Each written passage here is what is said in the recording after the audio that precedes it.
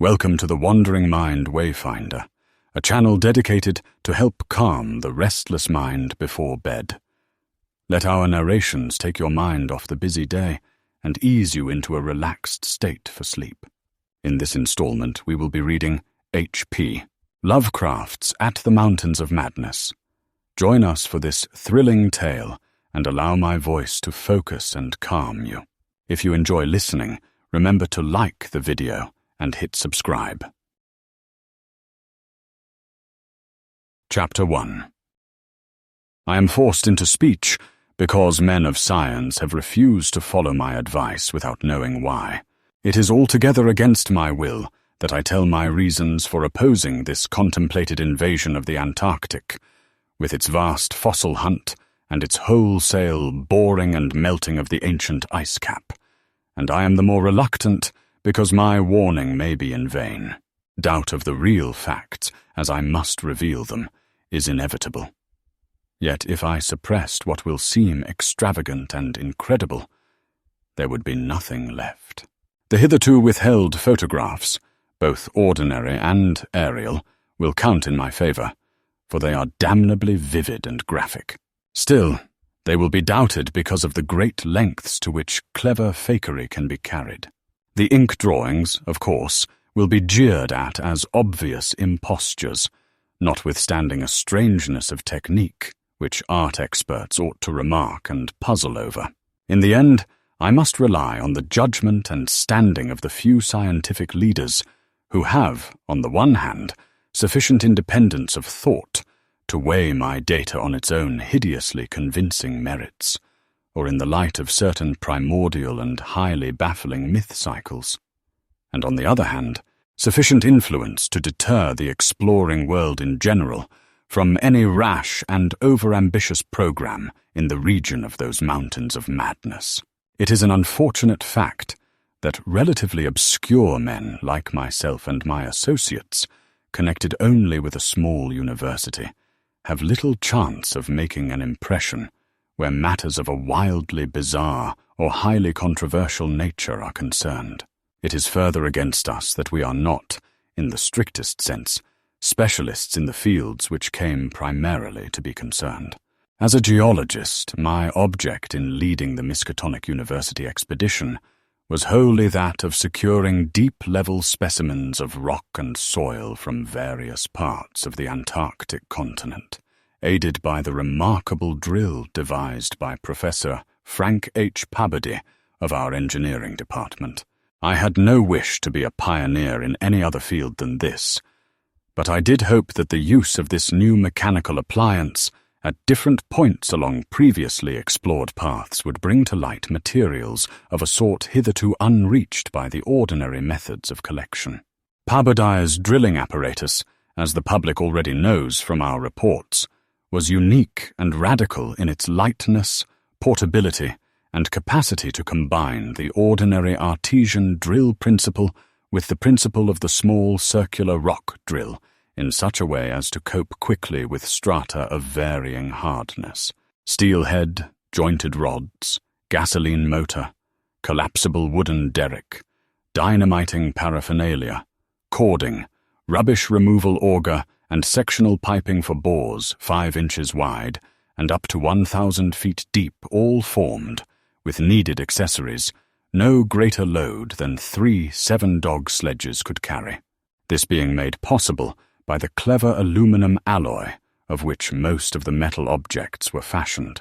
4 large Dornier aeroplanes, designed especially for the tremendous altitude flying necessary on the Antarctic plateau, and with added fuel warming and quick-starting devices worked out by Pabody, could transport our entire expedition from a base at the edge of the Great Ice Barrier to various suitable inland points, and from these points a sufficient quota of dogs would serve us. We planned to cover as great an area as 1 Antarctic season or longer, if absolutely necessary, would permit operating mostly in the mountain ranges and on the plateau south of Ross Sea, regions explored in varying degree by Shackleton, Amundsen, Scott, and Bird, with frequent changes of camp made by aeroplane and involving distances great enough to be of geological significance, we expected to unearth a quite unprecedented amount of material, especially in the Precambrian strata, of which so narrow a range of Antarctic specimens had previously been secured. We wished also to obtain as great as possible a variety of the upper fossiliferous rocks, since the primal life history of this bleak realm of ice and death is of the highest importance to our knowledge of the Earth's past. That the Antarctic continent was once temperate and even tropical, with a teeming vegetable and animal life, of which the lichens, marine fauna, arachnida, and penguins of the northern edge are the only survivals, is a matter of common information, and we hoped to expand that information in variety, accuracy, and detail. When a simple boring revealed fossiliferous signs, we would enlarge the aperture by blasting in order to get specimens of suitable size and condition. Our borings, of varying depth according to the promise held out by the upper soil or rock, were to be confined to exposed or nearly exposed land surfaces, these inevitably being slopes and ridges because of the 1 or 2 mile thickness of solid ice overlying the lower levels. We could not afford to waste drilling depth on any considerable amount of mere glaciation, though Pabodie had worked out a plan for sinking copper electrodes in thick clusters of borings and melting off limited areas of ice with current from a gasoline-driven dynamo. It is this plan which we could not put into effect, except experimentally on an expedition such as ours, that the coming Starkweather Moor expedition proposes to follow, despite the warnings I have issued since our return from the Antarctic. The public knows of the Miskatonic expedition through our frequent wireless reports to the Arkham Advertiser and Associated Press, and through the later articles of Pabodie and myself. We consisted of 4 men from the University Pabodie, Lake of the Biology Department, Atwood of the Physics Department, also a meteorologist, and I representing geology and having nominal command, besides 16 assistants, 7 graduate students from Miskatonic, and 9 skilled mechanics. Of these 16, 12 were qualified aeroplane pilots, all but 2 of whom were competent wireless operators. 8 of them understood navigation with compass and sextant, as did Pabo, Pody, Atwood, and I. In addition, of course, our 2 ships' wooden ex-whalers, reinforced for ice conditions and having auxiliary steam, were fully manned. The Nathaniel Darby Pickman Foundation, aided by a few special contributions, financed the expedition. Hence our preparations were extremely thorough, despite the absence of great publicity. The dogs, sledges, machines, camp materials, and unassembled parts of our 5 planes were delivered in Boston, and there our ships were loaded.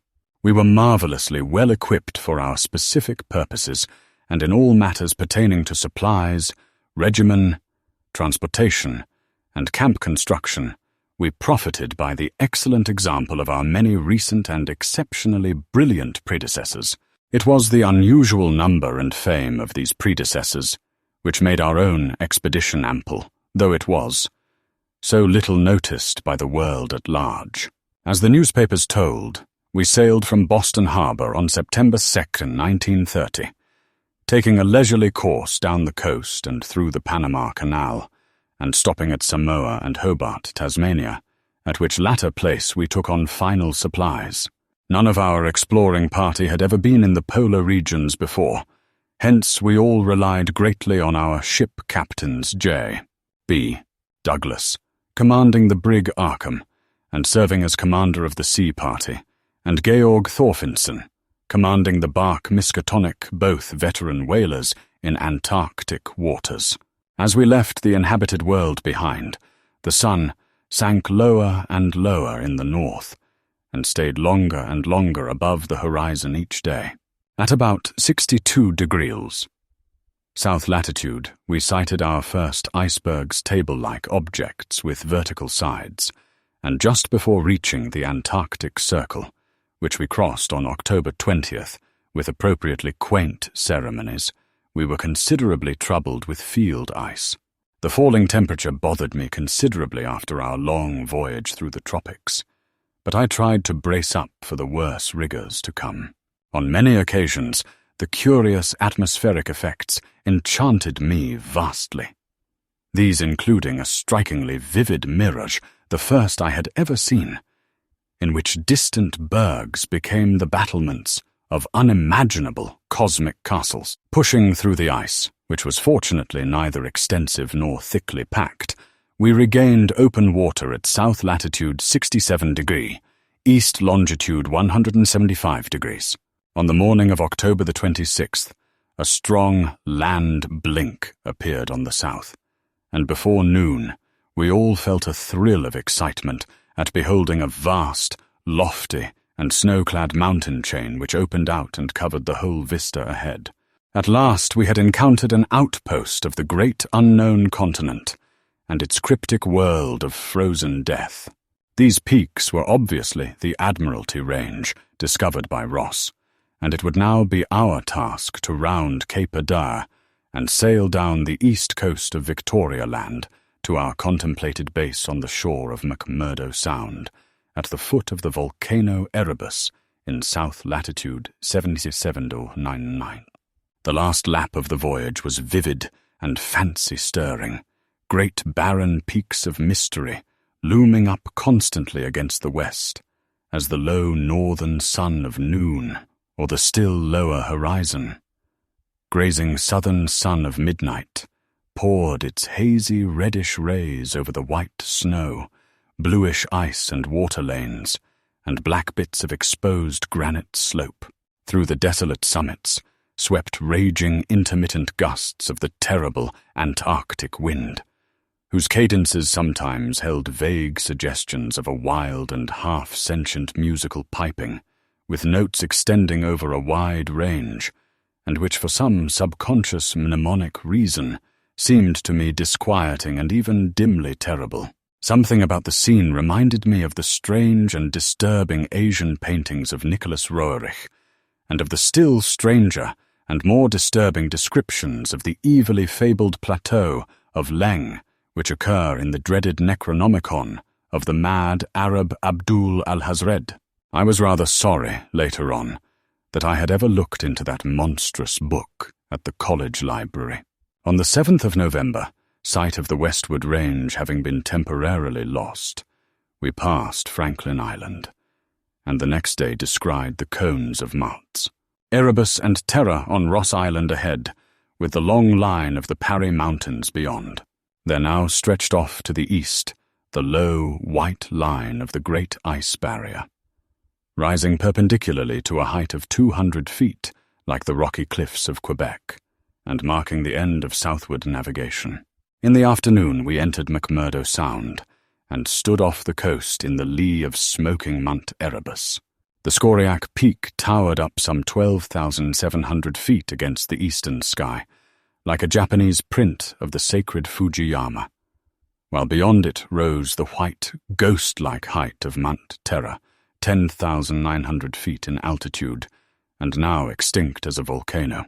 Puffs of smoke from Erebus came intermittently, and one of the graduate assistants, a brilliant young fellow named Danforth, pointed out what looked like lava on the snowy slope, remarking that this mountain, discovered in 1840, had undoubtedly been the source of Poe's image when he wrote 7 years later of the lavas that restlessly roll, their sulphurous currents down Yarnak in the ultimate climes of the pole, that groan as they roll down Mount Yarnak in the realms of the boreal pole.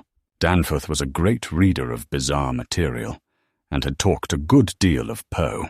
I was interested myself because of the Antarctic scene of Poe's only long story, the disturbing and enigmatical Arthur Gordon Pym. On the barren shore, and on the lofty ice barrier in the background, myriads of grotesque penguins squawked and flapped their fins, while many fat seals were visible on the water, swimming or sprawling across large cakes of slowly drifting ice. Using small boats, we effected a difficult landing on Ross Island, shortly after midnight on the morning of the 9th, carrying a line of cable from each of the ships and preparing to unload supplies by means of a breeches buoy arrangement. Our sensations on first treading Antarctic soil were poignant and complex, even though at this particular point the Scott and Shackleton expeditions had preceded us.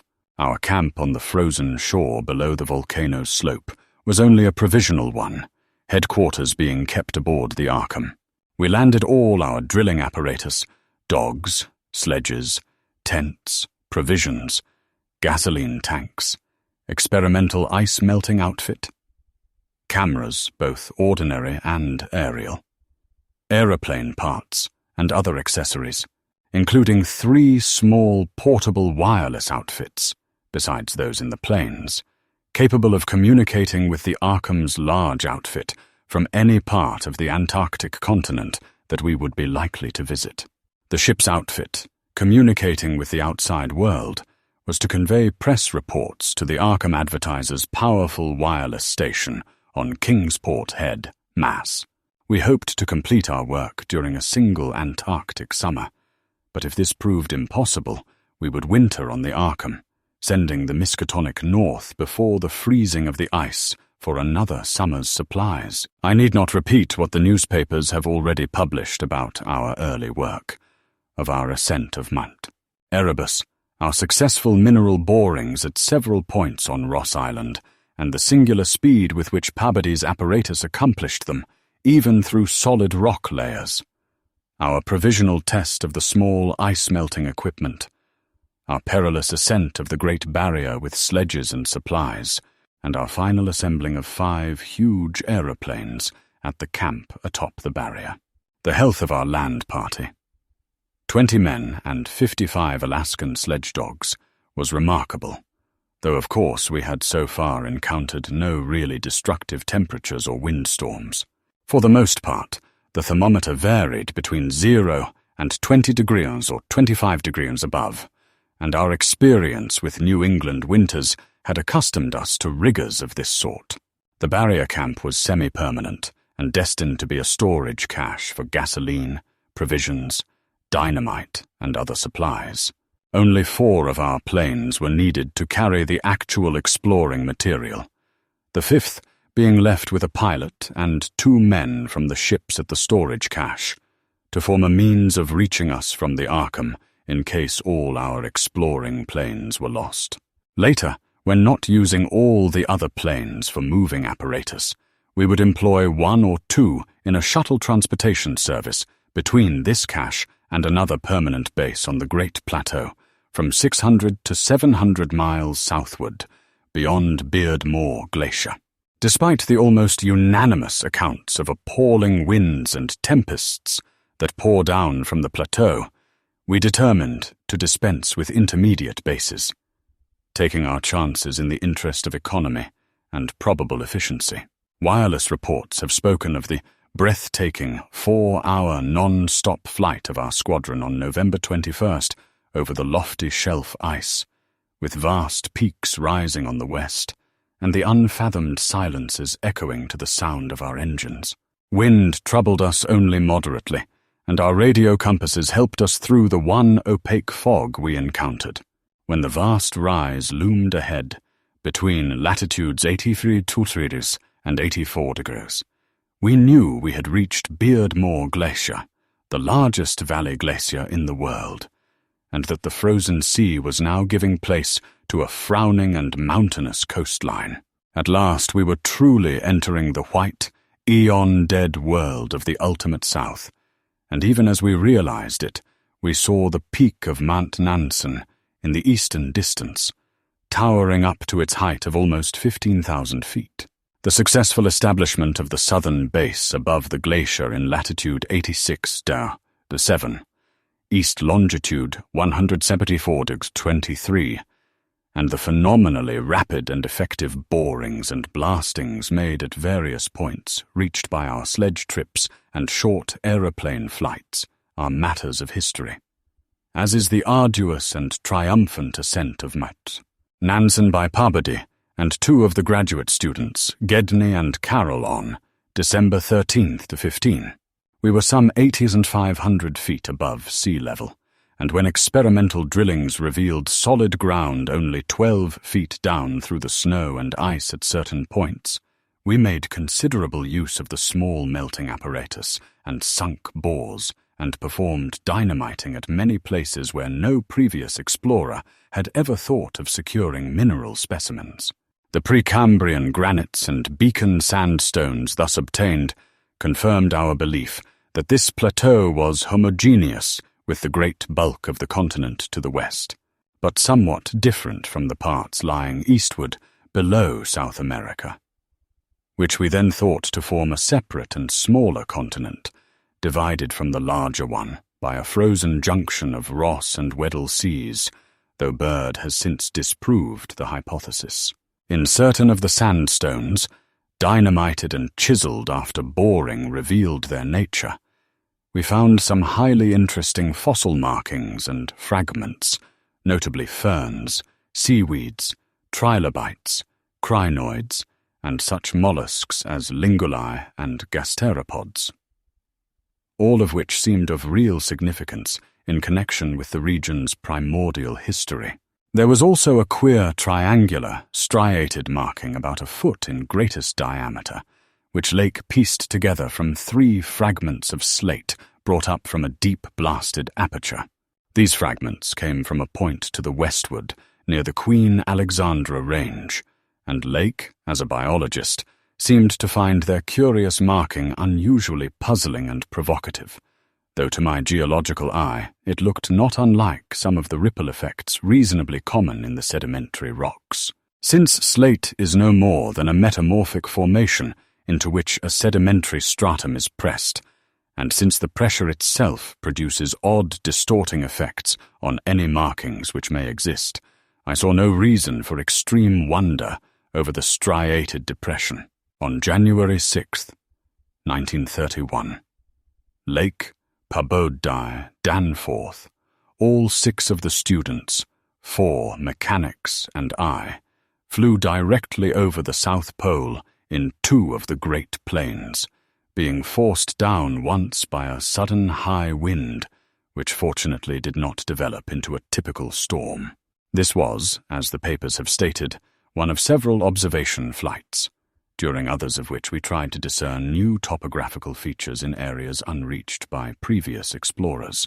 Our early flights were disappointing in this latter respect, though they afforded us some magnificent examples of the richly fantastic and deceptive mirages of the polar regions, of which our sea voyage had given us some brief foretastes. Distant mountains floated in the sky as enchanted cities, and often the whole white world would dissolve into a gold, silver, and scarlet land of Dunsanian dreams and adventurous expectancy under the magic of the low midnight sun. On cloudy days we had considerable trouble in flying, owing to the tendency of snowy earth and sky to merge into one mystical opalescent void, with no visible horizon to mark the junction of the two. At length we resolved to carry out our original plan of flying 500 miles eastward, with all 4 exploring planes, and establishing a fresh sub-base at a point which would probably be on the smaller continental division, as we mistakenly conceived it. Geological specimens obtained there would be desirable for purposes of comparison. Our health so far had remained excellent, lime juice well offsetting the steady diet of tinned and salted food, and temperatures generally above 0, enabling us to do without our thickest furs. It was now midsummer, and with haste and care we might be able to conclude work by March and avoid a tedious wintering through the long Antarctic night. Several savage windstorms had burst upon us from the west, but we had escaped damage through the skill of Atwood in devising rudimentary aeroplane shelters and windbreaks of heavy snow blocks, and reinforcing the principal camp buildings with snow. Our good luck and efficiency had indeed been almost uncanny. The outside world knew, of course, of our program, and was told also of Lake's strange and dogged insistence on a westward, or rather, northwestward prospecting trip before our radical shift to the new base. It seems he had pondered a great deal, and with alarmingly radical daring, over that triangular striated marking in the slate, reading into it certain contradictions in nature and geological period, which whetted his curiosity to the utmost, and made him avid to sink more borings and blastings in the west-stretching formation to which the exhumed fragments evidently belonged. He was strangely convinced that the marking was the print of some bulky, unknown, and radically unclassifiable organism of considerably advanced evolution, notwithstanding that the rock which bore it was of so vastly ancient a date, Cambrian, if not actually Precambrian, as to preclude the probable existence not only of all highly evolved life, but of any life at all above the unicellular, or at most the trilobite stage. These fragments, with their odd marking, must have been 500 million to 1,000 million years old. Chapter 2. Popular imagination, I judge, responded actively to our wireless bulletins of Lake's start northwestward into regions never trodden by human foot or penetrated by human imagination, though we did not mention his wild hopes of revolutionizing the entire sciences of biology and geology. His preliminary sledging and boring journey of January 11 to 18th with Paboudier and 5 others, marred by the loss of 2 dogs in an upset when crossing one of the great pressure ridges in the ice, had brought up more and more of the Archean slate, and even I was interested by the singular profusion of evident fossil markings in that unbelievably ancient stratum. These markings, however, were of very primitive life forms involving no great paradox, except that any life forms should occur in rock as definitely Precambrian as this seemed to be. Hence I still failed to see the good sense of Lake's demand for an interlude in our time-saving program. An interlude requiring the use of all 4 planes, many men, and the whole of the expedition's mechanical apparatus. I did not, in the end, veto the plan, though I decided not to accompany the northwestward party, despite Lake's plea for my geological advice. While they were gone, I would remain at the base with Paboudier and 5 men, and work out final plans for the eastward shift. In preparation for this transfer, one of the planes had begun to move up a good gasoline supply from McMurdo Sound, but this could wait temporarily. I kept with me 1 sledge and 9 dogs, since it is unwise to be at any time without possible transportation in an utterly tenantless world of eon-long death. Lake's sub-expedition into the unknown, as everyone will recall, sent out its own reports from the shortwave transmitters on the plains, these being simultaneously picked up by our apparatus at the southern base and by the Arkham at McMurdo Sound, whence they were relayed to the outside world on wavelengths up to 50 meters. The start was made January 22nd at 4 a.m., and the first wireless message we received came only 2 hours later, when Lake spoke of descending and starting a small-scale ice melting and bore at a point some 300 miles away from us. 6 hours after that, a second and very excited message told of the frantic, beaver-like work, whereby a shallow shaft had been sunk and blasted, culminating in the discovery of slate fragments with several markings approximately like the one which had caused the original puzzlement. 3 hours later, a brief bulletin announced the resumption of the flight in the teeth of a raw and piercing gale, and when I dispatched a message of protest against further hazards, Lake replied curtly that his new specimens made any hazard worth taking. I saw that his excitement had reached the point of mutiny, and that I could do nothing to check this headlong risk of the whole expedition's success. But it was appalling to think of his plunging deeper and deeper into that treacherous and sinister white immensity of tempests and unfathomed mysteries which stretched off for some 1,500 miles to the half-known, half-suspected coastline of Queen Mary and Knox lands. Then, in about an hour and a half more, came that doubly excited message from Lake's moving plane, which almost reversed my sentiments and made me wish I had accompanied the party. 10:05 p.m. On the wing.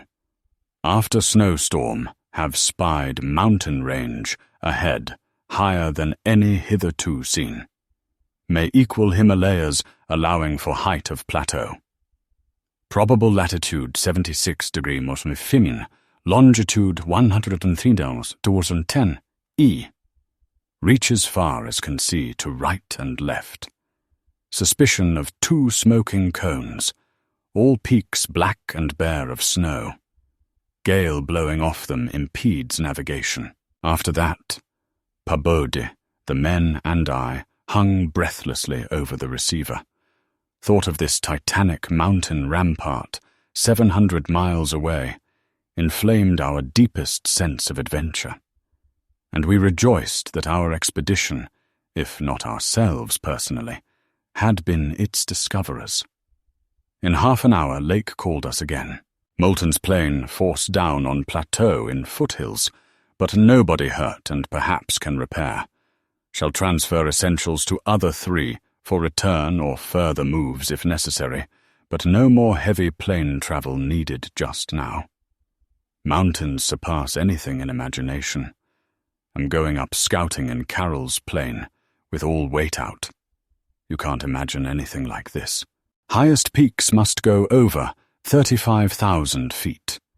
Everest out of the running.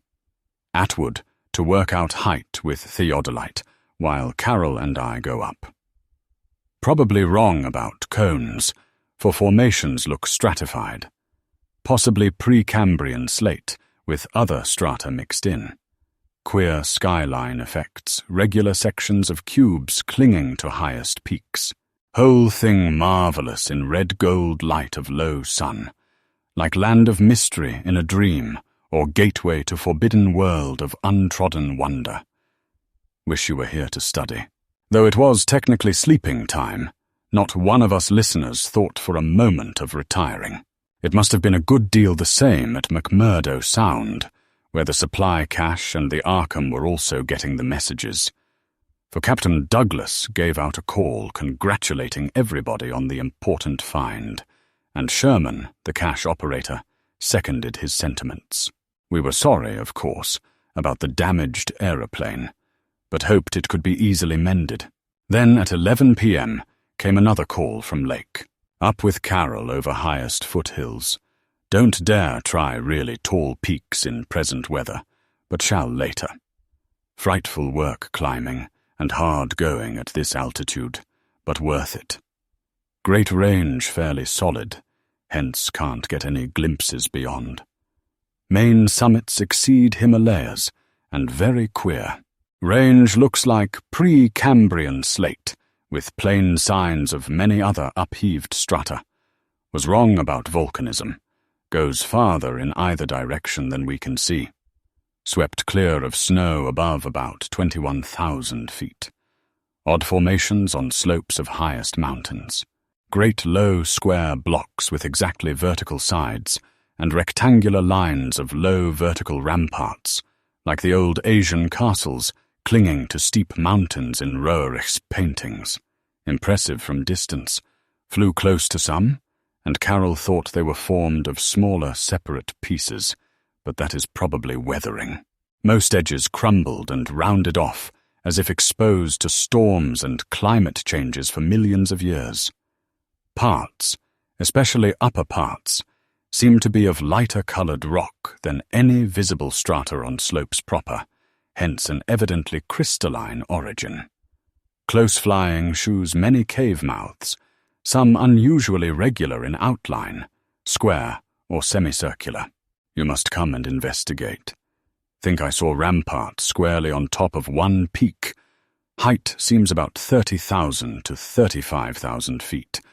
Am up 21,500 myself, in devilish gnawing cold. Wind whistles and pipes through passes and in and out of caves, but no flying danger so far. From then on, for another half hour, Lake kept up a running fire of comment, and expressed his intention of climbing some of the peaks on foot. I replied that I would join him as soon as he could send a plane, and that Pabadi and I would work out the best gasoline plan, just where and how to concentrate our supply in view of the expedition's altered character. Obviously, Lake's boring operations, as well as his aeroplane activities, would need a great deal delivered for the new base which he was to establish at the foot of the mountains, and it was possible that the eastward flight might not be made after all this season. In connection with this business, I called Captain Douglas and asked him to get as much as possible out of the ships and up the barrier with the single dog team we had left there. A direct route across the unknown region between Lake and McMurdo Sound was what we really ought to establish.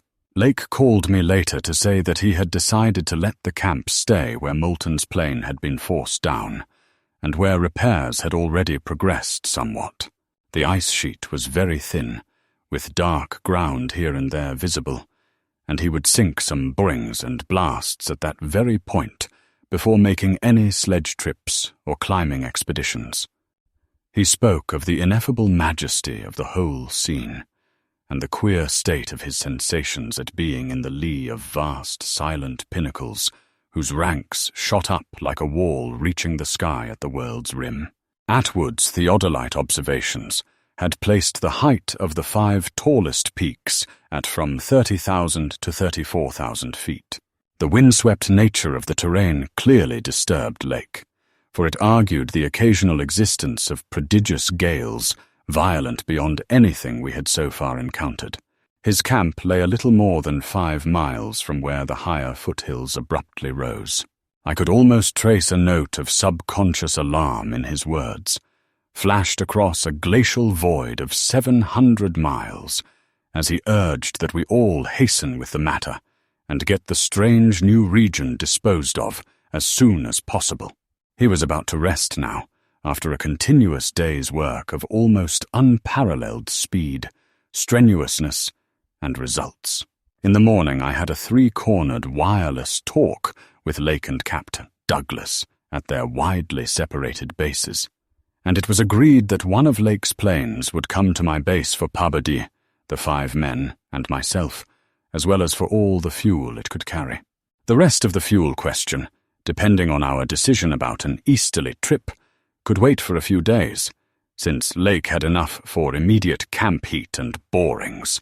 Eventually the old southern base ought to be restocked, but if we postponed the easterly trip, we would not use it till the next summer, and meanwhile Lake must send a plane to explore a direct route between his new mountains and McMurdo Sound.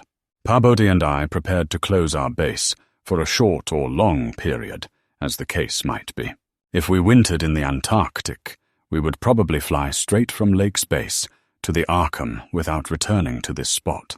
Some of our conical tents had already been reinforced by blocks of hard snow, and now we decided to complete the job of making a permanent Esquimau village. Owing to a very liberal tent supply, Lake had with him all that his base would need, even after our arrival. I wirelessed that Pabadi and I would be ready for the northwestward move after 1 day's work and 1 night's rest. Our labors, however, were not very steady after 4 p.m. For about that time, Lake began sending in the most extraordinary and excited messages. His working day had started unpropitiously, since an aeroplane survey of the nearly exposed rock surfaces showed an entire absence of those Archean and primordial strata for which he was looking, and which formed so great a part of the colossal peaks that loomed up at a tantalizing distance from the camp. Most of the rocks glimpsed were apparently Jurassic and Comanchean sandstones, and Permian and Triassic schists, with now and then a glossy black outcropping suggesting a hard and slaty coal. This rather discouraged Lake, whose plans all hinged on unearthing specimens more than 500 million years older. It was clear to him that in order to recover the Archean slate vein in which he had found the odd markings, he would have to make a long sledge trip from these foothills to the steep slopes of the gigantic mountains themselves. He had resolved, nevertheless, to do some local boring as part of the expedition's general program, hence set up the drill and put 5 men to work with it, while the rest finished settling the camp and repairing the damaged aeroplane. The softest visible rock, a sandstone about 1/4 of a mile from the camp, had been chosen for the first sampling, and the drill made excellent progress without much supplementary blasting. It was about 3 hours afterward, following the first really heavy blast of the operation, that the shouting of the drill crew was heard, and that young Gedney, the acting foreman, rushed into the camp with the startling news. They had struck a cave. Early in the boring, the sandstone had given place to a vein of Comanchean limestone full of minute fossil cephalopods, corals, echini, and spirifera, and with occasional suggestions of siliceous sponges and marine vertebrate bones, the latter probably of teleosts, sharks, and garnoids. This in itself was important enough, as affording the first vertebrate fossils the expedition had yet secured. But when shortly afterward the drill head dropped through the stratum into apparent vacancy, a wholly new and doubly intense wave of excitement spread among the excavators. A good-sized blast had laid open the subterrane secret, and now, through a jagged aperture, perhaps 5 feet across and 3 feet thick, there yawned before the avid searchers a section of shallow limestone hollowing, worn more than 50 million years ago by the trickling ground waters of a bygone tropic world. The hollowed layer was not more than 7 or 8 feet deep, but extended off indefinitely in all directions and had a fresh, slightly moving air, which suggested its membership in an extensive subterranean system. Its roof and floor were abundantly equipped with large stalactites and stalagmites, some of which met in columnar form. But important above all else was the vast deposit of shells and bones which in places nearly choked the passage. Washed down from unknown jungles of Mesozoic tree ferns and fungi, and forests of tertiary cycades, fan palms, and primitive angiosperms, this osseous medley contained representatives of more Cretaceous, Eocene, and other animal species than the greatest paleontologist could have counted or classified in a year. Mollusks, crustacean armor, fishes, amphibians, reptiles, birds, and early mammals. Great and small, known and unknown. No wonder Gedney ran back to the camp shouting, and no wonder everyone else dropped work and rushed headlong through the biting cold to where the tall derrick marked a newfound gateway to secrets of inner earth and vanished eons. When Lake had satisfied the first keen edge of his curiosity, he scribbled a message in his notebook and had young Moulton run back to the camp to dispatch it by wireless. This was my first word of the discovery, and it told of the identification of early shells, bones of gainoids and placoderms, remnants of labyrinthodonts and the codonts, great mosasaur skull fragments, dinosaur vertebrae and armor plates, pterodactyl teeth and wing bones, Archaeopteryx debris, Miocene shark's teeth, primitive bird skulls, vertebrae, and other bones of archaic mammals such as Paleotheres, Xiphodons, Dinoceroses, Eohippi, Oreodons, and Titanotheres. There was nothing as recent as a mastodon, elephant, true camel, deer, or bovine animal. Hence Lake concluded that the last deposits had occurred during the Oligocene age, and that the hollowed stratum had lain in its present dried, dead, and inaccessible state for at least 30 million years. On the other hand, the prevalence of very early life forms was singular in the highest degree, though the limestone formation was, on the evidence of such typical embedded fossils as ventriculites, positively and unmistakably Comanchean, and not a particle earlier. The free fragments in the hollow space included a surprising proportion from organisms hitherto considered as peculiar to far older periods. Even rudimentary fishes, mollusks, and corals as remote as the Silurian or Ordovician. The inevitable inference was that in this part of the world there had been a remarkable and unique degree of continuity between the life of over 300 million years ago and that of only 30 million years ago. How far this continuity had extended beyond the Oligocene age when the cavern was closed was of course past all speculation. In any event, the coming of the frightful ice in the Pleistocene some 500,000 years ago, a mere yesterday as compared with the age of this cavity, must have put an end to any of the primal forms which had locally managed to outlive their common terms. Lake was not content to let his first message stand, but had another bulletin written and dispatched across the snow to the camp before Moulton could get back. After that, Moulton stayed at the wireless in one of the planes, transmitting to me and to the Arkham for relaying to the outside world the frequent postscripts which Lake sent him by a succession of messengers. Those who followed the newspapers will remember the excitement created among men of science by that afternoon's reports. Reports which have finally led, after all these years, to the organization of that very Starkweather Moor expedition, which I am so anxious to dissuade from its purposes. I had better give the messages literally as Lake sent them, and as our base operator McTighe translated them from his pencil shorthand. Fowler makes discovery of highest importance in sandstone and limestone fragments from blasts, several distinct triangular striated prints like those in Archean slate, proving that source survived from over 600 million years ago to Comanchean times without more than moderate morphological changes and decrease in average size. Comanchean prints apparently more primitive or decadent, if anything, than older ones. Emphasize importance of discovery in press.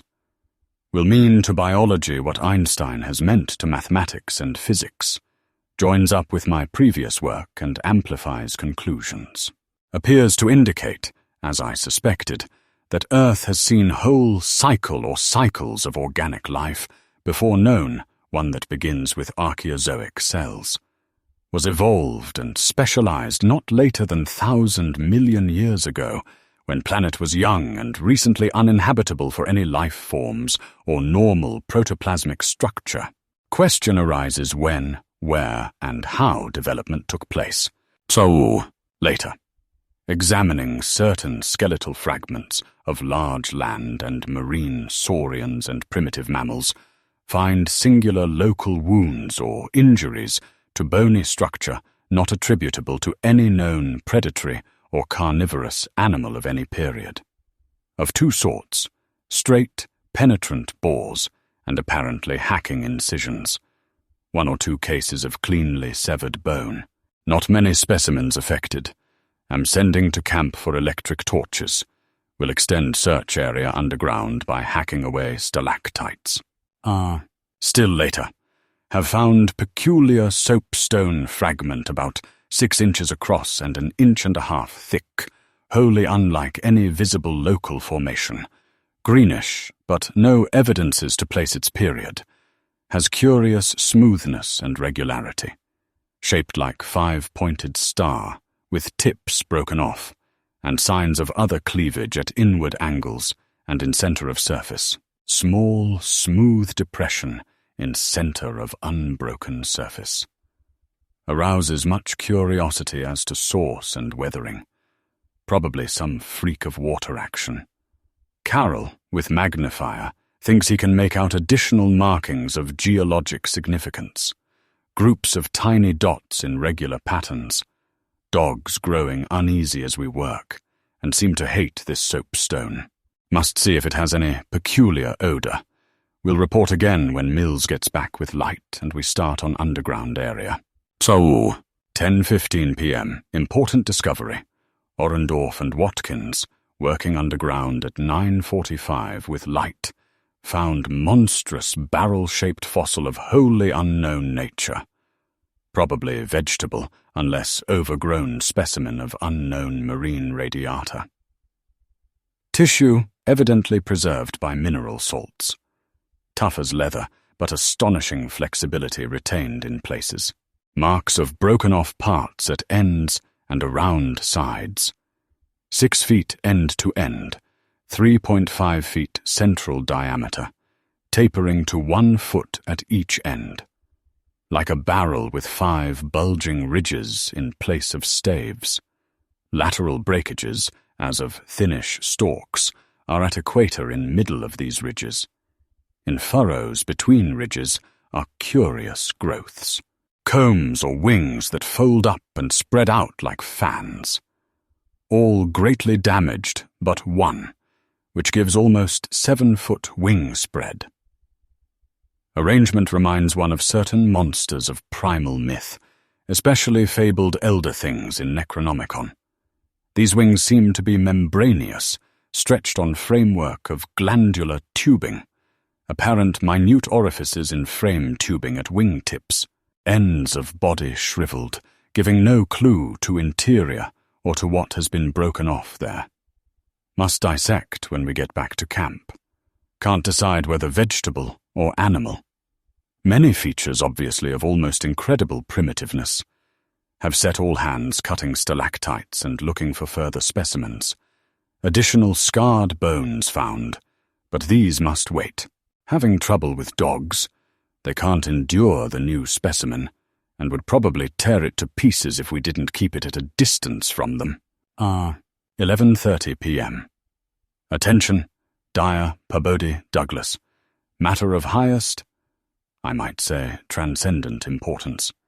Arkham must relay to Kingsport Head Station at once. Strange barrel growth is the Archean thing that left prints in rocks. Mills, Boudreau, and Fowler discover cluster of 13 more at underground point 40 feet from aperture, mixed with curiously rounded and configured soapstone fragments, smaller than one previously found, star-shaped, but no marks of breakage except at some of the points.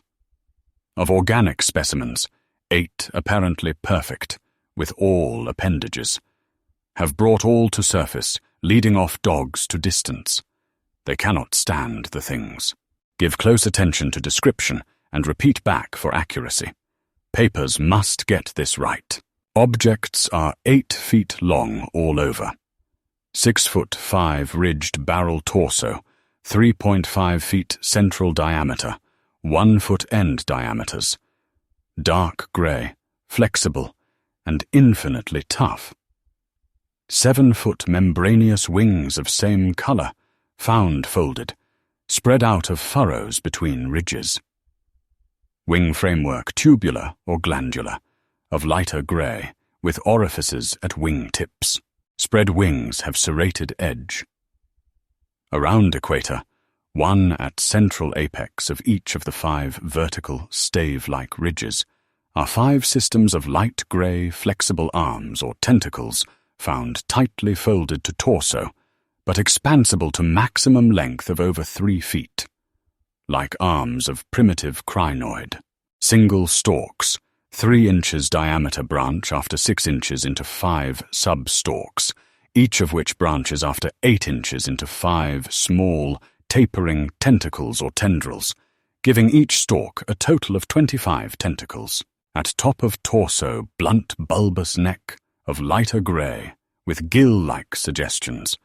Holds yellowish 5-pointed starfish-shaped apparent head, covered with 3-inch wiry cilia of various prismatic colours. Head thick and puffy, about 2 feet point to point, with 3-inch flexible yellowish tubes projecting from each point. Slit in exact centre of top, probably breathing aperture. At end of each tube is spherical expansion, where yellowish membrane rolls back on handling to reveal glassy, red-irised globe, evidently an eye. And he stole scuntuled. 5 slightly longer reddish tubes start from inner angles of starfish-shaped head, and end in sac-like swellings of same colour, which upon pressure open to bell-shaped orifices, 2 inches maximum diameter, and lined with sharp, white, tooth-like projections. Probable mouths. All these tubes, cilia, and points of starfish head found folded tightly down, tubes and points clinging to bulbous neck and torso. Flexibility surprising despite vast toughness. At bottom of torso, rough but dissimilarly functioning counterparts of head arrangements exist. Bulbous, light grey pseudo-neck, without gill suggestions, holds all greenish five-pointed starfish arrangement. Tough muscular arms, 4 feet long, and tapering from 7 inches diameter at base to about 2.5 at point. To each point is attached small end of a greenish 5-veined membranous triangle, 8 inches long and 6 wide at farther end. This is the paddle, fin or pseudo-foot, which has made prints in rocks from 1,000 million to 50 or 60 million years old.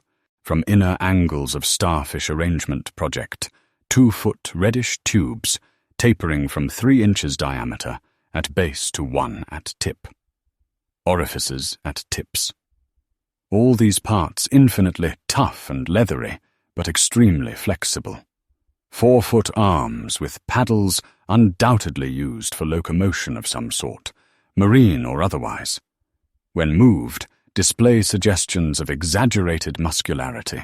As found, all these projections tightly folded over pseudo-neck and end of torso, corresponding to projections at other end. Cannot yet assign positively to animal or vegetable kingdom, but odds now favor animal. Probably represents incredibly advanced evolution of radiata, without loss of certain primitive features. Echinoderm resemblances unmistakable despite local contradictory evidences. Wing structure puzzles in view of probable marine habitat, but may have use in water navigation. Symmetry is curiously vegetable-like, suggesting vegetables essentially up and down structure rather than animals fore and aft structure. Fabulously early date of evolution, preceding even simplest Archean protozoa hitherto known, baffles all conjecture as to origin. Complete specimens have such uncanny resemblance to certain creatures of primal myth that suggestion of ancient existence outside Antarctic becomes inevitable. Dyer and Pabody have read Necronomicon and seen Clark Ashton Smith's nightmare paintings based on text, and will understand when I speak of elder things supposed to have created all earth life as jest or mistake. Students have always thought conception formed from morbid imaginative treatment of very ancient tropical radiata. Also like prehistoric folklore things Wilmarth has spoken of, Cthulhu cult appendages, etc. Vast field of study opened. Deposits probably of late Cretaceous or early Eocene period, judging from associated specimens. Massive stalagmites deposited above them. Hard work hewing out, but toughness prevented damage. State of preservation miraculous, evidently owing to limestone action. No more found so far, but will resume search later. Job now to get 14 huge specimens to camp without dogs, which bark furiously and can't be trusted near them. With 9 men, 3 left to guard the dogs, we ought to manage the 3 sledges fairly well, though wind is bad. Must establish plane communication with McMurdo Sound and begin shipping material. But I've got to dissect one of these things before we take any rest. Wish I had a real laboratory here. Dyer better kick himself for having tried to stop my westward trip. First the world's greatest mountains, and then this. If this last isn't the high spot of the expedition, I don't know what is. We're made scientifically. Congrats, Pabody, on the drill that opened up the cave. Now will Arkham please repeat description?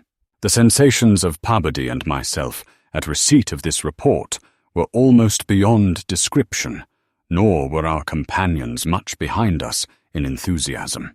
MacTighe, who had hastily translated a few high spots as they came from the droning receiving set, wrote out the entire message from his shorthand version as soon as Lake's operator signed off. All appreciated the epoch-making significance of the discovery, and I sent Lake congratulations as soon as the Arkham's operator had repeated back the descriptive parts as requested. And my example was followed by Sherman from his station at the McMurdo Sound Supply Cache, as well as by Captain Douglas of the Arkham. Later, as head of the expedition, I added some remarks to be relayed through the Arkham to the outside world. Of course, rest was an absurd thought amidst this excitement, and my only wish was to get to Lake's camp as quickly as I could. It disappointed me when he sent word that a rising mountain gale made early aerial travel impossible. But within an hour and a half, interest again rose to banish disappointment. Lake was sending more messages and told of the completely successful transportation of the 14 great specimens to the camp. It had been a hard pull, for the things were surprisingly heavy, but 9 men had accomplished it very neatly. Now some of the party were hurriedly building a snow corral at a safe distance from the camp, to which the dogs could be brought for greater convenience in feeding. The specimens were laid out on the hard snow near the camp, save for one on which Lake was making crude attempts at dissection. This dissection seemed to be a greater task than had been expected, for despite the heat of a gasoline stove in the newly raised laboratory tent, the deceptively flexible tissues of the chosen specimen, a powerful and intact one, lost nothing of their more than leathery toughness. Lake was puzzled as to how he might make the requisite incisions without violence destructive enough to upset all the structural niceties he was looking for. He had, it is true, 7 more perfect specimens, but these were too few to use up recklessly unless the cave might later yield an unlimited supply. Accordingly, he removed the specimen and dragged in one which, though having remnants of the starfish arrangements at both ends, was badly crushed and partly disrupted along one of the great torso furrows. Results, quickly reported over the wireless, were baffling and provocative indeed. Nothing like delicacy or accuracy was possible with instruments hardly able to cut the anomalous tissue. But the little that was achieved left us all awed and bewildered. Existing biology would have to be wholly revised, for this thing was no product of any cell growth science knows about. There had been scarcely any mineral replacement, and despite an age of perhaps 40 million years, the internal organs were wholly intact. The leathery, undeteriorative, and almost indestructible quality was an inherent attribute of the thing's form of organization, and pertained to some Paleogean cycle of invertebrate evolution utterly beyond our powers of speculation. At first, all that Lake found was dry, but as the heated tent produced its thawing effect, organic moisture of pungent and offensive odor was encountered toward the thing's uninjured side. It was not blood, but a thick, dark green fluid apparently answering the same purpose. By the time Lake reached this stage, all 37 dogs had been brought to the still uncompleted corral near the camp, and even at that distance set up a savage barking and show of restlessness at the acrid, diffusive smell. Far from helping to place the strange entity, this provisional dissection merely deepened its mystery. All guesses about its external members had been correct, and on the evidence of these, one could hardly hesitate to call the thing animal. But internal inspection brought up so many vegetable evidences that Lake was left hopelessly at sea. It had digestion and circulation, and eliminated waste matter through the reddish tubes of its starfish-shaped base. Cursorily, one would say that its respiratory apparatus handled oxygen rather than carbon dioxide, and there were odd evidences of air storage chambers and methods of shifting respiration from the external orifice to at least 2 other fully developed breathing systems, gills and pores. Clearly, it was amphibian, and probably adapted to long airless hibernation periods as well. Vocal organs seemed present in connection with the main respiratory system, but they presented anomalies beyond immediate solution. Articulate speech, in the sense of syllable utterance, seemed barely conceivable, but musical piping notes covering a wide range were highly probable. The muscular system was almost preternaturally developed. The nervous system was so complex and highly developed as to leave Lake aghast. Though excessively primitive and archaic in some respects, the thing had a set of ganglial centers and connectives arguing the very extremes of specialized development. Its five-lobed brain was surprisingly advanced, and there were signs of a sensory equipment, served in part through the wiry cilia of the head, involving factors alien to any other terrestrial organism. Probably it had more than 5 senses, so that its habits could not be predicted from any existing analogy. It must, Lake thought, have been a creature of keen sensitiveness and delicately differentiated functions in its primal world, much like the ants and bees of today.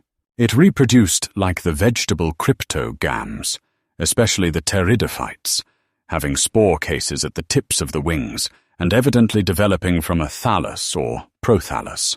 But to give it a name at this stage was mere folly. It looked like a radioite, but was clearly something more. It was partly vegetable, but had 3/4 of the essentials of animal structure. That it was marine in origin, its symmetrical contour and certain other attributes clearly indicated, yet one could not be exact as to the limit of its later adaptations. The wings, after all, held a persistent suggestion of the aerial. How it could have undergone its tremendously complex evolution on a newborn Earth in time to leave prints in Archean rocks was so far beyond conception as to make Lake whimsically recall the primal myths about great old ones who filtered down from the stars and concocted Earth life as a joke or mistake, and the wild tales of cosmic hill things from outside, told by a folklorist colleague in Miskatonic's English department. Naturally, he considered the possibility of the Precambrian prints having been made by a less evolved ancestor of the present specimens, but quickly rejected this too facile theory upon considering the advanced structural qualities of the older fossils. If anything, the later contours showed decadence rather than higher evolution. The size of the pseudo-feet had decreased, and the whole morphology seemed coarsened and simplified. Moreover, the nerves and organs just examined held singular suggestions of retrogression from forms still more complex. Atrophied and vestigial parts were surprisingly prevalent. Altogether, little could be said to have been solved, and Lake fell back on mythology for a provisional name, jocosely dubbing his finds the Elder Ones. At about 2:30 a.m., having decided to postpone further work and get a little rest, he covered the dissected organism with a tarpaulin, emerged from the laboratory tent, and studied the intact specimens with renewed interest. The ceaseless Antarctic sun had begun to limber up their tissues a trifle, so that the head points and tubes of 2 or 3 showed signs of unfolding. But Lake did not believe there was any danger of immediate decomposition in the almost sub-zero air. He did, however, move all the undissected specimens closer together and throw a spare tent over them in order to keep off the direct solar rays. That would also help to keep their possible scent away from the dogs, whose hostile unrest was really becoming a problem even at their substantial distance, and behind the higher and higher snow walls which an increased quota of the men were hastening to raise around their quarters. He had to weight down the corners of the tent cloth with heavy blocks of snow to hold it in place amidst the rising gale, for the Titan Mountains seemed about to deliver some gravely severe blasts. Early apprehensions about sudden Antarctic winds were revived, and under Atwood's supervision precautions were taken to bank the tents, new dog corral, and crude aeroplane shelters with snow on the mountainward side. These latter shelters, begun with hard snow blocks during odd moments, were by no means as high as they should have been, and Lake finally detached all hands from other tasks to work on them. It was after 4 when Lake at last prepared to sign off, and advised us all to share the rest period his outfit would take when the shelter walls were a little higher. He held some friendly chat with Pabodie over the ether, and repeated his praise of the really marvelous drills that had helped him make his discovery. Atwood also sent greetings and praises. I gave Lake a warm word of congratulation, owning up that he was right about the western trip, and we all agreed to get in touch by wireless at 10 in the morning. If the gale was then over, Lake would send a plane for the party at my base. Just before retiring, I dispatched a final message to the Arkham with instructions about toning down the day's news for the outside world, since the full details seemed radical enough to rouse a wave of incredulity until further substantiated. Chapter 3. None of us, I imagine, slept very heavily or continuously that morning, for both the excitement of Lake's discovery and the mounting fury of the wind were against such a thing. So savage was the blast, even where we were, that we could not help wondering how much worse it was at Lake's camp, directly under the vast unknown peaks that bred and delivered it. McTighe was awake at 10 o'clock and tried to get Lake on the wireless, as agreed, but some electrical condition in the disturbed air to the westward seemed to prevent communication. We did, however, get the Arkham, and Douglas told me that he had likewise been vainly trying to reach Lake. He had not known about the wind, for very little was blowing at McMurdo Sound, despite its persistent rage where we were. Throughout the day, we all listened anxiously and tried to get Lake at intervals, but invariably without results. About noon, a positive frenzy of wind stampeded out of the west, causing us to fear for the safety of our camp. But it eventually died down, with only a moderate relapse at 2 p.m. After 3 o'clock it was very quiet, and we redoubled our efforts to get Lake, reflecting that he had 4 planes, each provided with an excellent short-wave outfit. We could not imagine any ordinary accident capable of crippling all his wireless equipment at once. Nevertheless, the stony silence continued, and when we thought of the delirious force the wind must have had in his locality, we could not help making the most direful conjectures. By 6 o'clock our fears had become intense and definite, and after a wireless consultation with Douglas and Thorfinson, I resolved to take steps toward investigation. The 5th aeroplane, which we had left at the McMurdo Sound supply cache with Sherman and 2 sailors, was in good shape and ready for instant use, and it seemed that the very emergency for which it had been saved was now upon us. I got Sherman by wireless and ordered him to join me with the plane and the 2 sailors at the southern base as quickly as possible, the air conditions being apparently highly favorable. We then talked over the personnel of the coming investigation party and decided that we would include all hands, together with the sledge and dogs which I had kept with me. Even so great a load would not be too much for one of the huge planes, built to our especial orders for heavy machinery transportation. At intervals I still tried to reach Lake with the wireless, but all to no purpose. Sherman, with the sailors Gunnarsson and Larson, took off at 7:30 and reported a quiet flight from several points on the wing. They arrived at our base at midnight, and all hands at once discussed the next move. It was risky business sailing over the Antarctic in a single aeroplane without any line of bases, but no one drew back from what seemed like the plainest necessity. We turned in at 2 o'clock for a brief rest after some preliminary loading of the plane, but were up again in 4 hours to finish the loading and packing. At 7:15 a.m., January 25th, we started flying northwestward under McTighe's pilotage, with 10 men, 7 dogs, a sledge, a fuel and food supply, and other items including the plane's wireless outfit. The atmosphere was clear, fairly quiet, and relatively mild in temperature, and we anticipated very little trouble in reaching the latitude and longitude designated by Lake as the site of his camp. Our apprehensions were over what we might find, or fail to find, at the end of our journey. For silence continued to answer all calls dispatched to the camp. Every incident of that 4.5-hour flight is burned into my recollection because of its crucial position in my life. It marked my loss, at the age of 54, of all that peace and balance which the normal mind possesses through its accustomed conception of external nature and nature's laws. Thenceforward, the 10 of us.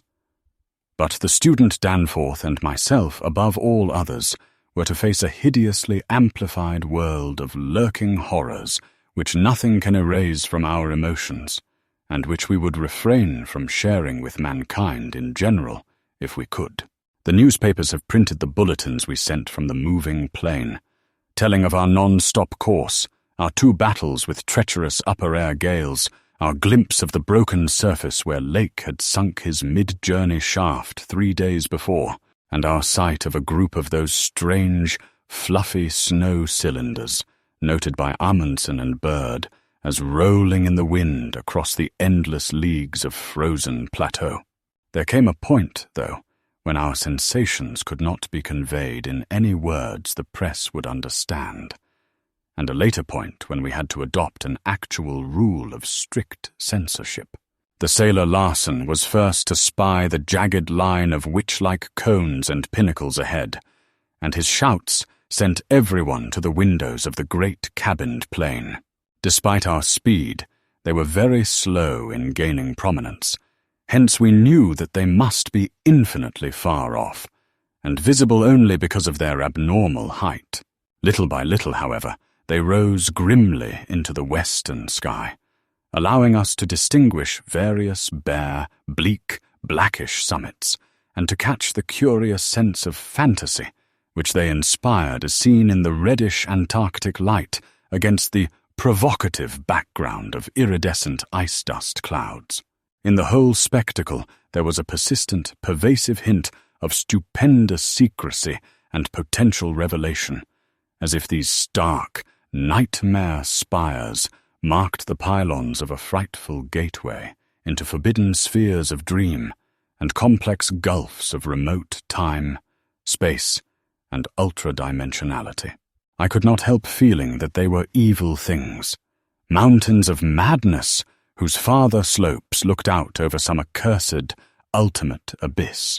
That seething, half-luminous cloud background held ineffable suggestions of a vague, ethereal beyondness far more than terrestrially special, and gave appalling reminders of the utter remoteness, separateness, desolation, and eon-long death of this untrodden and unfathomed austral world.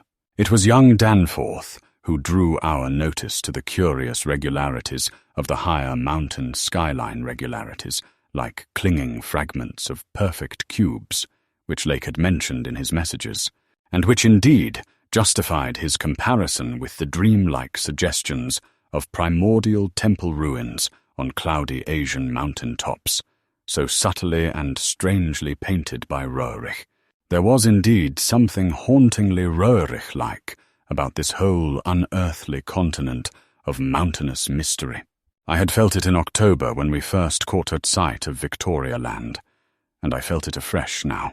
I felt, too, another wave of uneasy consciousness of Archean mythical resemblances, of how disturbingly this lethal realm corresponded to the evilly famed plateau of Leng in the primal writings.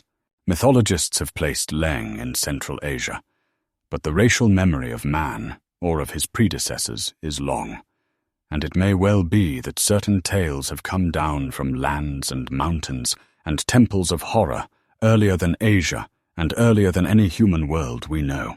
A few daring mystics have hinted at a pre-Pleistocene origin for the fragmentary, pinacotic manuscripts, and have suggested that the devotees of Tsatogua were as alien to mankind as Tsatogua itself. Leng, wherever in space or time it might brood, was not a region I would care to be in or near. Nor did I relish the proximity of a world that had ever bred such ambiguous and Archean monstrosities as those Lake had just mentioned. At the moment, I felt sorry that I had ever read the abhorred Necronomicon, or talked so much with that unpleasantly erudite folklorist Wilmarth at the university. This mood undoubtedly served to aggravate my reaction to the bizarre mirage which burst upon us from the increasingly opalescent zenith as we drew near the mountains and began to make out the cumulative undulations of the foothills. I had seen dozens of polar mirages during the preceding weeks, some of them quite as uncanny and fantastically vivid as the present sample. But this one had a wholly novel and obscure quality of menacing symbolism, and I shuddered as the seething labyrinth of fabulous walls and towers and minarets loomed out of the troubled ice vapors above our heads. The effect was that of a cyclopean city of no architecture known to man or to human imagination, with vast aggregations of night-black masonry embodying monstrous perversions of geometrical laws and attaining the most grotesque extremes of sinister bizarrery. There were truncated cones, sometimes terraced or fluted, surmounted by tall cylindrical shafts, here and there bulbously enlarged and often capped with tiers of thinnish scalloped discs, and strange beetling table-like constructions, suggesting piles of multitudinous rectangular slabs or circular plates or five-pointed stars, with each one overlapping the one beneath. There were composite cones and pyramids, either alone or surmounting cylinders or cubes, or flatter truncated cones and pyramids, and occasional needle-like spires in curious clusters of 5. All of these febrile structures seemed knit together by tubular bridges crossing from one to the other at various dizzy heights, and the implied scale of the whole was terrifying and oppressive in its sheer giganticism. The general type of mirage was not unlike some of the wilder forms observed and drawn by the Arctic whaler Scoresby in 1820.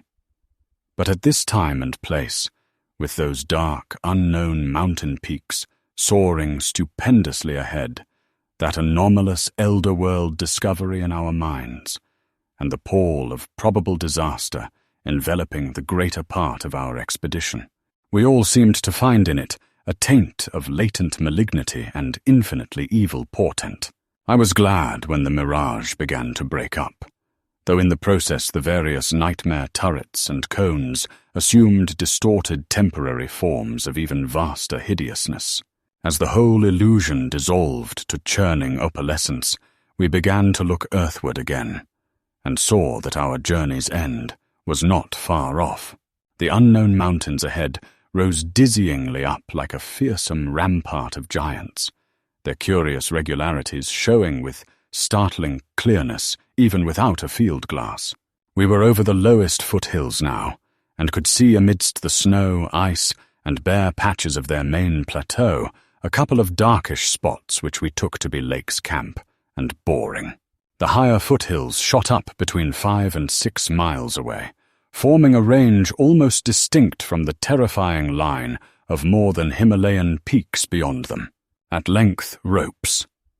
The student who had relieved McTighe at the controls began to head downward toward the left-hand dark spot, whose size marked it as the camp. As he did so, McTighe sent out the last uncensored wireless message the world was to receive from our expedition. Everyone, of course, has read the brief and unsatisfying bulletins of the rest of our Antarctic sojourn. Some hours after our landing, we sent a guarded report of the tragedy we found, and reluctantly announced the wiping out of the whole lake party by the frightful wind of the preceding day, or of the night before that. 11 known dead, young Gedney missing. People pardoned our hazy lack of details through realization of the shock the sad event must have caused us, and believed us when we explained that the mangling action of the wind had rendered all 11 bodies unsuitable for transportation outside. Indeed, I flatter myself that even in the midst of our distress, utter bewilderment, and soul-clutching horror, we scarcely went beyond the truth in any specific instance. The tremendous significance lies in what we dared not tell. What I would not tell now, but for the need of warning others off from nameless terrors. It is a fact that the wind had wrought dreadful havoc. Whether all could have lived through it even without the other thing, is gravely open to doubt. The storm, with its fury of madly driven ice particles, must have been beyond anything our expedition had encountered before. One aeroplane, shelter all, it seems, had been left in a far too flimsy and inadequate state, was nearly pulverized, and the derrick at the distant boring was entirely shaken to pieces. The exposed metal of the grounded planes and drilling machinery was bruised into a high polish, and 2 of the small tents were flattened despite their snowbanking. Wooden surfaces left out in the blast were pitted and denuded of paint, and all signs of tracks in the snow were completely obliterated. It is also true that we found none of the Archean biological objects in a condition to take outside as a whole. We did gather some minerals from a vast, tumbled pile, including several of the greenish soapstone fragments whose odd, 5-pointed rounding and faint patterns of grouped dots caused so many doubtful comparisons, and some fossil bones, among which were the most typical of the curiously injured specimens. None of the dogs survived, their hurriedly built snow enclosure near the camp being almost wholly destroyed. The wind may have done that, though the greater breakage on the side next the camp, which was not the windward one, suggests an outward leap or break of the frantic beasts themselves. All 3 sledges were gone, and we have tried to explain that the wind may have blown them off into the unknown. The drill and ice-melting machinery at the boring were too badly damaged to warrant salvage, so we used them to choke up that subtly disturbing gateway to the past which Lake had blasted.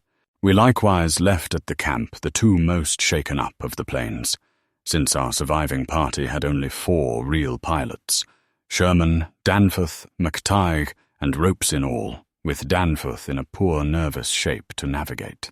We brought back all the books, scientific equipment, and other incidentals we could find, though much was rather unaccountably blown away. Spare tents and furs were either missing or badly out of condition.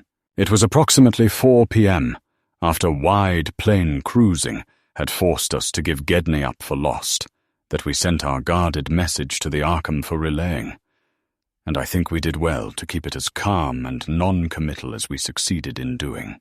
The most we said about agitation concerned our dogs, whose frantic uneasiness near the biological specimens was to be expected from poor Lake's accounts.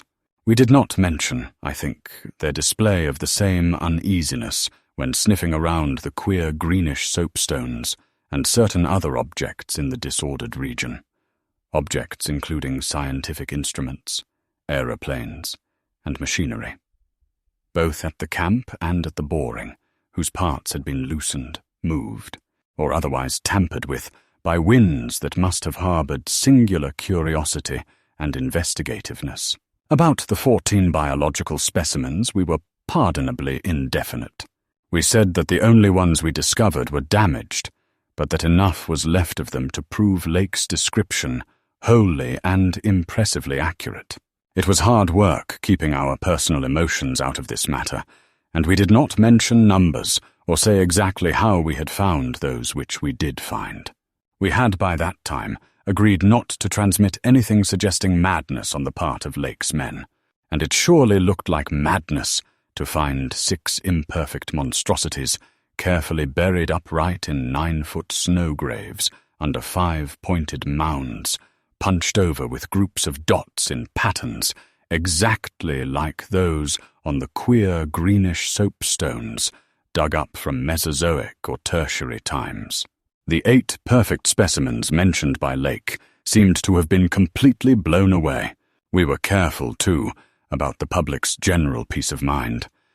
Hence Danforth and I said little about that frightful trip over the mountains the next day. It was the fact that only a radically lightened plane could possibly cross a range of such height which mercifully limited that scouting tour to the 2 of us. On our return at 1 a.m., Danforth was close to hysterics, but kept an admirably stiff upper lip. It took no persuasion to make him promise not to show our sketches and the other things we brought away in our pockets, not to say anything more to the others than what we had agreed to relay outside, and to hide our camera films for private development later on, so that part of my present story will be as new to Pabode, MacTaig, Ropes, Sherman, and the rest as it will be to the world in general. Indeed, Danforth is closer-mouthed than I, for he saw or thinks he saw one thing he will not tell even me.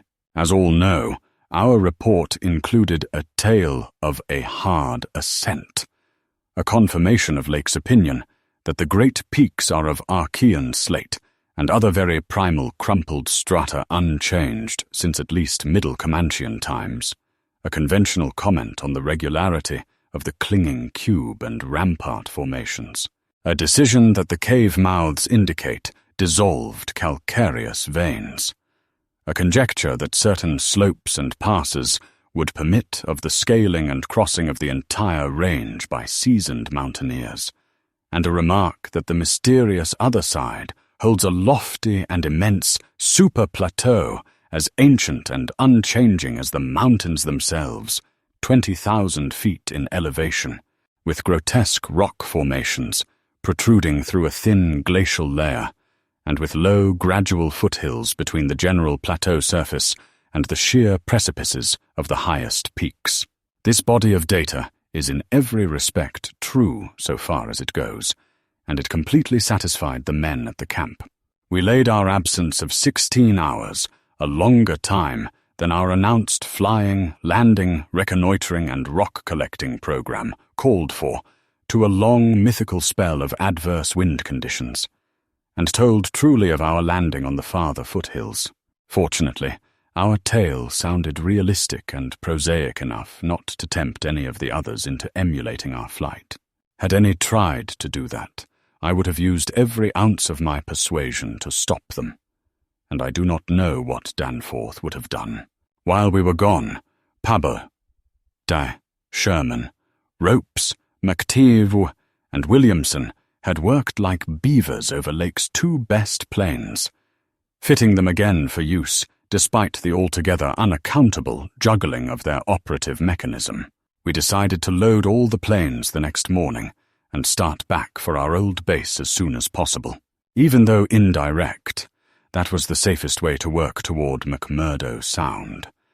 For a straight-line flight across the most utterly unknown stretches of the eon-dead continent would involve many additional hazards. Further exploration was hardly feasible in view of our tragic decimation and the ruin of our drilling machinery, and the doubts and horrors around us, which we did not reveal, made us wish only to escape from this austral world of desolation and brooding madness as swiftly as we could.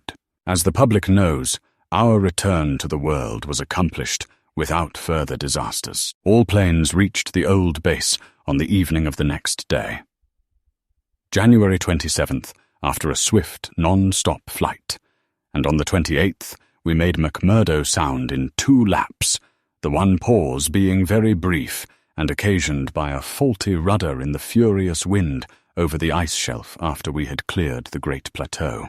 In 5 days more, the Arkham and Miskatonic, with all hands and equipment on board, were shaking clear of the thickening field ice and working up Ross Sea with the mocking mountains of Victoria Land looming westward and against a troubled Antarctic sky, and twisting the wind's wails into a wide-ranged musical piping which chilled my soul to the quick.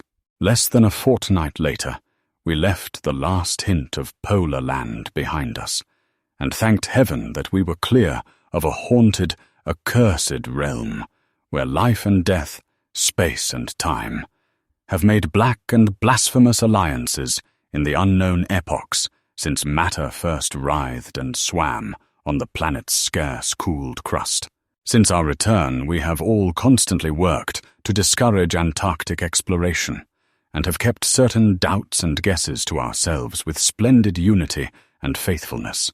Even young Danforth, with his nervous breakdown, has not flinched or babbled to his doctors. Indeed, as I have said, there is one thing he thinks he alone saw, which he will not tell even me, though I think it would help his psychological state if he would consent to do so. It might explain and relieve much, though perhaps the thing was no more than the delusive aftermath of an earlier shock. That is the impression I gather after those rare, irresponsible moments when he whispers disjointed things to me. Things which he repudiates vehemently as soon as he gets a grip on himself again. It will be hard work deterring others from the great white South, and some of our efforts may directly harm our cause by drawing inquiring notice.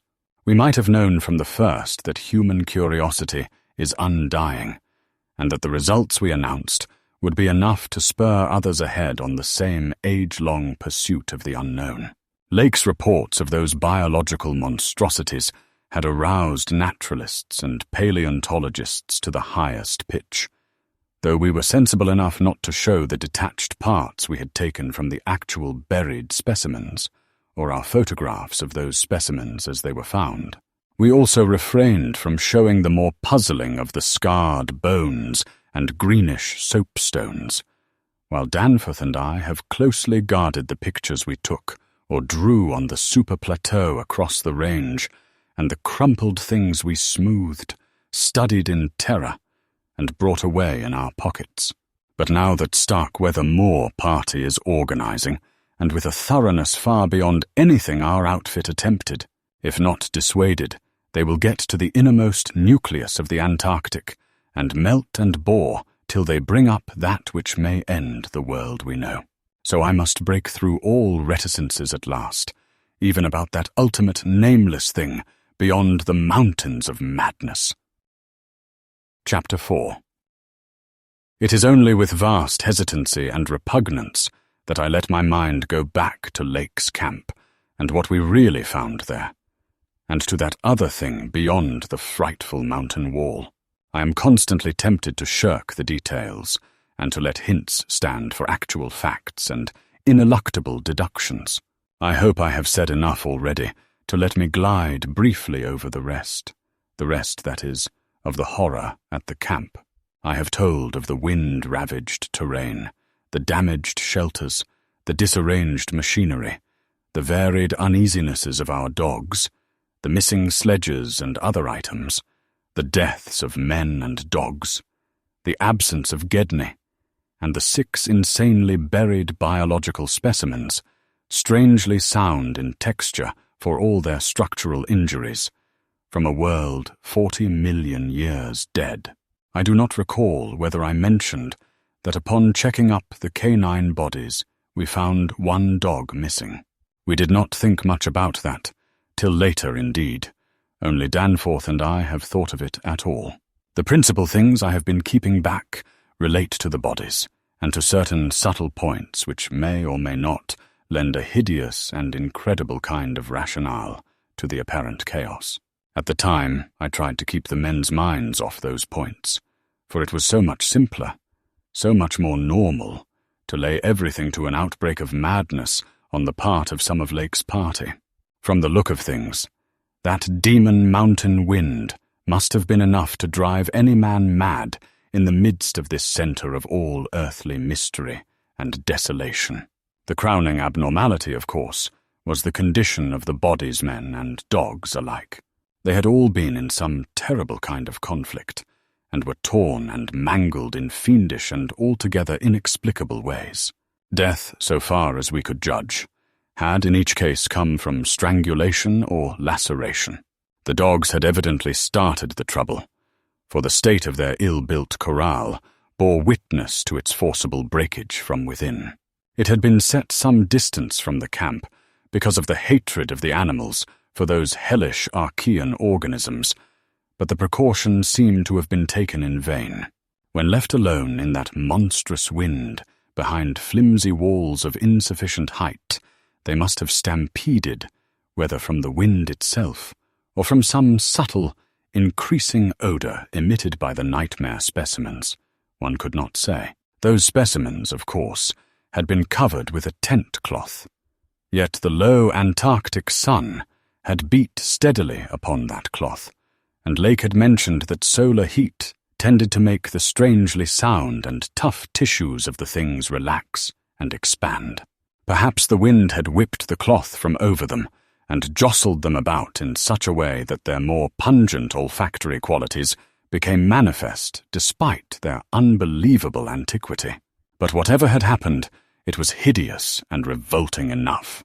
Perhaps I had better put squeamishness aside and tell the worst at last, though with a categorical statement of opinion, based on the first-hand observations and most rigid deductions of both Danforth and myself, that the then missing Gedney was in no way responsible for the loathsome horrors we found.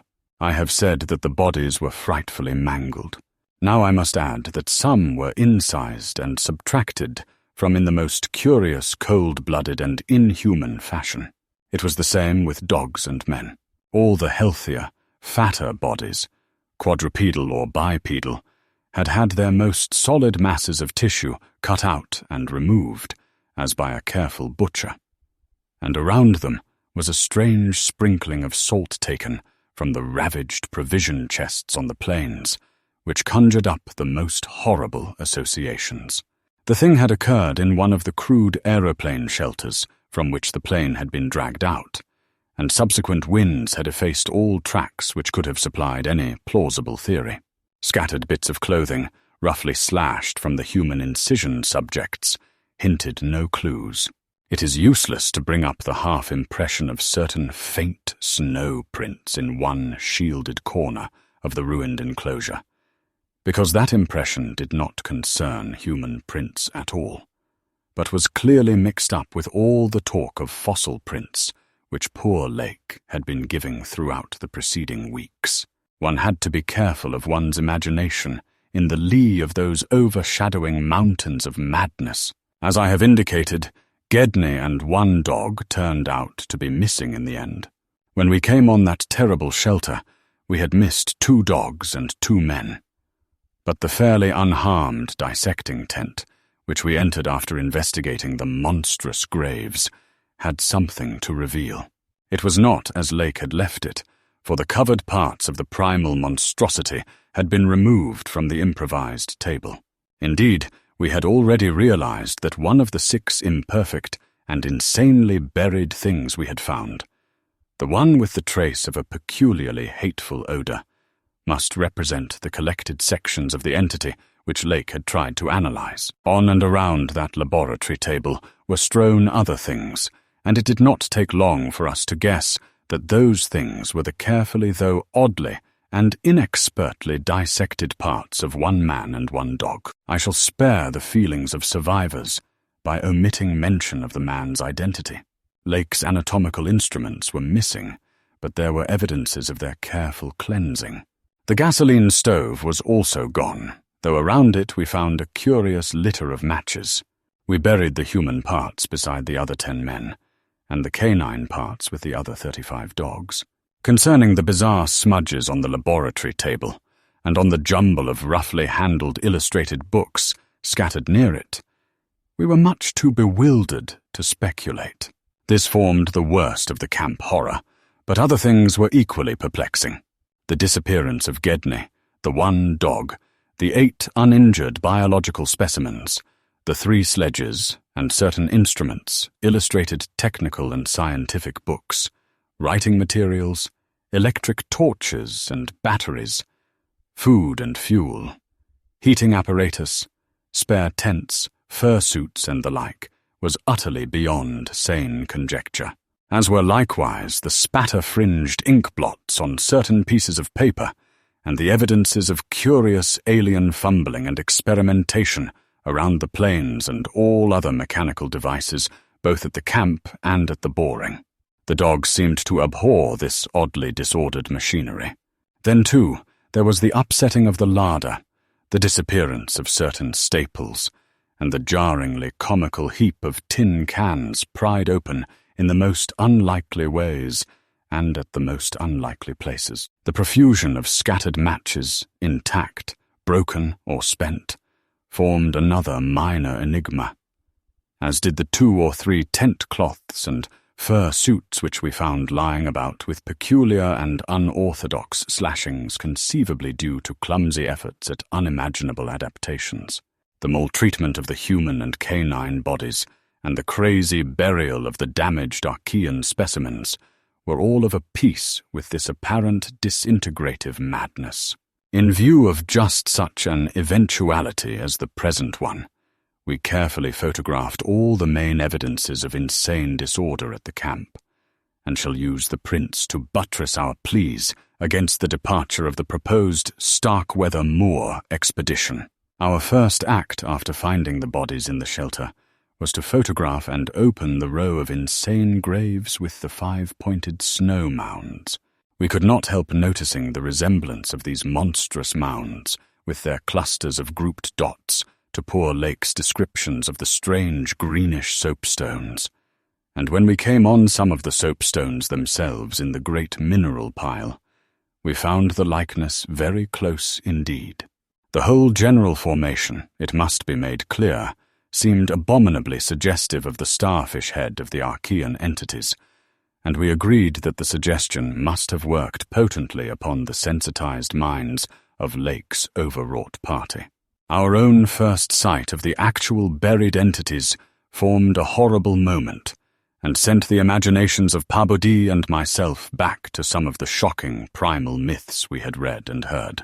We all agreed that the mere sight and continued presence of the things must have cooperated with the oppressive polar solitude and demon mountain wind in driving Lake's party mad.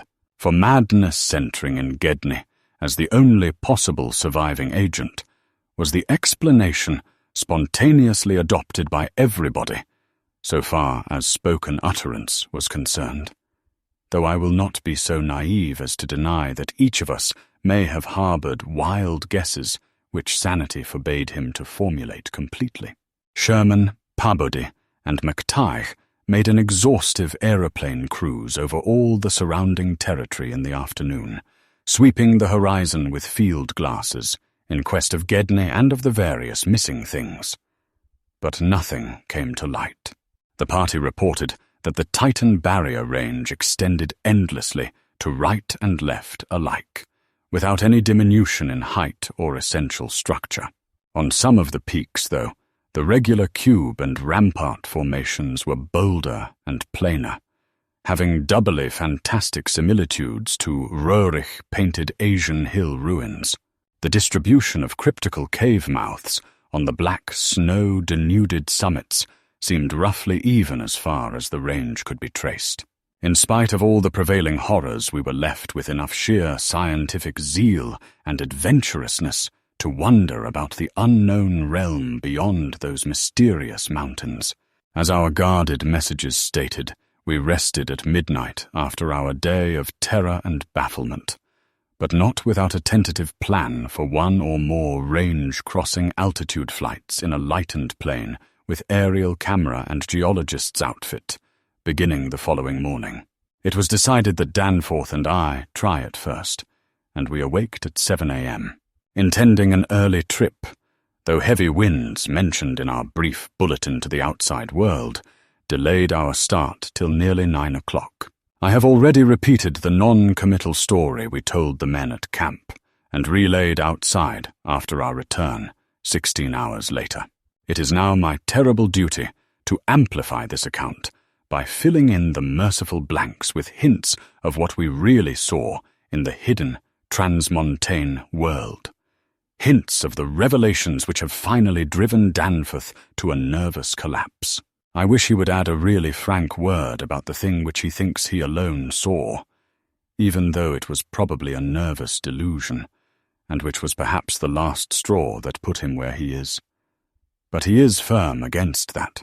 All I can do is to repeat his later disjointed whispers about what set him shrieking as the plane soared back through the wind-tortured mountain pass after that real and tangible shock which I shared. Tangible shock which I hold to. This will form my last word. If the plain signs of surviving elder horrors in what I disclose be not enough to keep others from meddling with the inner Antarctic, or at least from prying too deeply beneath the surface of that ultimate waste of forbidden secrets and unhuman, eon-cursed desolation, The responsibility for unnameable and perhaps immensurable evils will not be mine. Danforth and I, studying the notes made by Pabodie in his afternoon flight and checking up with a sextant, had calculated that the lowest available pass in the range lay somewhat to the right of us, within sight of camp, and about 23,000 or 24,000 feet above sea level. For this point, then, we first headed in the lightened plain as we embarked on our flight of discovery. The camp itself, on foothills which sprang from a high continental plateau, was some 12,000 feet in altitude. Hence the actual height increase necessary was not so vast as it might seem. Nevertheless, we were acutely conscious of the rarefied air and intense cold as we rose. For on account of visibility conditions, we had to leave the cabin windows open. We were dressed, of course, in our heaviest furs. As we drew near the forbidding peaks, dark and sinister above the line of crevasse-riven snow and interstitial glaciers, we noticed more and more the curiously regular formations clinging to the slopes, and thought again of the strange Asian paintings of Nicholas Roerich. The ancient and wind-weathered rock strata fully verified all of Lake's bulletins, and proved that these hoary pinnacles had been towering up in exactly the same way since a surprisingly early time in Earth's history, perhaps over 50 million years. How much higher they had once been, it was futile to guess. But everything about this strange region pointed to obscure atmospheric influences unfavorable to change, and calculated to retard the usual climatic processes of rock disintegration. But it was the mountainside tangle of regular cubes, ramparts and cave mouths which fascinated and disturbed us most. I studied them with a field glass and took aerial photographs whilst Danforth drove, and at times relieved him at the controls, though my aviation knowledge was purely an amateur's in order to let him use the binoculars. We could easily see that much of the material of the things was a lightish Archean quartzite, unlike any formation visible over broad areas of the general surface, and that their regularity was extreme and uncanny to an extent which poor Lake had scarcely hinted. As he had said, their edges were crumbled and rounded from untold eons of savage weathering, but their preternatural solidity and tough material had saved them from obliteration. Many parts, especially those closest to the slopes, seemed identical in substance with the surrounding rock surface. The whole arrangement looked like the ruins of Machu Picchu in the Andes, or the primal foundation walls of Kish as dug up by the Oxford Field Museum expedition in 1929. And both Danforth and I obtained that occasional impression of separate cyclopean blocks, which Lake had attributed to his flight companion, Carroll. How to account for such things in this place was frankly beyond me, and I felt queerly humbled as a geologist. Igneous formations often have strange regularities, like the famous Giant's Causeway in Ireland. But this stupendous range, despite Lake's original suspicion of smoking cones, was above all else non-volcanic in evident structure. The curious cave mouths, near which the odd formations seemed most abundant, presented another, albeit a lesser, puzzle because of their regularity of outline. They were, as Lake's bulletin had said, often approximately square or semicircular, as if the natural orifices had been shaped to greater symmetry by some magic hand.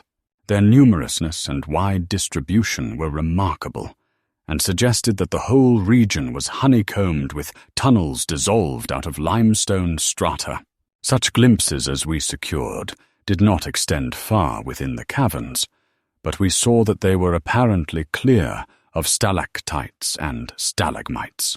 Outside, those parts of the mountain slopes adjoining the apertures seemed invariably smooth and regular, and Danforth thought that the slight cracks and pittings of the weathering tended toward unusual patterns. Filled as he was with the horrors and strangenesses discovered at the camp, he hinted that the pittings vaguely resembled those baffling groups of dots sprinkled over the primeval greenish soapstones, so hideously duplicated on the madly conceived snow mounds above those 6 buried monstrosities. We had risen gradually in flying over the higher foothills, and along toward the relatively low pass we had selected.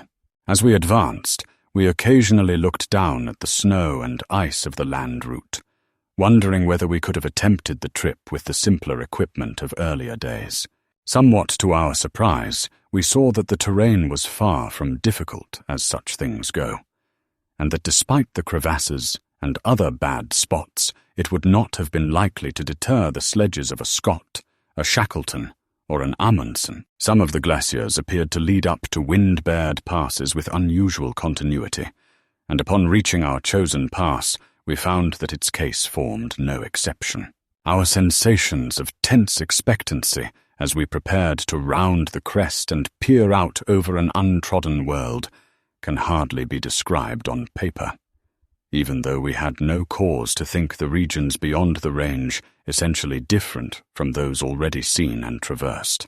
The touch of evil mystery in these barrier mountains, and in the beckoning sea of opalescent sky, glimpsed betwixt their summits, was a highly subtle and attenuated matter not to be explained in literal words. Rather was it an affair of vague psychological symbolism and aesthetic association, a thing mixed up with exotic poetry and paintings, and with archaic myths lurking in shunned and forbidden volumes.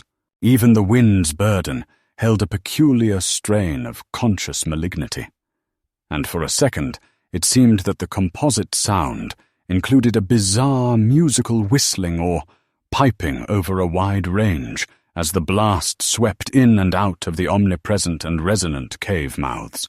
There was a cloudy note of reminiscent repulsion in this sound, as complex and unplaceable as any of the other dark impressions. We were now, after a slow ascent, at a height of 23,170 feet, according to the aneroid, and had left the region of clinging snow definitely below us. Up here were only dark, bare rock slopes and the start of rough-ribbed glaciers, but with those provocative cubes, ramparts, and echoing cave mouths to add a portent of the unnatural, the fantastic, and the dream-like. Looking along the line of high peaks, I thought I could see the one mentioned by Poor Lake, with a rampart exactly on top. It seemed to be half lost in a queer Antarctic haze. Such a haze, perhaps, as had been responsible for Lake's early notion of volcanism. The pass loomed directly before us, smooth and wind-swept between its jagged and malignly frowning pylons. Beyond it was a sky fretted with swirling vapors and lighted by the low polar sun. The sky of that mysterious farther realm, upon which we felt no human eye had ever gazed. A few more feet of altitude, and we would behold that realm. Danforth and I, unable to speak except in shouts amidst the howling, piping wind that raced through the pass and added to the noise of the unmuffled engines, exchanged eloquent glances, and then, having gained those last few feet, we did indeed stare across the momentous divide and over the unsampled secrets of an elder and utterly alien earth. Chapter 5. I think that both of us simultaneously cried out in mixed awe, wonder, terror, and disbelief in our own senses as we finally cleared the pass and saw what lay beyond. Of course, we must have had some natural theory in the back of our heads to steady our faculties for the moment. Probably we thought of such things as the grotesquely weathered stones of the Garden of the Gods in Colorado, or the fantastically symmetrical wind-carved rocks of the Arizona desert. Perhaps we even half thought the sight a mirage, like that we had seen the morning before on first approaching those mountains of madness. We must have had some such normal notions to fall back upon, as our eyes swept that limitless, tempest-scarred plateau, and grasped the almost endless labyrinth of colossal, regular, and geometrically eurythmic stone masses which reared their crumbled and pitted crests above a glacial sheet not more than 40 or 50 feet deep at its thickest, and in places obviously thinner. The effect of the monstrous sight was indescribable, for some fiendish violation of known natural law seemed certain at the outset. Here, on a hellishly ancient tableland fully 20,000 feet high, and in a climate deadly to habitation since a pre-human age not less than 500,000 years ago, there stretched nearly to the vision's limit a tangle of orderly stone which only the desperation of mental self-defense could possibly attribute to any but a conscious and artificial cause. We had previously dismissed, so far as serious thought was concerned, any theory that the cubes and ramparts of the mountainsides were other than natural in origin.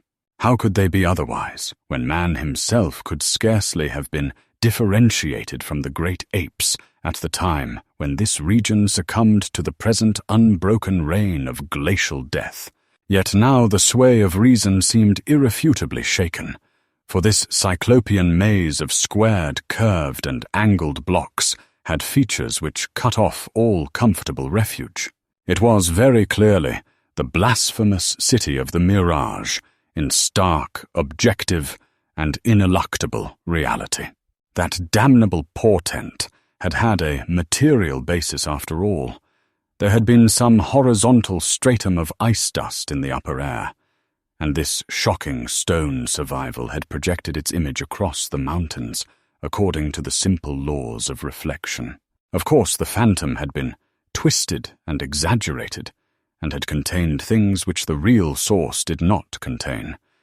Yet now, as we saw that real source, we thought it even more hideous and menacing than its distant image. Only the incredible, unhuman massiveness of these vast stone towers and ramparts had saved the frightful thing from utter annihilation in the hundreds of thousands, perhaps millions of years it had brooded there amidst the blasts of a bleak upland. Corona mundi, roof of the world.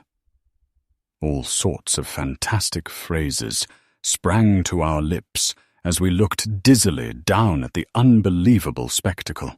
I thought again of the eldritch primal myths that had so persistently haunted me since my first sight of this dead Antarctic world, of the demoniac plateau of Leng, of the Mi-go, or abominable snow-men of the Himalayas, of the Panacotic manuscripts with their pre-human implications, of the Cthulhu cult, of the Necronomicon, and of the Hyperborean legends of formless Tsathoggua, and the worse-than-formless star spawn associated with that semi-entity.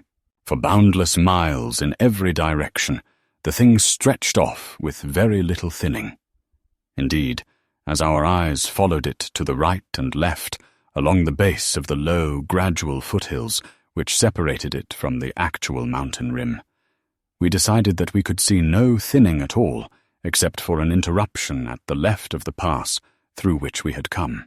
We had merely struck, at random, a limited part of something of incalculable extent.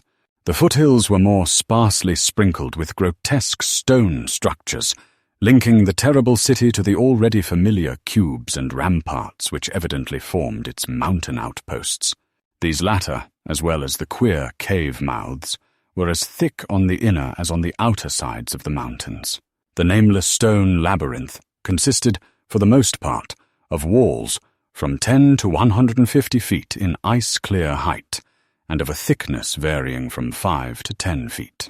It was composed mostly of prodigious blocks of dark primordial slate, schist and sandstone blocks, in many cases as large as 4 pounds 8 feet, though in several places it seemed to be carved out of a solid, uneven bedrock of pre-Cambrian slate. The buildings were far from equal in size, there being innumerable honeycomb arrangements of enormous extent, as well as smaller separate structures. The general shape of these things tended to be conical, pyramidal, or terraced, though there were many perfect cylinders, perfect cubes, clusters of cubes and other rectangular forms, and a peculiar sprinkling of angled edifices whose five-pointed ground plan roughly suggested modern fortifications. The builders had made constant and expert use of the principle of the arch, and domes had probably existed in the city's heyday. The whole tangle was monstrously weathered, and the glacial surface from which the towers projected was strewn with fallen blocks and immemorial debris. Where the glaciation was transparent, we could see the lower parts of the gigantic piles, and notice the ice-preserved stone bridges which connected the different towers at varying distances above the ground. On the exposed walls, we could detect the scarred places where other and higher bridges of the same sort had existed. Closer inspection revealed countless largish windows, some of which were closed with shutters of a petrified material originally wood, though most gaped open in a sinister and menacing fashion. Many of the ruins, of course, were roofless and with uneven though wind-rounded upper edges, whilst others, of a more sharply conical or pyramidal model, or else protected by higher surrounding structures, preserved intact outlines despite the omnipresent crumbling and pitting. With the field glass, we could barely make out what seemed to be sculptural decorations in horizontal bands. Decorations, including those curious groups of dots whose presence on the ancient soapstones now assumed a vastly larger significance. In many places the buildings were totally ruined, and the ice sheet deeply riven from various geologic causes. In other places the stonework was worn down to the very level of the glaciation. One broad swath, extending from the plateau's interior to a cleft in the foothills about a mile to the left of the pass we had traversed, was wholly free from buildings, and probably represented, we concluded, the course of some great river which, in tertiary times millions of years ago, had poured through the city and into some prodigious subterranean abyss of the Great Barrier Range. Certainly, this was above all a region of clefts, gulfs, and underground secrets beyond human penetration. Looking back to our sensations, and recalling our dazedness at viewing this monstrous survival from eons we had thought pre-human, I can only wonder that we preserved the semblance of equilibrium which we did. Of course, we knew that something chronology, scientific theory, or our own consciousness was woefully awry. Yet we kept enough poise to guide the plane, observe many things quite minutely, and take a careful series of photographs which may yet serve both us and the world in good stead. In my case, ingrained scientific habit may have helped, for above all my bewilderment and sense of menace, there burned a dominant curiosity to fathom more of this age-old secret, to know what sort of beings had built and lived in this incalculably gigantic place, and what relation to the general world of its time, or of other times, so unique a concentration of life could have had. For this place could be no ordinary city. It must have formed the primary nucleus and center of some archaic and unbelievable chapter of Earth's history, whose outward ramifications, recalled only dimly in the most obscure and distorted myths, had vanished utterly amidst the chaos of terrene convulsions, long before any human race we know had shambled out of Apodome. Here sprawled a Paleogean megalopolis, compared with which the fabled Atlantis and Lemuria, Comorium and Uzul-Darum, and Olathoe in the land of Lomar, are recent things of today, not even of yesterday. A megalopolis ranking with such whispered pre-human blasphemies as Valusia, Ib in the land of Manar, and the nameless city of Arabia Deserta. As we flew above that tangle of stark Titan towers, my imagination sometimes escaped all bounds and roved aimlessly in realms of fantastic associations, even weaving links betwixt this lost world and some of my own wildest dreams concerning the mad horror at the camp. The plane's fuel tank, in the interest of greater lightness, had been only partly filled. Hence we now had to exert caution in our explorations. Even so, however, we covered an enormous extent of ground, or rather, ere after swooping down to a level where the wind became virtually negligible. There seemed to be no limit to the mountain range, or to the length of the frightful stone city which bordered its inner foothills. 50 miles of flight in each direction showed no major change in the labyrinth of rock and masonry that clawed up corpse-like through the eternal ice. There were, though, some highly absorbing diversifications, such as the carvings on the canyon, where that broad river had once pierced the foothills and approached its sinking place in the great range.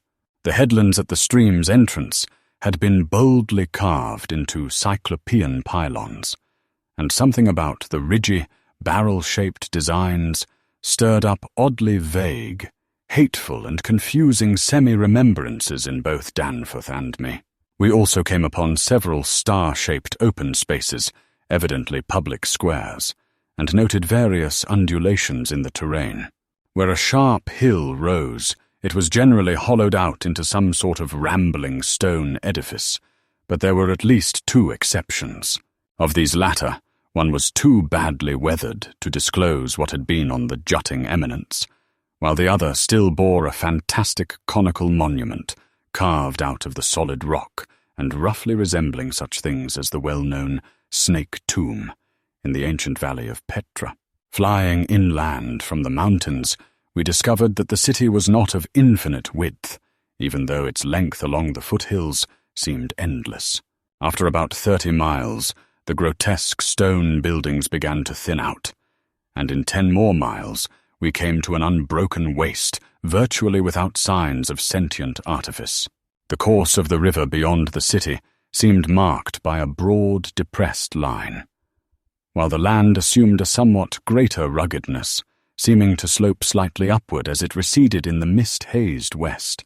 So far, we had made no landing, yet to leave the plateau without an attempt at entering some of the monstrous structures would have been inconceivable.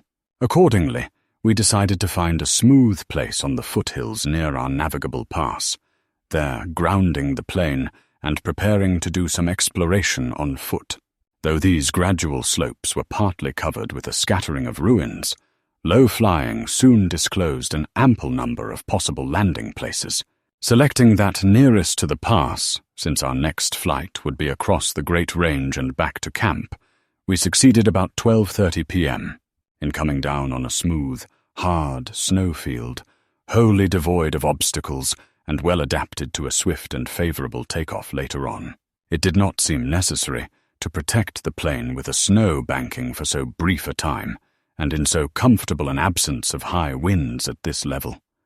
Hence we merely saw that the landing skis were safely lodged, and that the vital parts of the mechanism were guarded against the cold. For our foot journey, we discarded the heaviest of our flying furs, and took with us a small outfit consisting of pocket compass, hand camera, light provisions, voluminous notebooks and paper, geologist's hammer and chisel, specimen bags, coil of climbing rope, and powerful electric torches with extra batteries. This equipment having been carried in the plane on the chance that we might be able to effect a landing, take ground pictures, make drawings and topographical sketches, and obtain rock specimens from some bare slope, outcropping or mountain cave. Fortunately, we had a supply of extra paper to tear up, place in a spare specimen bag, and use on the ancient principle of hare and hounds for marking our course in any interior mazes we might be able to penetrate. This had been brought in case we found some cave system, with air quiet enough to allow such a rapid and easy method in place of the usual rock-chipping method of trail blazing. Walking cautiously downhill over the crusted snow toward the stupendous stone labyrinth that loomed against the opalescent west, we felt almost as keen a sense of imminent marvels as we had felt on approaching the unfathomed mountain pass 4 hours previously. True, we had become visually familiar with the incredible secret concealed by the barrier peaks, yet the prospect of actually entering primordial walls eared by conscious beings perhaps millions of years ago, before any known race of men could have existed, was nonetheless awesome and potentially terrible in its implications of cosmic abnormality. Though the thinness of the air at this prodigious altitude made exertion somewhat more difficult than usual, both Danforth and I found ourselves bearing up very well, and felt equal to almost any task which might fall to our lot. It took only a few steps to bring us to a shapeless ruin, worn level with the snow, while 10 or 15 rods farther on, there was a huge, roofless rampart, still complete in its gigantic 5-pointed outline, and rising to an irregular height of 10 or 11 feet. For this latter we headed, and when at last we were able actually to touch its weathered cyclopean blocks, we felt that we had established an unprecedented and almost blasphemous link with forgotten aeons normally closed to our species. This rampart, shaped like a star, and perhaps 300 feet from point to point, was built of Jurassic sandstone blocks of irregular size, averaging 6 + 8 feet in surface. There was a row of arched loopholes or windows about 4 feet wide and 5 feet high, spaced quite symmetrically along the points of the star and at its inner angles, and with the bottoms about 4 feet from the glaciated surface. Looking through these, we could see that the masonry was fully 5 feet thick, that there were no partitions remaining within, and that there were traces of banded carvings or bas-reliefs on the interior walls. Facts we had indeed guessed before, when flying low over this rampart and others like it. Though lower parts must have originally existed, all traces of such things were now wholly obscured by the deep layer of ice and snow at this point. We crawled through one of the windows and vainly tried to decipher the nearly effaced mural designs, but did not attempt to disturb the glaciated floor. Our orientation flights had indicated that many buildings in the city proper were less ice-choked, and that we might perhaps find wholly clear interiors leading down to the true ground level, if we entered those structures still roofed at the top. Before we left the rampart, we photographed it carefully and studied its mortarless cyclopean masonry with complete bewilderment. We wished that Parbody were present, for his engineering knowledge might have helped us guess how such titanic blocks could have been handled in that unbelievably remote age when the city and its outskirts were built up.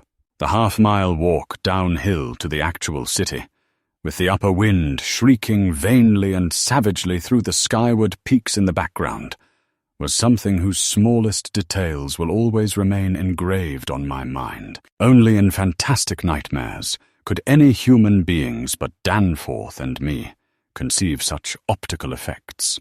Between us and the churning vapors of the west lay that monstrous tangle of dark stone towers, its outre and incredible forms impressing us afresh at every new angle of vision. It was a mirage in solid stone, and were it not for the photographs, I would still doubt that such a thing could be. The general type of masonry was identical with that of the rampart we had examined, but the extravagant shapes which this masonry took in its urban manifestations were past all description. Even the pictures illustrate only 1 or 2 phases of its infinite bizarrery, endless variety, preternatural massiveness, and utterly alien exoticism. There were geometrical forms for which an Euclid could scarcely find a name, cones of all degrees of irregularity and truncation, terraces of every sort of provocative disproportion, shafts with odd bulbous enlargements, broken columns in curious groups, and 5-pointed or 5-ridged arrangements of mad grotesqueness. As we drew nearer, we could see beneath certain transparent parts of the ice sheet, and detect some of the tubular stone bridges that connected the crazily sprinkled structures at various heights. Of orderly streets there seemed to be none, the only broad open swath being a mile to the left, where the ancient river had doubtless flowed through the town into the mountains. Our field glasses showed the external horizontal bands of nearly effaced sculptures and dot groups to be very prevalent, and we could half imagine what the city must once have looked like, even though most of the roofs and tower tops had necessarily perished. As a whole, It had been a complex tangle of twisted lanes and alleys, all of them deep canyons, and some little better than tunnels because of the overhanging masonry or overarching bridges. Now, outspread below us, it loomed like a dream fantasy against a westward mist through whose northern end the low, reddish Antarctic sun of early afternoon was struggling to shine. And when for a moment that sun encountered a denser obstruction and plunged the scene into temporary shadow, the effect was subtly menacing in a way I can never hope to depict. Even the faint howling and piping of the unfelt wind in the great mountain passes behind us took on a wilder note of purposeful malignity. The last stage of our descent to the town was unusually steep and abrupt, and a rock outcropping at the edge where the grade changed led us to think that an artificial terrace had once existed there. Under the glaciation, we believed, there must be a flight of steps or its equivalent. When at last we plunged into the labyrinthine town itself, clambering over fallen masonry and shrinking from the oppressive nearness and dwarfing height of omnipresent crumbling and pitted walls, our sensations again became such that I marvel at the amount of self-control we retained. Danforth was frankly jumpy and began making some offensively irrelevant speculations about the horror at the camp, which I resented all the more because I could not help sharing certain conclusions forced upon us by many features of this morbid survival from nightmare antiquity. The speculations worked on his imagination, too. For in one place where a debris-littered alley turned a sharp corner, he insisted that he saw faint traces of ground markings, which he did not like. Whilst elsewhere, he stopped to listen to a subtle imaginary sound from some undefined point. A muffled musical piping, he said, not unlike that of the wind in the mountain caves, yet somehow disturbingly different. The ceaseless five-pointedness of the surrounding architecture, and of the few distinguishable mural arabesques, had a dimly sinister suggestiveness we could not escape, and gave us a touch of terrible subconscious certainty concerning the primal entities which had reared and dwelt in this unhallowed place. Nevertheless, our scientific and adventurous souls were not wholly dead, and we mechanically carried out our program of chipping specimens from all the different rock types represented in the masonry. We wished a rather full set in order to draw better conclusions regarding the age of the place. Nothing in the great outer walls seemed to date from later than the Jurassic and Comanchean periods, nor was any piece of stone in the entire place of a greater recency than the Pliocene age. In stark certainty, we were wandering amidst a death which had reigned at least 500,000 years, and in all probability even longer. As we proceeded through this maze of stone-shadowed twilight, we stopped at all available apertures to study interiors and investigate entrance possibilities. Some were above our reach, whilst others led only into ice-choked ruins, as unroofed and barren as the rampart on the hill. One, though spacious and inviting, opened on a seemingly bottomless abyss without visible means of descent. Now and then we had a chance to study the petrified wood of a surviving shutter, and were impressed by the fabulous antiquity implied in the still discernible grain. These things had come from Mesozoic gymnosperms and conifers, especially Cretaceous cycads, and from fan palms and early angiosperms of plainly tertiary date. Nothing definitely later than the Pliocene could be discovered. In the placing of these shutters, whose edges showed the former presence of queer and long-vanished hinges usage, seemed to be varied, some being on the outer and some on the inner side of the deep embrasures. They seemed to have become wedged in place, thus surviving the rusting of their former and probably metallic fixtures and fastenings.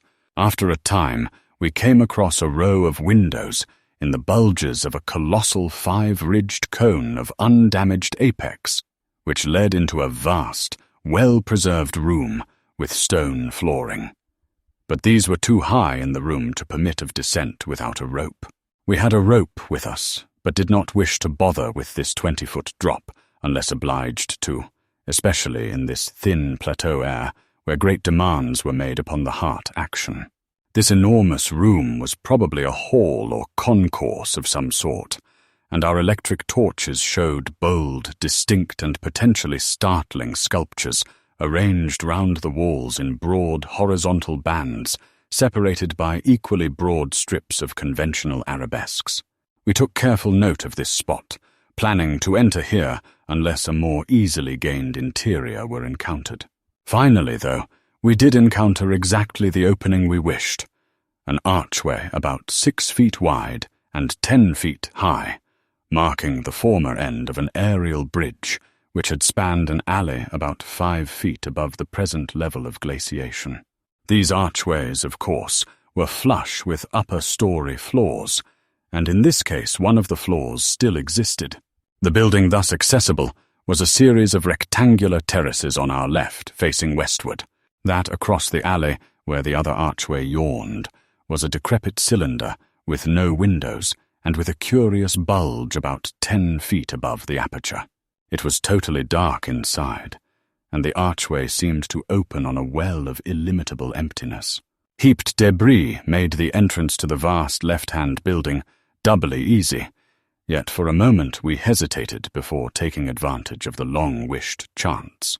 For though we had penetrated into this tangle of archaic mystery, it required fresh resolution to carry us actually inside a complete and surviving building of a fabulous elder world, whose nature was becoming more and more hideously plain to us. In the end, however, we made the plunge, and scrambled up over the rubble into the gaping embrasure. The floor beyond was of great slate slabs, and seemed to form the outlet of a long, high corridor with sculptured walls. Observing the many inner archways which led off from it, and realizing the probable complexity of the nest of apartments within, we decided that we must begin our system of hare and hound trailblazing. Hitherto our compasses, together with frequent glimpses of the vast mountain range between the towers in our rear, had been enough to prevent our losing our way. But from now on, the artificial substitute would be necessary.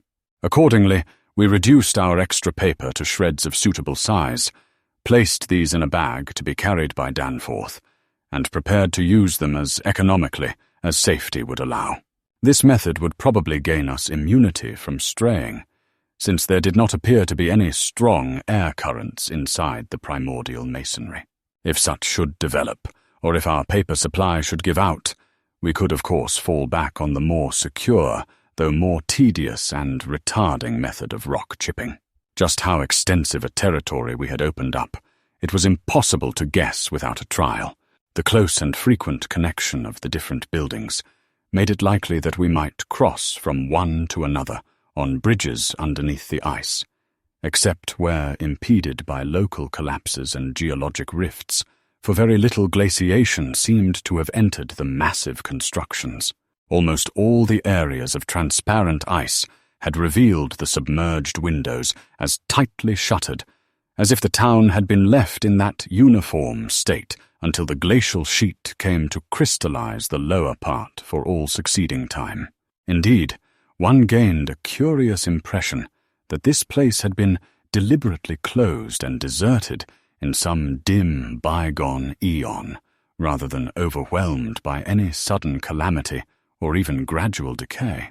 Had the coming of the ice been foreseen, and had a nameless population left en masse to seek a less doomed abode? The precise physiographic conditions attending the formation of the ice sheet at this point would have to wait for later solution. It had not very plainly been a grinding drive. Perhaps the pressure of accumulated snows had been responsible, and perhaps some flood from the river or from the bursting of some ancient glacial dam in the Great Range had helped to create the special state now observable. Imagination could conceive almost anything in connection with this place. Chapter 6.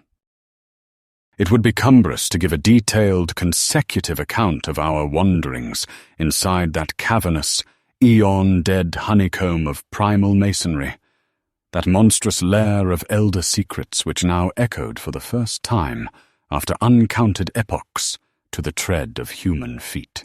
This is especially true because so much of the horrible drama and revelation came from a mere study of the omnipresent mural carvings.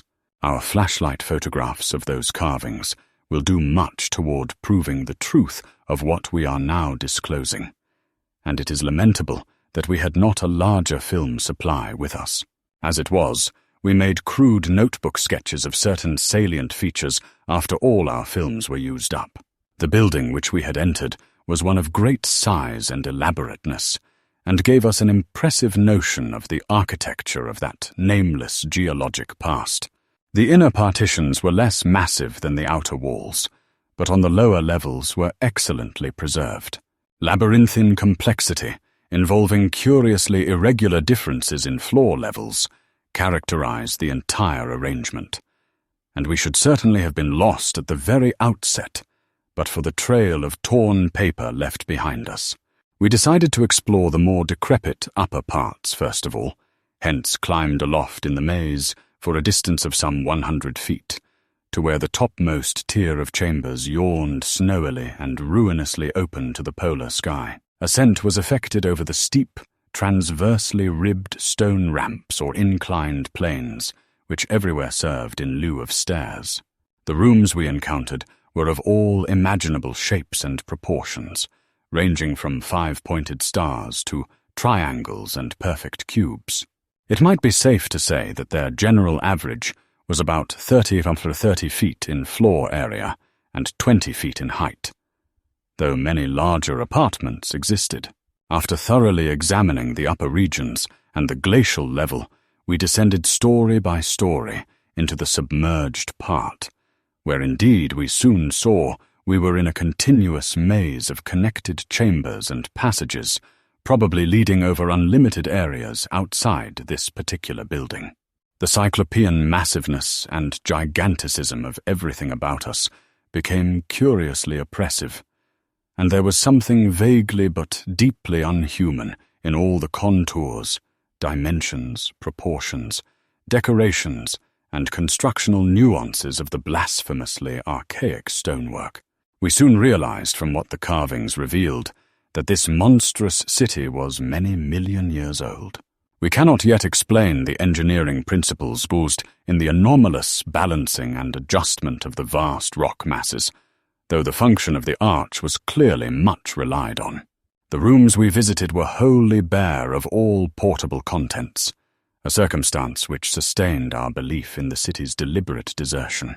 The prime decorative feature was the almost universal system of mural sculpture, which tended to run in continuous horizontal bands 3 feet wide and arranged from floor to ceiling in alternation with bands of equal width given over to geometrical arabesques.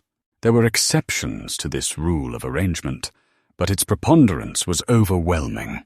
Often, however, a series of smooth cartouches containing oddly patterned groups of dots would be sunk along one of the arabesque bands. The technique, we soon saw, was mature, accomplished, and aesthetically evolved to the highest degree of civilized mastery, though utterly alien in every detail to any known art tradition of the human race. In delicacy of execution, no sculpture I have ever seen could approach it.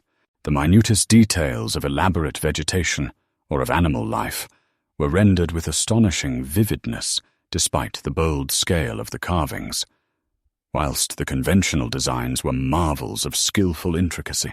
The arabesques displayed a profound use of mathematical principles and were made up of obscurely symmetrical curves and angles based on the quantity of 5.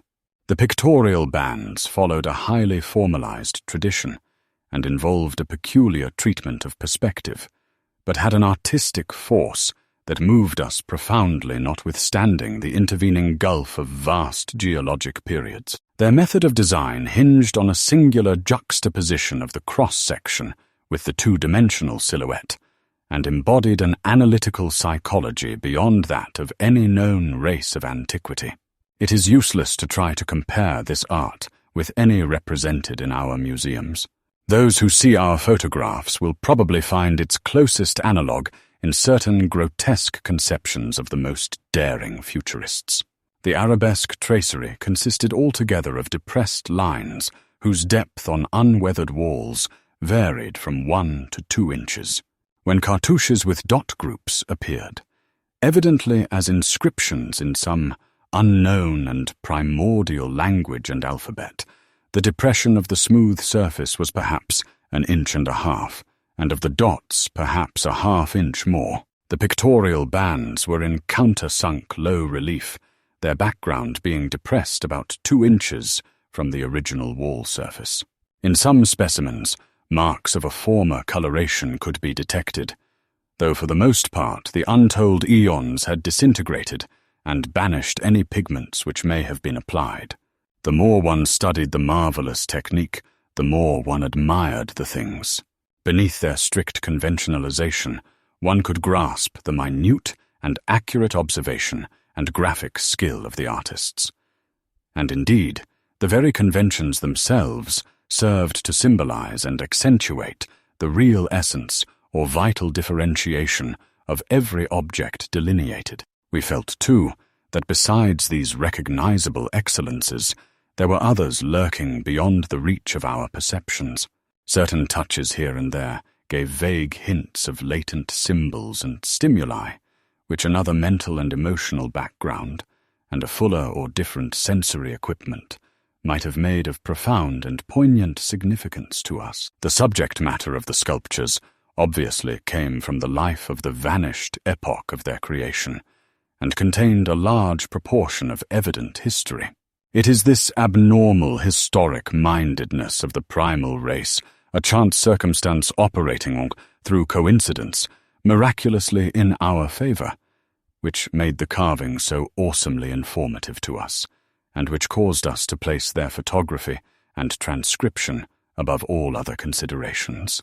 In certain rooms, the dominant arrangement was varied by the presence of maps, astronomical charts, and other scientific designs on an enlarged scale.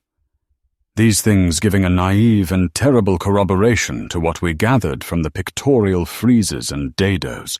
In hinting at what the whole revealed, I can only hope that my account will not arouse a curiosity greater than sane caution on the part of those who believe me at all.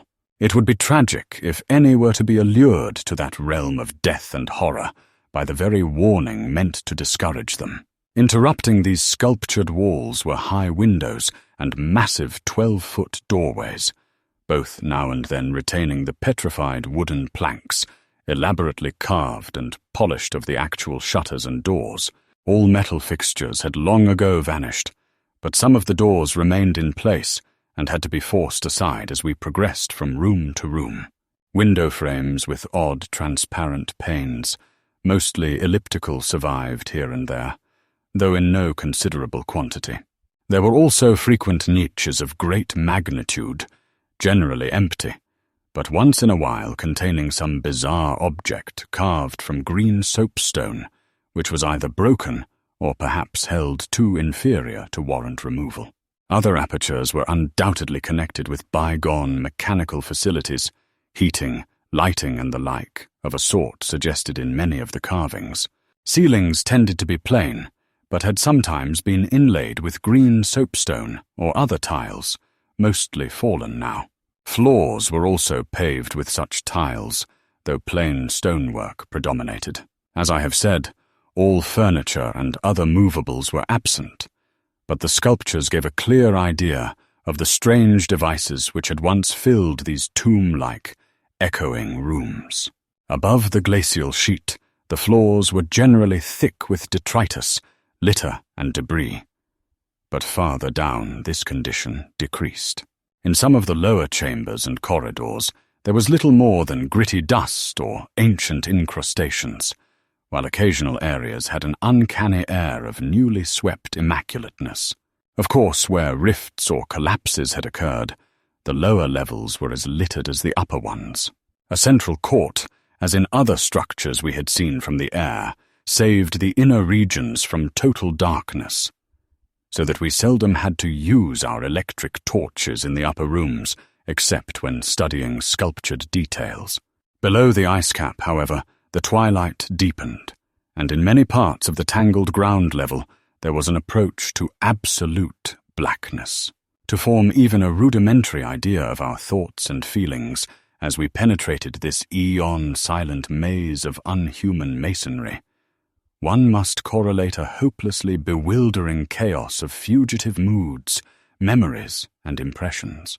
The sheer appalling antiquity and lethal desolation of the place were enough to overwhelm almost any sensitive person, but added to these elements were the recent unexplained horror at the camp, and the revelations all too soon effected by the terrible mural sculptures around us. The moment we came upon a perfect section of carving, where no ambiguity of interpretation could exist, it took only a brief study to give us the hideous truth. A truth which it would be naive to claim Danforth and I had not independently suspected before, though we had carefully refrained from even hinting it to each other.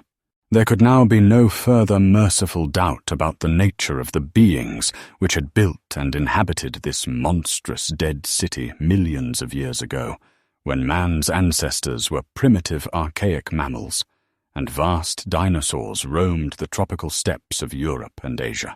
We had previously clung to a desperate alternative, and insisted each to himself that the omnipresence of the five-pointed motif meant only some cultural or religious exaltation of the Archean natural object which had so patently embodied the quality of five-pointedness, as the decorative motifs of Minoan Crete exalted the sacred bull, those of Egypt the scarabaeus, those of Rome the wolf and the eagle, and those of various savage tribes some chosen totem animal.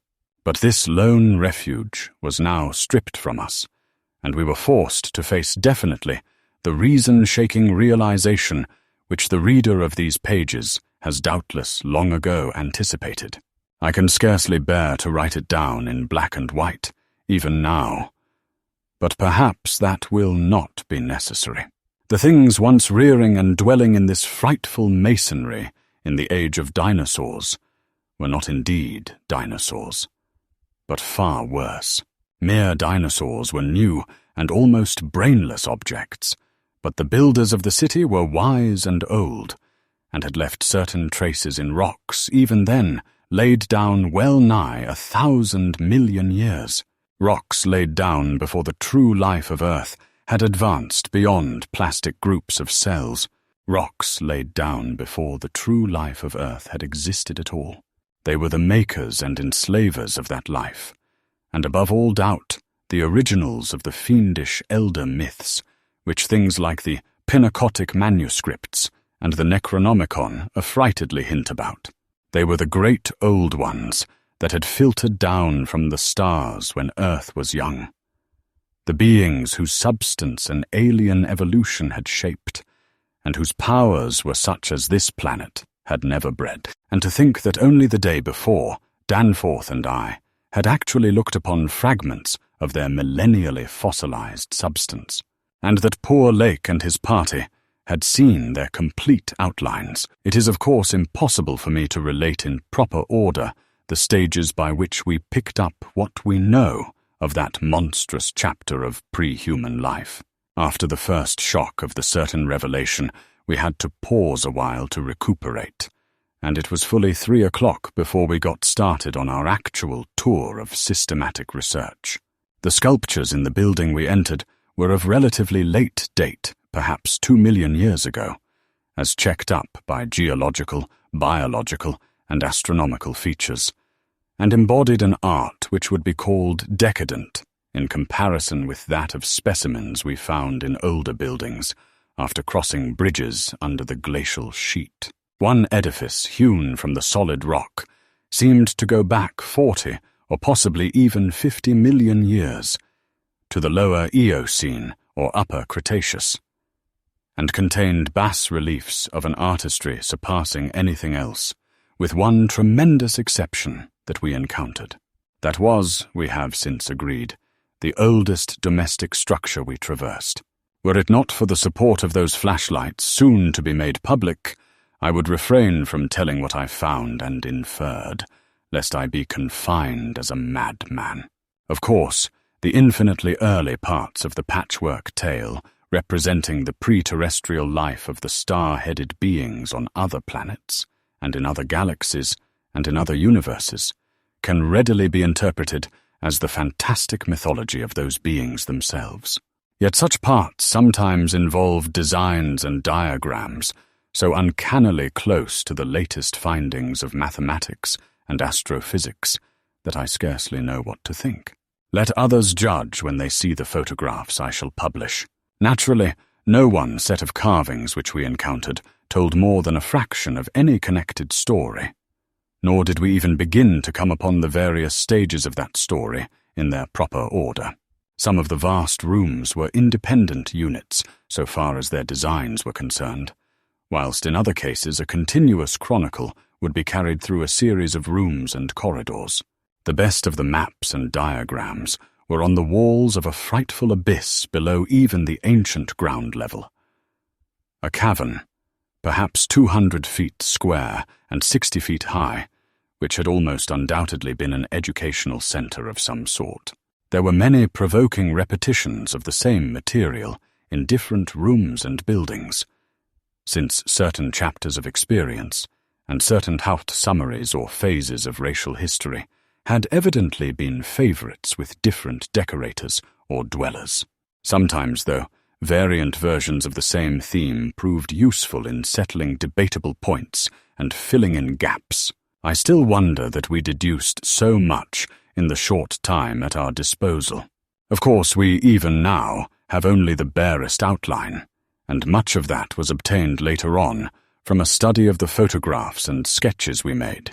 It may be the effect of this later study, the revived memories and vague impressions acting in conjunction with his general sensitiveness, and with that final supposed horror glimpse whose essence he will not reveal even to me, which has been the immediate source of Danforth's present breakdown. But it had to be, for we could not issue our warning intelligently without the fullest possible information, and the issuance of that warning is a prime necessity. Certain lingering influences in that unknown Antarctic world of disordered time and alien natural law make it imperative that further exploration be discouraged. Chapter 7. The full story, so far as deciphered, will shortly appear in an official bulletin of Miskatonic University. Here I shall sketch only the salient highlights in a formless, rambling way. Myth or otherwise, the sculptures told of the coming of those star-headed things to the nascent, lifeless Earth out of cosmic space, their coming, and the coming of many other alien entities, such as at certain times embark upon spatial pioneering. They seemed able to traverse the interstellar ether on their vast membraneous wings, thus oddly confirming some curious hill folklore long ago told me by an antiquarian colleague. They had lived under the sea a good deal, building fantastic cities and fighting terrific battles with nameless adversaries by means of intricate devices employing unknown principles of energy. Evidently their scientific and mechanical knowledge far surpassed man's today, though they made use of its more widespread and elaborate forms only when obliged to. Some of the sculptures suggested that they had passed through a stage of mechanized life on other planets, but had receded upon finding its effects emotionally unsatisfying. Their preternatural toughness of organization and simplicity of natural wants made them peculiarly able to live on a high plane without the more specialized fruits of artificial manufacture, and even without garments except for occasional protection against the elements. It was under the sea, at first for food, and later for other purposes, that they first created Earth life using available substances according to long-known methods. The more elaborate experiments came after the annihilation of various cosmic enemies. They had done the same thing on other planets, having manufactured not only necessary foods, but certain multicellular protoplasmic masses capable of molding their tissues into all sorts of temporary organs under hypnotic influence, and thereby forming ideal slaves to perform the heavy work of the community.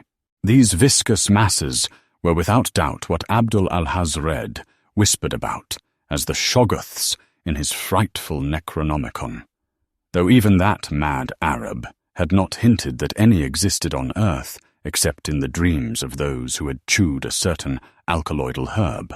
When the star-headed Old Ones on this planet had synthesized their simple food forms and bred a good supply of Shoggoths, they allowed other cell groups to develop into other forms of animal and vegetable life for sundry purposes, extirpating any whose presence became troublesome. With the aid of the Shoggoths, whose expansions could be made to lift prodigious weights, the small, low cities under the sea grew to vast and imposing labyrinths of stone, not unlike those which later rose on land. Indeed, the highly adaptable Old Ones had lived much on land in other parts of the universe, and probably retained many traditions of land construction. As we studied the architecture of all these sculptured Paleogean cities, including that whose aeon-dead corridors we were even then traversing, we were impressed by a curious coincidence which we have not yet tried to explain, even to ourselves. The tops of the buildings, which in the actual city around us had of course been weathered into shapeless ruins ages ago, were clearly displayed in the bas-reliefs, and showed vast clusters of needle-like spires, delicate finials on certain cone and pyramid apexes, and tiers of thin, horizontal scalloped discs capping cylindrical shafts. This was exactly what we had seen in that monstrous and portentous mirage, cast by a dead city when such skyline features had been absent for thousands and tens of thousands of years, which loomed on our ignorant eyes across the unfathomed mountains of madness as we first approached poor Lake's ill-fated camp. Of the life of the Old Ones, both under the sea and after part of them migrated to land, volumes could be written. Those in shallow water had continued the fullest use of the eyes at the ends of their 5 main head tentacles, and had practiced the arts of sculpture and of writing in quite the usual way, the writing accomplished with a stylus on waterproof waxen surfaces. Those lower down in the ocean depths, though they used a curious phosphorescent organism to furnish light, pieced out their vision with obscure special senses operating through the prismatic cilia on their heads, senses which rendered all the Old Ones partly independent of light in emergencies. Their forms of sculpture and writing had changed curiously during the descent, embodying certain apparently chemical coating processes, probably to secure phosphorescence, which the bas-reliefs could not make clear to us. The beings moved in the sea partly by swimming, using the lateral crinoid arms, and partly by wriggling with the lower tier of tentacles containing the pseudo-feet. Occasionally they accomplished long swoops with the auxiliary use of 2 or more sets of their fan-like folding wings. On land they locally used the pseudo-feet, but now and then flew to great heights or over long distances with their wings. The many slender tentacles into which the crinoid arms branched were infinitely delicate, flexible, strong, and accurate in muscular nervous coordination, ensuring the utmost skill and dexterity in all artistic and other manual operations. The toughness of the things was almost incredible. Even the terrific pressures of the deepest sea bottoms appeared powerless to harm them. Very few seemed to die at all except by violence, and their burial places were very limited. The fact that they covered their vertically inhumed dead with 5-pointed inscribed mounds set up thoughts in Danforth and me, which made a fresh pause and recuperation necessary after the sculptures revealed it. The beings multiplied by means of spores-like vegetable pteridophytes, as Lake had suspected. But owing to their prodigious toughness and longevity, and consequent lack of replacement needs, they did not encourage the large-scale development of new prothalae, except when they had new regions to colonize. The young matured swiftly, and received an education evidently beyond any standard we can imagine. The prevailing intellectual and aesthetic life was highly evolved, and produced a tenaciously enduring set of customs and institutions, which I shall describe more fully in my coming monograph. These varied slightly according to sea or land residence, but had the same foundations and essentials. Though able, like vegetables, to derive nourishment from inorganic substances, they vastly preferred organic and especially animal food. They ate uncooked marine life under the sea, but cooked their viands on land. They hunted game and raised meat herds, slaughtering with sharp weapons, whose odd marks on certain fossil bones our expedition had noted. They resisted all ordinary temperatures marvelously, and in their natural state could live in water down to freezing. When the great chill of the Pleistocene drew on, however, nearly 1 million years ago, the land dwellers had to resort to special measures, including artificial heating, until at last the deadly cold appears to have driven them back into the sea. For their prehistoric flights through cosmic space, legend said, they had absorbed certain chemicals and became almost independent of eating, breathing, or heat conditions.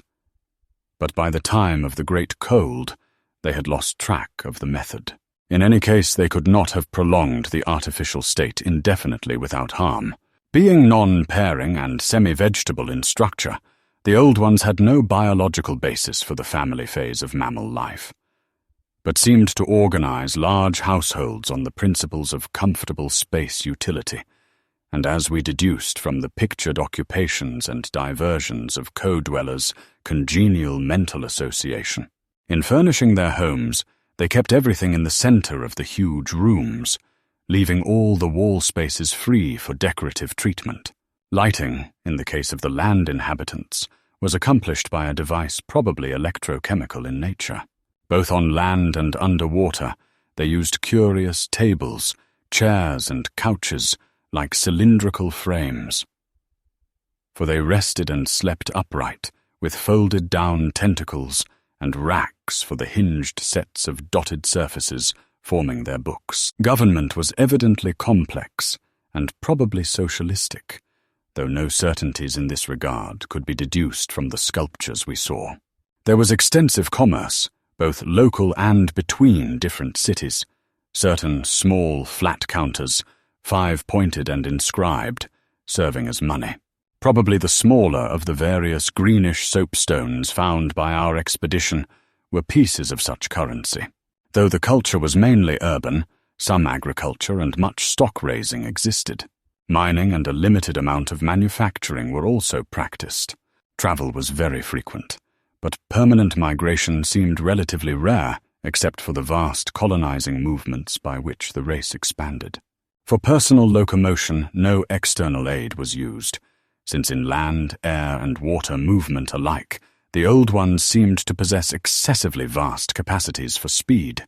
Loads, however, were drawn by beasts of burden shoggoths under the sea, and a curious variety of primitive vertebrates in the later years of land existence. These vertebrates, as well as an infinity of other life forms, animal and vegetable, marine, terrestrial, and aerial, were the products of unguided evolution, acting on life cells made by the old ones, but escaping beyond their radius of attention. They had been suffered to develop unchecked because they had not come in conflict with the dominant beings. Bothersome forms, of course, were mechanically exterminated. It interested us to see in some of the very last and most decadent sculptures a shambling primitive mammal, used sometimes for food, and sometimes as an amusing buffoon by the land dwellers, whose vaguely simian and human foreshadowings were unmistakable. In the building of land cities, the huge stone blocks of the high towers were generally lifted by vast winged pterodactyls of a species heretofore unknown to paleontology. The persistence with which the old ones survived various geologic changes and convulsions of the Earth's crust was little short of miraculous. Though few or none of their first cities seem to have remained beyond the Archean age, there was no interruption in their civilization or in the transmission of their records. Their original place of advent to the planet was the Antarctic Ocean, and it is likely that they came not long after the matter forming the moon was wrenched from the neighboring South Pacific. According to one of the sculptured maps, the whole globe was then under water, with stone cities scattered farther and farther from the Antarctic as eons passed. Another map shows a vast bulk of dry land around the South Pole, where it is evident that some of the beings made experimental settlements, though their main centers were transferred to the nearest sea bottom.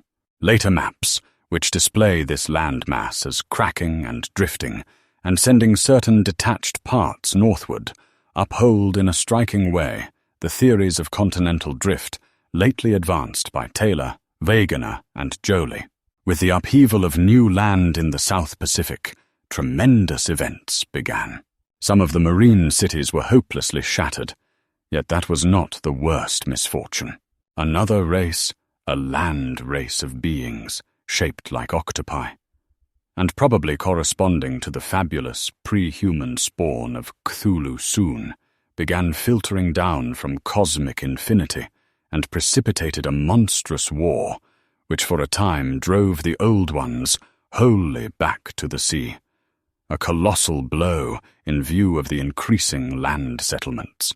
Later peace was made, and the new lands were given to the Cthulhu spawn, whilst the old ones held the sea and the older lands. New land cities were founded, the greatest of them in the Antarctic, for this region of first arrival was sacred. From then on, as before, the Antarctic remained the center of the old ones' civilization, and all the discoverable cities built there by the Cthulhu spawn were blotted out. Then suddenly, the lands of the Pacific sank again, taking with them the frightful stone city of Aralie and all the cosmic octopi, so that the old ones were again supreme on the planet, except for one shadowy fear about which they did not like to speak. At a rather later age, their cities dotted all the land and water areas of the globe. Hence the recommendation in my coming monograph that some archaeologists make systematic borings with Pabodi's type of apparatus in certain widely separated regions. The steady trend down the ages was from water to land, a movement encouraged by the rise of new land masses, though the ocean was never wholly deserted. Another cause of the landward movement was the new difficulty in breeding and managing the shoggoths upon which successful sea life depended. With the march of time, as the sculptures sadly confessed, the art of creating new life from inorganic matter had been lost, so that the old ones had to depend on the moulding of forms already in existence. On land, the great reptiles proved highly tractable, but the shoggoths of the sea, reproducing by fission and acquiring a dangerous degree of accidental intelligence, presented for a time a formidable problem. They had always been controlled through the hypnotic suggestion of the old ones, and had modelled their tough plasticity into various useful temporary limbs and organs. But now their self-modelling powers were sometimes exercised independently, and in various imitative forms implanted by past suggestion. They had, it seems, developed a semi-stable brain, whose separate and occasionally stubborn volition echoed the will of the old ones without always obeying it. Sculptured images of these shoggoths filled Danforth and me with horror and loathing. They were normally shapeless entities composed of a viscous jelly which looked like an agglutination of bubbles, and each averaged about 15 feet in diameter when a sphere. They had, however, a constantly shifting shape and volume, throwing out temporary developments or forming apparent organs of sight, hearing, and speech in imitation of their masters, either spontaneously or according to suggestion. They seem to have become peculiarly intractable toward the middle of the Permian Age, perhaps 150 million years ago, when a veritable war of re-subjugation was waged upon them by the marine old ones. Pictures of this war, and of the headless, slime-coated fashion in which the shoggoths typically left their slain victims, held a marvelously fearsome quality, despite the intervening abyss of untold ages. The old ones had used curious weapons of molecular disturbance against the rebel entities, and in the end had achieved a complete victory. Thereafter, the sculptures showed a period in which Shoggoths were tamed and broken by armed Old Ones, as the wild horses of the American West were tamed by cowboys. Though during the rebellion, the Shoggoths had shown an ability to live out of water, this transition was not encouraged, since their usefulness on land would hardly have been commensurate with the trouble of their management. During the Jurassic Age, the Old Ones met fresh adversity in the form of a new invasion from outer space, this time by half fungus, half crustacean creatures from a planet identifiable as the remote and recently discovered Pluto. Creatures undoubtedly the same as those figuring in certain whispered hill legends of the north, and remembered in the Himalayas as the Mi-Go, or abominable snowmen. To fight these beings, the Old Ones attempted, for the first time since their terrene advent, to sally forth again into the planetary ether, but despite all traditional preparations, found it no longer possible to leave the Earth's atmosphere. Whatever the old secret of interstellar travel had been, it was now definitely lost to the race. In the end, the Mi-Go drove the Old Ones out of all the northern lands, though they were powerless to disturb those in the sea. Little by little, the slow retreat of the elder race to their original Antarctic habitat was beginning. It was curious to note from the pictured battles that both the Cthulhu spawn and the Mi-Go seem to have been composed of matter more widely different from that which we know than was the substance of the Old Ones.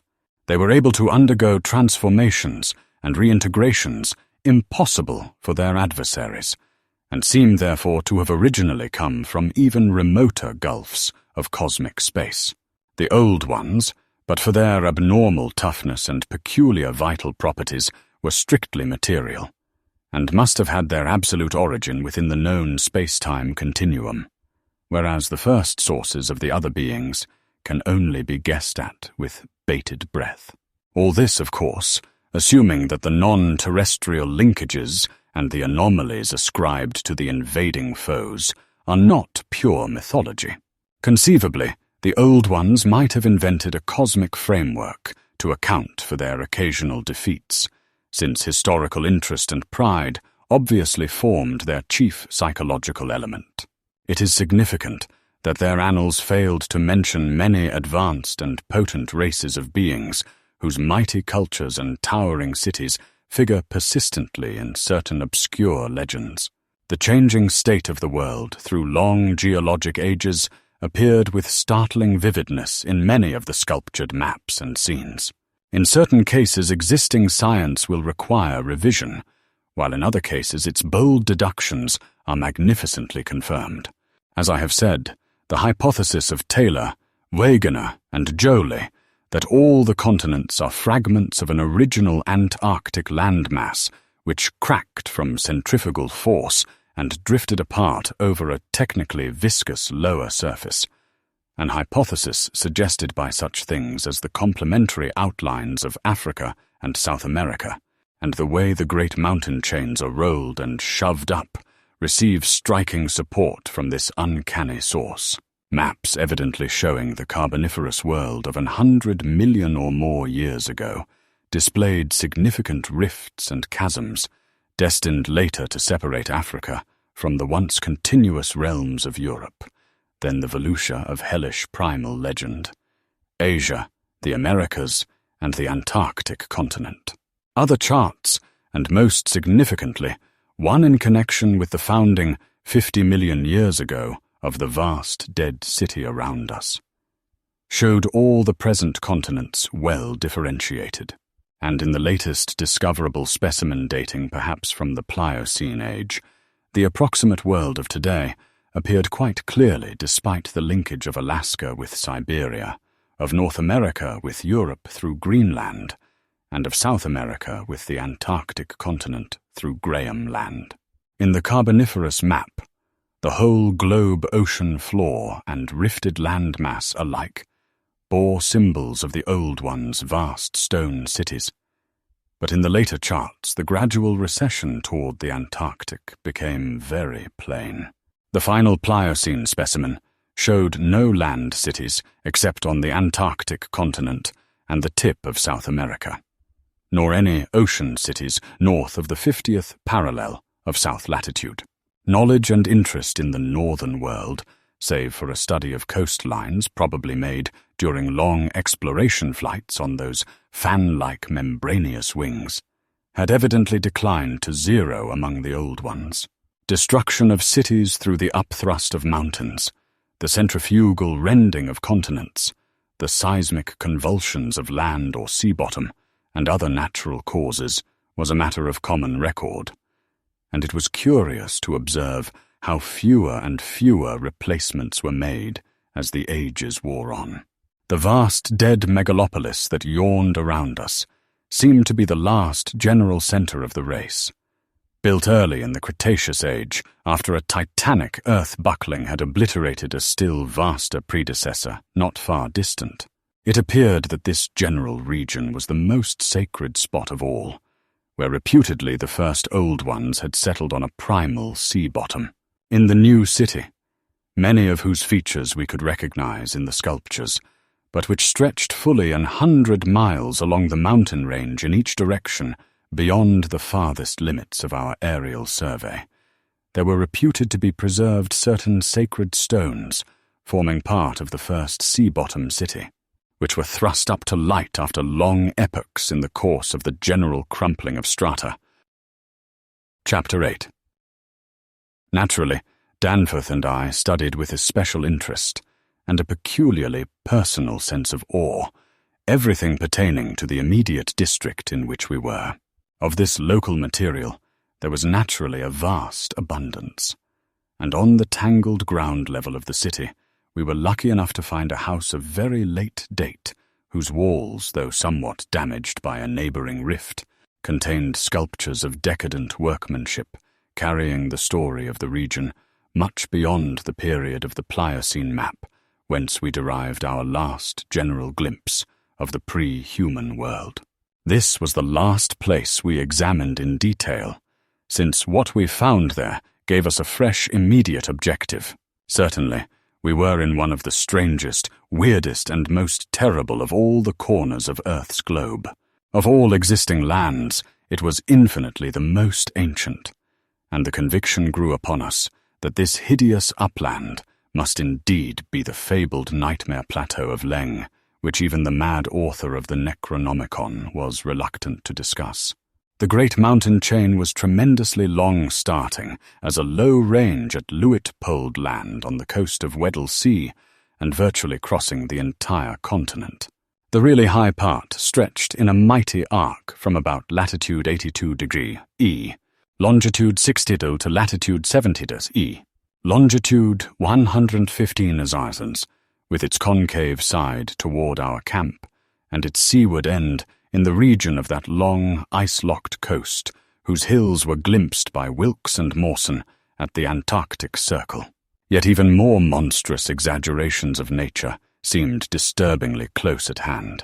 I have said that these peaks are higher than the Himalayas, but the sculptures forbid me to say that they are Earth's highest.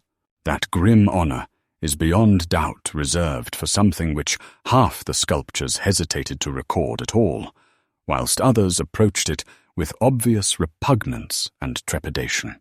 It seems that there was one part of the ancient land, the first part that ever rose from the waters after the earth had flung off the moon, and the old ones had seeped down from the stars, which had come to be shunned as vaguely and namelessly evil.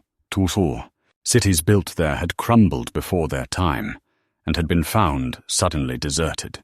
Then when the first great earth buckling had convulsed the region in the Comanchean age, a frightful line of peaks had shot suddenly up amidst the most appalling din, and chaos and earth had received her loftiest and most terrible mountains. If the scale of the carvings was correct, these abhorred things must have been much over 40,000 feet high, radically vaster than even the shocking mountains of madness we had crossed.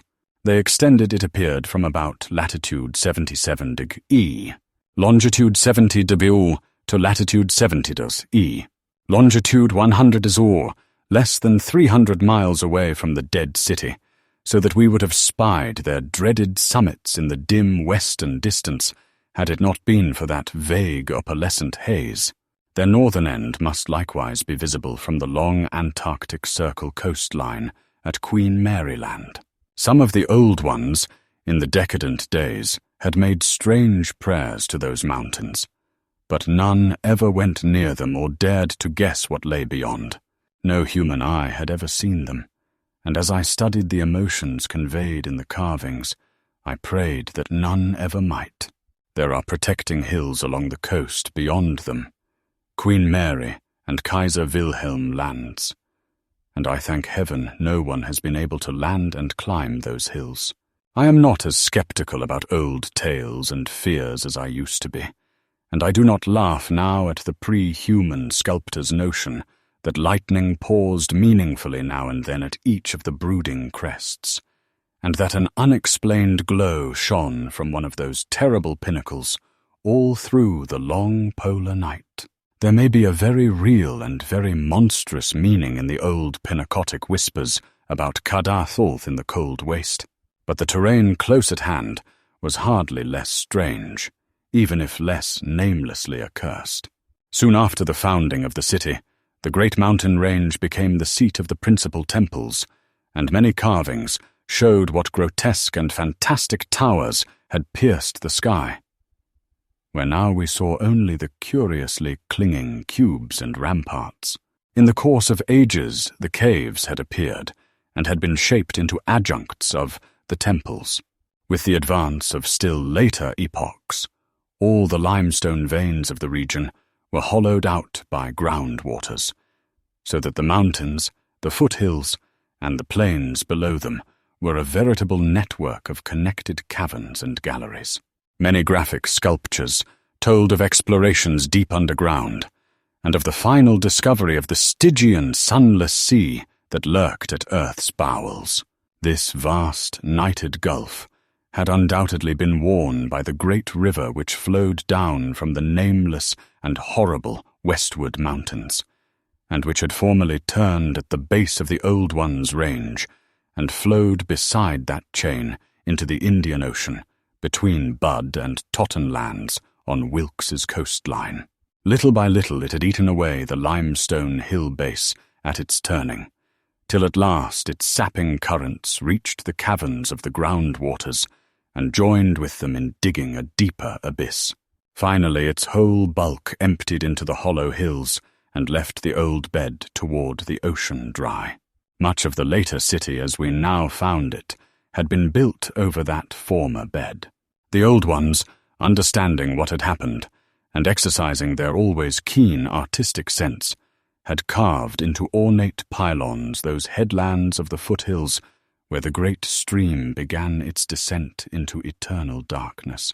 This river, once crossed by scores of noble stone bridges, was plainly the one whose extinct course we had seen in our aeroplane survey. Its position in different carvings of the city helped us to orient ourselves to the scene as it had been at various stages of the region's age-long, eon-dead history, so that we were able to sketch a hasty but careful map of the salient features, squares, important buildings, and the like for guidance in further explorations. We could soon reconstruct in fancy the whole stupendous thing as it was 1,000,000 or 10,000,000 or 50,000,000 years ago, for the sculptures told us exactly what the buildings and mountains and squares and suburbs and landscape setting and luxuriant tertiary vegetation had looked like. It must have had a marvelous and mystic beauty, and as I thought of it, I almost forgot the clammy sense of sinister oppression with which the city's inhuman age and massiveness and deadness and remoteness and glacial twilight had choked and weighed on my spirit. Yet according to certain carvings, the denizens of that city had themselves known the clutch of oppressive terror, for there was a sombre and recurrent type of scene in which the old ones were shown in the act of recoiling affrightedly from some object, never allowed to appear in the design found in the great river, and indicated as having been washed down through waving, vine-draped cycad forests from those horrible westward mountains. It was only in the one late-built house with the decadent carvings that we obtained any foreshadowing of the final calamity leading to the city's desertion. Undoubtedly, there must have been many sculptures of the same age elsewhere, even allowing for the slackened energies and aspirations of a stressful and uncertain period. Indeed, very certain evidence of the existence of others came to us shortly afterward. But this was the first and only set we directly encountered. We meant to look farther later on, but as I have said, immediate conditions dictated another present objective. There would, though, have been a limit. For after all hope of a long future occupancy of the place had perished among the old ones, there could not but have been a complete cessation of mural decoration. The ultimate blow, of course, was the coming of the great cold, which once held most of the earth in thrall, and which has never departed from the ill-fated poles. The great cold that at the world's other extremity put an end to the fabled lands of Lomar and Hyperborea. Just when this tendency began in the Antarctic, it would be hard to say in terms of exact years. Nowadays we set the beginning of the general glacial periods at a distance of about 500,000 years from the present, but at the poles the terrible scourge must have commenced much earlier. All quantitative estimates are partly guesswork, but it is quite likely that the decadent sculptures were made considerably less than 1,000,000 years ago, and that the actual desertion of the city was complete long before the conventional opening of the Pleistocene 500,000 years ago, as reckoned in terms of the Earth's whole surface. In the decadent sculptures, there were signs of thinner vegetation everywhere, and of a decreased country life on the part of the old ones. Heating devices were shown in the houses, and winter travelers were represented as muffled in protective fabrics.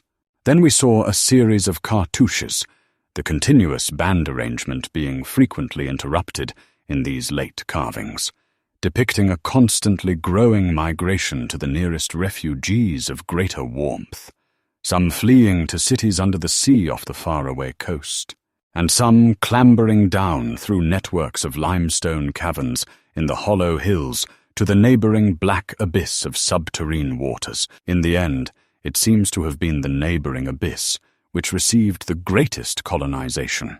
This was partly due, no doubt, to the traditional sacredness of this especial region, but may have been more conclusively determined by the opportunities it gave for continuing the use of the great temples on the honeycombed mountains, and for retaining the vast land city as a place of summer residence and base of communication with various minds. The linkage of old and new abodes was made more effective by means of several gradings and improvements along the connecting routes, including the chiseling of numerous direct tunnels from the ancient metropolis to the Black Abyss. Sharply down-pointing tunnels whose mouths we carefully drew, according to our most thoughtful estimates, on the guide map we were compiling. It was obvious that at least 2 of these tunnels lay within a reasonable exploring distance of where we were, both being on the mountainward edge of the city, one less than a quarter-mile toward the ancient river course, and the other perhaps twice that distance in the opposite direction. The abyss, it seems, had shelving shores of dry land at certain places, but the old ones built their new city under water, no doubt because of its greater certainty of uniform warmth. The depth of the hidden sea appears to have been very great, so that the Earth's internal heat could ensure its habitability for an indefinite period. The beings seem to have had no trouble in adapting themselves to part-time, and eventually, of course, whole-time residence underwater, since they had never allowed their gill systems to atrophy. There were many sculptures which showed how they had always frequently visited their submarine kinsfolk elsewhere, and how they had habitually bathed on the deep bottom of their great river. The darkness of inner Earth could likewise have been no deterrent to a race accustomed to long Antarctic nights. Decadent though their style undoubtedly was, these latest carvings had a truly epic quality, where they told of the building of the new city in the cavern sea. The Old Ones had gone about it scientifically, quarrying insoluble rocks from the heart of the honeycombed mountains and employing expert workers from the nearest submarine city to perform the construction according to the best methods. These workers brought with them all that was necessary to establish the new Venture Shoggoth tissue from which to breed stone lifters and subsequent beasts of burden for the cavern city and other protoplasmic matter to mold into phosphorescent organisms for lighting purposes. At last a mighty metropolis rose on the bottom of that Stygian sea, its architecture much like that of the city above, and its workmanship displaying relatively little decadence because of the precise mathematical element inherent in building operations. The newly bred Shoggoths grew to enormous size and singular intelligence, and were represented as taking and executing orders with marvelous quickness. They seemed to converse with the Old Ones by mimicking their voices, a sort of musical piping over a wide range, if poor Lake's dissection had indicated aright, and to work more from spoken commands than from hypnotic suggestions as in earlier times. They were, however, kept in admirable control. The phosphorescent organisms supplied light with vast effectiveness, and doubtless atoned for the loss of the familiar polar auroras of the outer world night. Art and decoration were pursued, though of course with a certain decadence. The Old Ones seemed to realize this falling off themselves, and in many cases anticipated the policy of Constantine the Great by transplanting especially fine blocks of ancient carving from their land city, just as the emperor, in a similar age of decline, stripped Greece and Asia of their finest art to give his new Byzantine capital greater splendors than its own people could create. That the transfer of sculptured blocks had not been more extensive was doubtless owing to the fact that the land city was not at first wholly abandoned. By the time total abandonment did occur, and it surely must have occurred before the polar Pleistocene was far advanced, the Old Ones had perhaps become satisfied with their decadent art, or had ceased to recognize the superior merit of the older carvings. At any rate, the eon-silent ruins around us had certainly undergone no wholesale sculptural denudation, though all the best separate statues, like other movables, had been taken away. The decadent cartouches and dados telling this story were, as I have said, the latest we could find in our limited search. They left us with a picture of the Old Ones, shuttling back and forth betwixt the land city in summer and the sea cavern city in winter, and sometimes trading with the sea-bottom cities off the Antarctic coast. By this time, the ultimate doom of the land city must have been recognized, for the sculptures showed many signs of the cold's malign encroachments. Vegetation was declining, and the terrible snows of the winter no longer melted completely even in midsummer. The saurian livestock were nearly all dead, and the mammals were standing it none too well.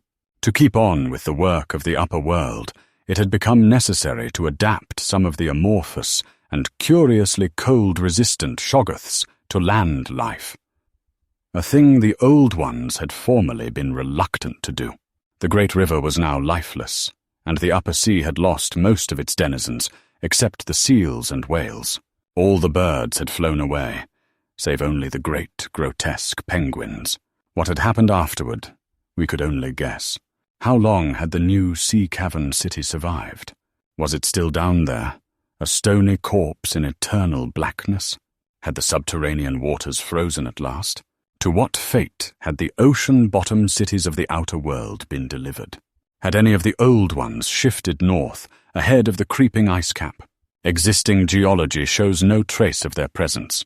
Had the frightful Migo been still a menace in the outer land world of the north?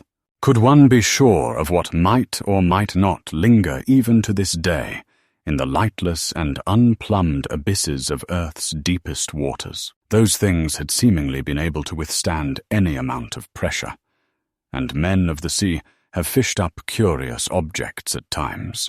And has the killer whale theory really explained the savage and mysterious scars on Antarctic seals noticed a generation ago by Borchgrevink. The specimens found by Poor Lake did not enter into these guesses, for their geologic setting proved them to have lived at what must have been a very early date in the land city's history. They were, according to their location, certainly not less than 30 million years old, and we reflected that in their day the sea cavern city, and indeed the cavern itself, had no existence. They would have remembered an older scene, with lush tertiary vegetation everywhere, a younger land city of flourishing arts around them, and a great river sweeping northward along the base of the mighty mountains toward a faraway tropic ocean. And yet we could not help thinking about these specimens, especially about the 8 perfect ones that were missing from Lake's hideously ravaged camp. There was something abnormal about that whole business. The strange things we had tried so hard to lay to somebody's madness, those frightful graves, the amount and nature of the missing material, Gedney, the unearthly toughness of those archaic monstrosities, and the queer vital freaks the sculptures now showed the race to have. Danforth and I had seen a good deal in the last few hours, and were prepared to believe and keep silent about many appalling and incredible secrets of primal nature. Chapter 9. I have said that our study of the decadent sculptures brought about a change in our immediate objective. This, of course, had to do with the chiseled avenues to the black inner world, of whose existence we had not known before, but which we were now eager to find and traverse. From the evident scale of the carvings, we deduced that a steeply descending walk of about a mile through either of the neighboring tunnels would bring us to the brink of the dizzy, sunless cliffs above the great abyss, down whose side adequate paths, improved by the old ones, led to the rocky shore of the hidden and nighted ocean. To behold this fabulous gulf in stark reality was a lure which seemed impossible of resistance once we knew of the thing. Yet we realized we must begin the quest at once if we expected to include it on our present flight. It was now 8 p.m., and we had not enough battery replacements to let our torches burn on forever.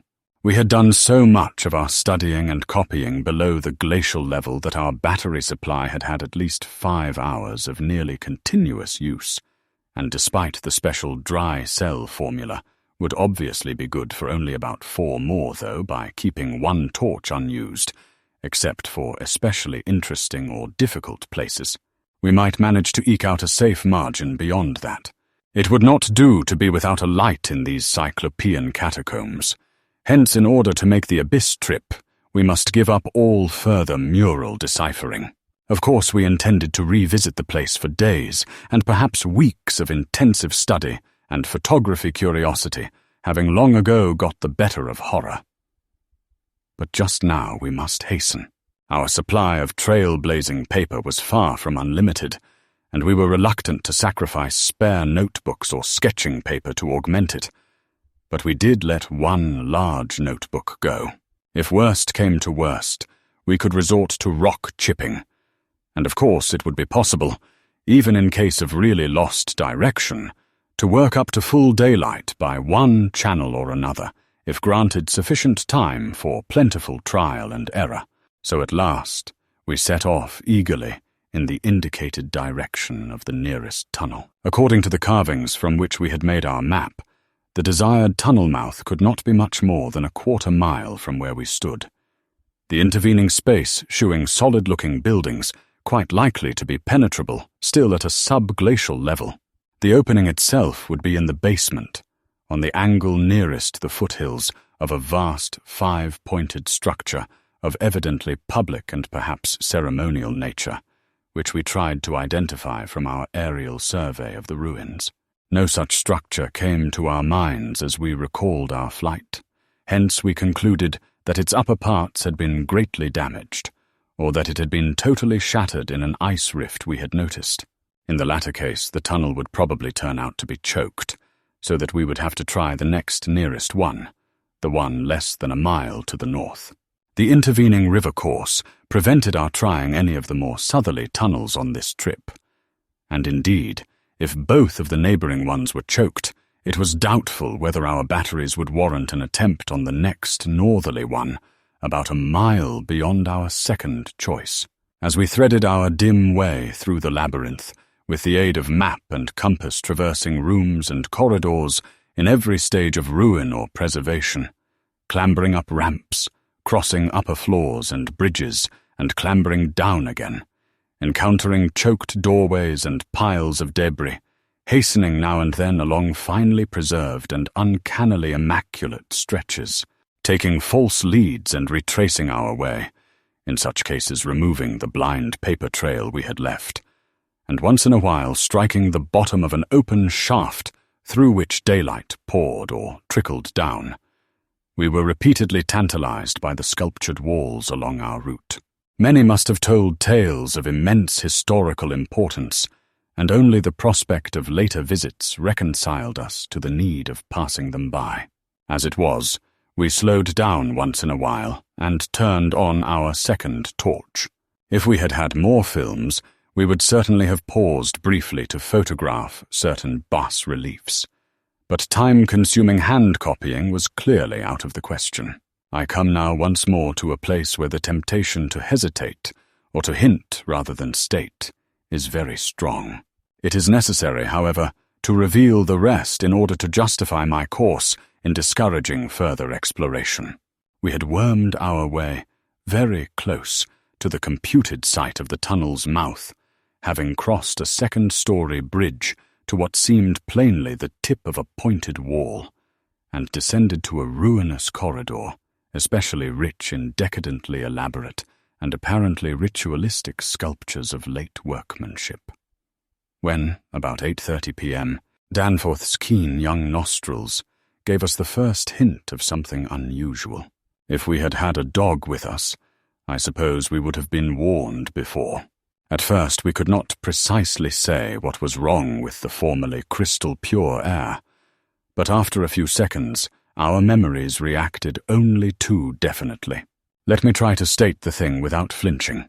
There was an odor, and that odor was vaguely, subtly, and unmistakably akin to what had nauseated us upon opening the insane grave of the horror poor Lake had dissected. Of course, the revelation was not as clearly cut at the time as it sounds now. There were several conceivable explanations, and we did a good deal of indecisive whispering.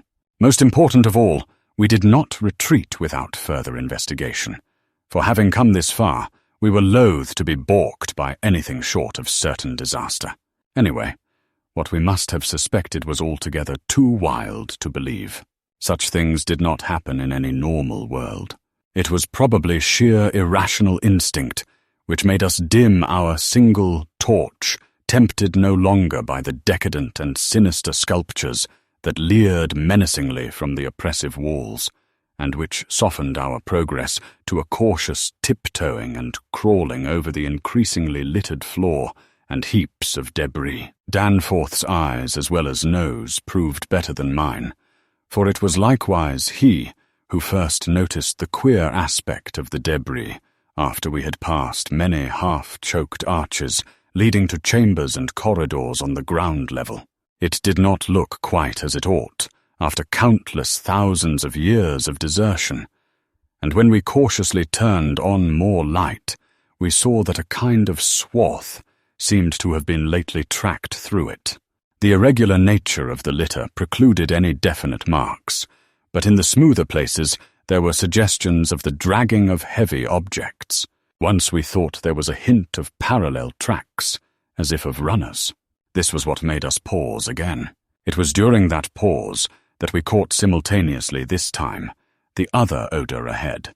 Paradoxically, it was both a less frightful and a more frightful odor, less frightful intrinsically, but infinitely appalling in this place under the known circumstances. Unless, of course, Gedney. For the odor was the plain and familiar one of common petrol everyday gasoline. Our motivation after that is something I will leave to psychologists. We knew now that some terrible extension of the camp horrors must have crawled into this nighted burial place of the eons, hence could not doubt any longer the existence of nameless conditions present or at least recent just ahead. Yet in the end, we did let sheer burning curiosity or anxiety or auto-hypnotism or vague thoughts of responsibility toward Gedney, or what not, drive us on. Danforth whispered again of the print he thought he had seen at the alley, turning in the ruins above, and of the faint musical piping potentially of tremendous significance in the light of Lake's dissection report, despite its close resemblance to the cave-mouth echoes of the windy peaks, which he thought he had shortly afterward half heard from unknown depths below. I, in my turn, whispered of how the camp was left of what had disappeared, and of how the madness of a lone survivor might have conceived the inconceivable. A wild trip across the monstrous mountains and a descent into the unknown primal masonry. But we could not convince each other, or even ourselves, of anything definite. We had turned off all light as we stood still, and vaguely noticed that a trace of deeply filtered upper day kept the blackness from being absolute. Having automatically begun to move ahead, we guided ourselves by occasional flashes from our torch. The disturbed debris formed an impression we could not shake off, and the smell of gasoline grew stronger. More and more ruin met our eyes and hampered our feet, until very soon we saw that the forward way was about to cease. We had been all too correct in our pessimistic guess about that rift glimpsed from the air. Our tunnel quest was a blind one, and we were not even going to be able to reach the basement out of which the abyssward aperture opened. The torch, flashing over the grotesquely carven walls of the blocked corridor in which we stood, showed several doorways in various states of obstruction, and from one of them the gasoline odor, quite submerging that other hint of odor, came with especial distinctness. As we looked more steadily, we saw that beyond a doubt there had been a slight and recent clearing away of debris from that particular opening. Whatever the lurking horror might be, we believed the direct avenue toward it was now plainly manifest. I do not think anyone will wonder that we waited an appreciable time before making any further motion. And yet, when we did venture inside that black arch, our first impression was one of anticlimax.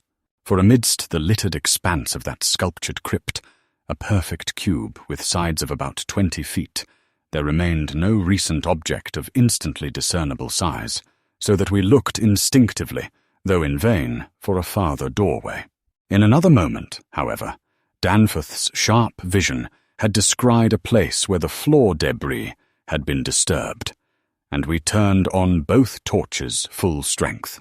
Though what we saw in that light was actually simple and trifling, I am none the less reluctant to tell of it because of what it implied.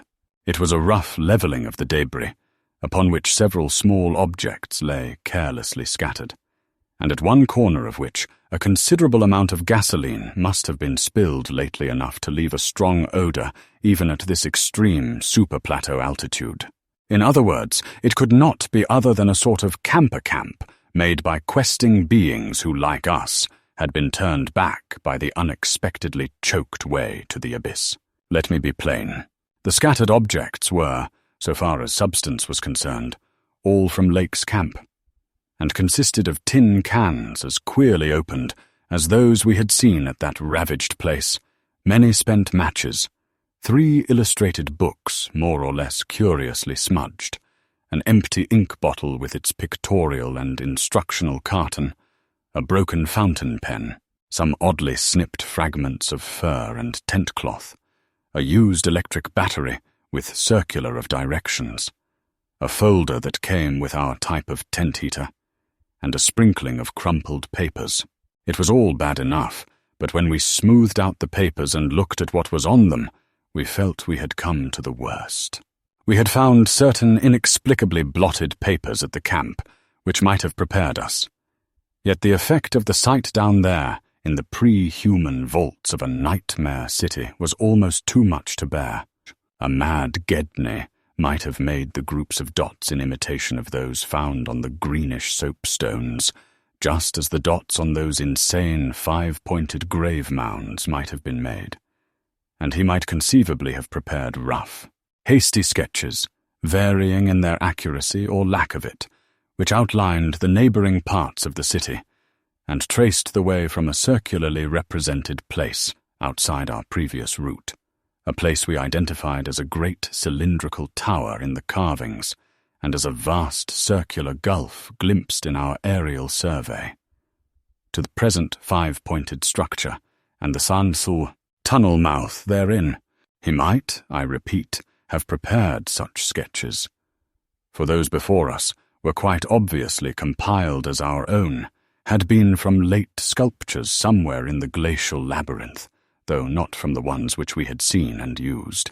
But what this art-blind bungler could never have done was to execute those sketches in a strange and assured technique, perhaps superior, despite haste and carelessness, to any of the decadent carvings from which they were taken, the characteristic and unmistakable technique of the old ones themselves in the dead city's heyday.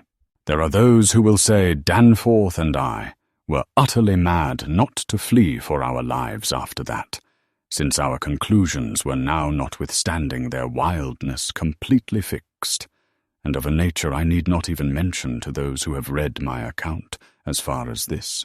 Perhaps we were mad, for have I not said those horrible peaks were mountains of madness?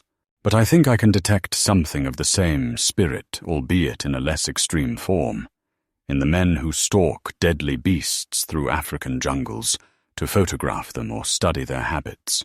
Half paralyzed with terror though we were, there was nevertheless fanned within us a blazing flame of awe and curiosity, which triumphed in the end. Of course we did not mean to face that, or those which we knew had been there, but we felt that they must be gone by now. They would, by this time, have found the other neighboring entrance to the abyss, and have passed within to whatever night-black fragments of the past might await them in the ultimate gulf. The ultimate gulf they had never seen, or if that entrance too was blocked, they would have gone on to the north seeking another. They were, we remembered, partly independent of light. Looking back to that moment, I can scarcely recall just what precise form our new emotions took, just what change of immediate objective it was that so sharpened our sense of expectancy. We certainly did not mean to face what we feared. Yet I will not deny that we may have had a lurking, unconscious wish to spy certain things from some hidden vantage point. Probably we had not given up our zeal to glimpse the abyss itself, though there was interposed a new goal in the form of that great circular place shown on the crumpled sketches we had found. We had at once recognized it as a monstrous cylindrical tower, figuring in the very earliest carvings, but appearing only as a prodigious round aperture from above. Something about the impressiveness of its rendering, even in these hasty diagrams, made us think that its subglacial levels must still form a feature of peculiar importance. Perhaps it embodied architectural marvels as yet unencountered by us. It was certainly of incredible age, according to the sculptures in which it figured, being indeed among the first things built in the city. Its carvings, if preserved, could not but be highly significant. Moreover, it might form a good present link with the upper world, a shorter route than the one we were so carefully blazing, and probably that by which those others had descended. At any rate, the thing we did was to study the terrible sketches which quite perfectly confirmed our own, and start back over the indicated course to the circular place, the course which our nameless predecessors must have traversed twice before us. The other neighboring gate to the abyss would lie beyond that. I need not speak of our journey, during which we continued to leave an economical trail of paper, for it was precisely the same in kind as that by which we had reached the cul-de-sac, except that it tended to adhere more closely to the ground level and even descend to basement corridors. Every now and then we could trace certain disturbing marks in the debris or litter underfoot. and after we had passed outside the radius of the gasoline scent, we were again faintly conscious, spasmodically, of that more hideous and more persistent scent. After the way had branched from our former course, we sometimes gave the rays of our single torch a furtive sweep along the walls, noting in almost every case the well-nigh omnipresent sculptures, which indeed seemed to have formed a main aesthetic outlet for the old ones. About 9:30 p.m., while traversing a vaulted corridor, whose increasingly glaciated floor seemed somewhat below the ground level, and whose roof grew lower as we advanced, we began to see strong daylight ahead, and were able to turn off our torch. It appeared that we were coming to the vast circular place, and that our distance from the upper air could not be very great. The corridor ended in an arch surprisingly low for these megalithic ruins, but we could see much through it, even before we emerged. Beyond there stretched a prodigious round space fully 200 feet in diameter, strewn with debris and containing many choked archways, corresponding to the one we were about to cross. The walls were in available spaces, boldly sculptured into a spiral band of heroic proportions, and displayed, despite the destructive weathering caused by the openness of the spot, an artistic splendor far beyond anything we had encountered before. The littered floor was quite heavily glaciated, and we fancied that the true bottom lay at a considerably lower depth. But the salient object of the place was the titanic stone ramp, which, eluding the archways by a sharp turn outward into the open floor, wound spirally up the stupendous cylindrical wall like an inside counterpart of those once climbing outside the monstrous towers or ziggurats of antique Babylon. Only the rapidity of our flight, and the perspective which confounded the descent with the tower's inner wall, had prevented our noticing this feature from the air, and thus caused us to seek another avenue to the subglacial level. Pabadai might have been able to tell what sort of engineering held it in place, but Danforth and I could merely admire and marvel. We could see mighty stone corbels and pillars here and there, but what we saw seemed inadequate to the function performed. The thing was excellently preserved up to the present top of the tower, a highly remarkable circumstance in view of its exposure, and its shelter had done much to protect the bizarre and disturbing cosmic sculptures on the walls. As we stepped out into the awesome half-daylight of this monstrous cylinder-bottom 50 million years old, and without doubt the most primally ancient structure ever to meet our eyes, we saw that the ramp-traversed sides stretched dizzily up to a height of fully 60 feet. This, we recalled from our aerial survey, meant an outside glaciation of some 40 feet, since the yawning gulf we had seen from the plain had been at the top of an approximately 20-foot mound of crumbled masonry, somewhat sheltered for 3/4 of its circumference by the massive curving walls of a line of higher ruins. According to the sculptures, the original tower had stood in the center of an immense circular plaza, and had been perhaps 500 or 600 feet high, with tiers of horizontal discs near the top, and a row of needle-like spires along the upper rim. Most of the masonry had obviously toppled outward rather than inward, a fortunate happening, since otherwise the ramp might have been shattered and the whole interior choked. As it was, the ramp showed sad battering, whilst the choking was such that all the archways at the bottom seemed to have been recently half cleared. It took us only a moment to conclude that this was indeed the route by which those others had descended, and that this would be the logical route for our own ascent, despite the long trail of paper we had left elsewhere. The tower's mouth was no farther from the foothills and our waiting plane than was the great terraced building we had entered, and any further subglacial exploration we might make on this trip would lie in this general region. Oddly, we were still thinking about possible later trips, even after all we had seen and guessed. Then, as we picked our way cautiously over the debris of the great floor, there came a sight which for the time excluded all other matters. It was the neatly huddled array of 3 sledges in that farther angle of the ramp's lower and outward projecting course, which had hitherto been screened from our view.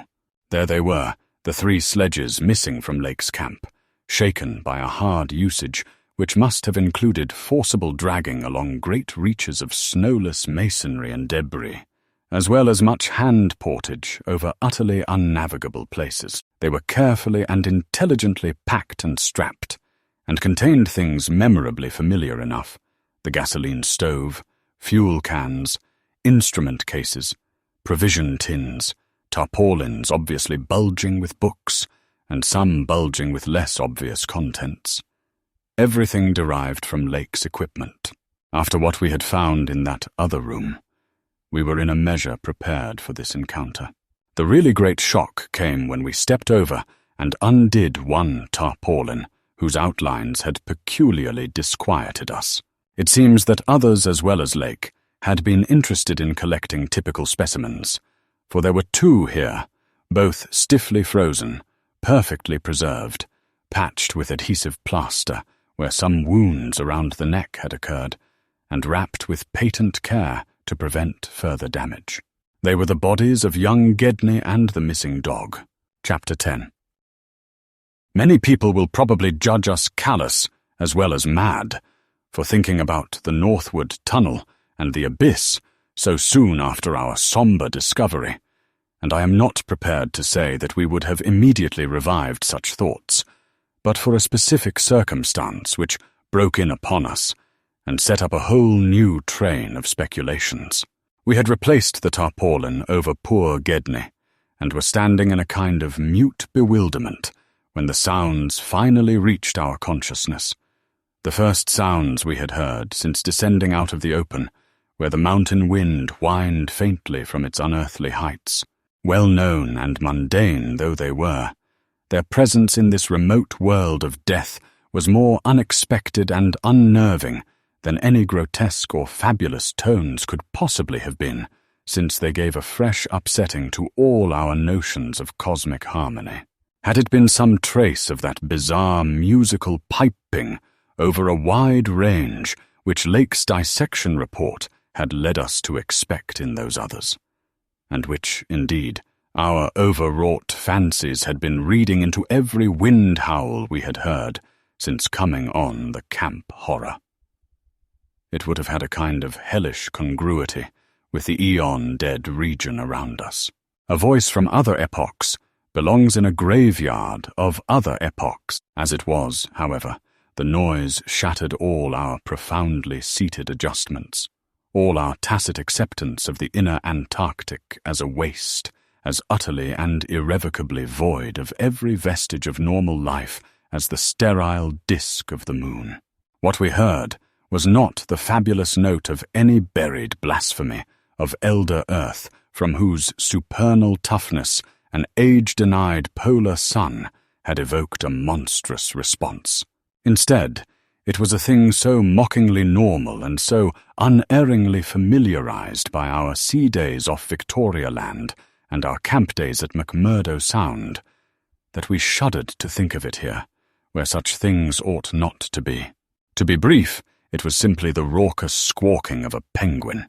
The muffled sound floated from subglacial recesses nearly opposite to the corridor whence we had come, regions manifestly in the direction of that other tunnel to the vast abyss. The presence of a living water bird in such a direction, in a world whose surface was one of age-long and uniform lifelessness, could lead to only one conclusion. Hence our first thought was to verify the objective reality of the sound. It was indeed repeated, and seemed at times to come from more than one throat. Seeking its source, we entered an archway from which much debris had been cleared, resuming our trail blazing with an added paper supply taken with curious repugnance from one of the tarpaulin bundles on the sledges when we left daylight behind. As the glaciated floor gave place to a litter of detritus, we plainly discerned some curious dragging tracks, and once Danforth found a distinct print of a sort whose description would be only too superfluous.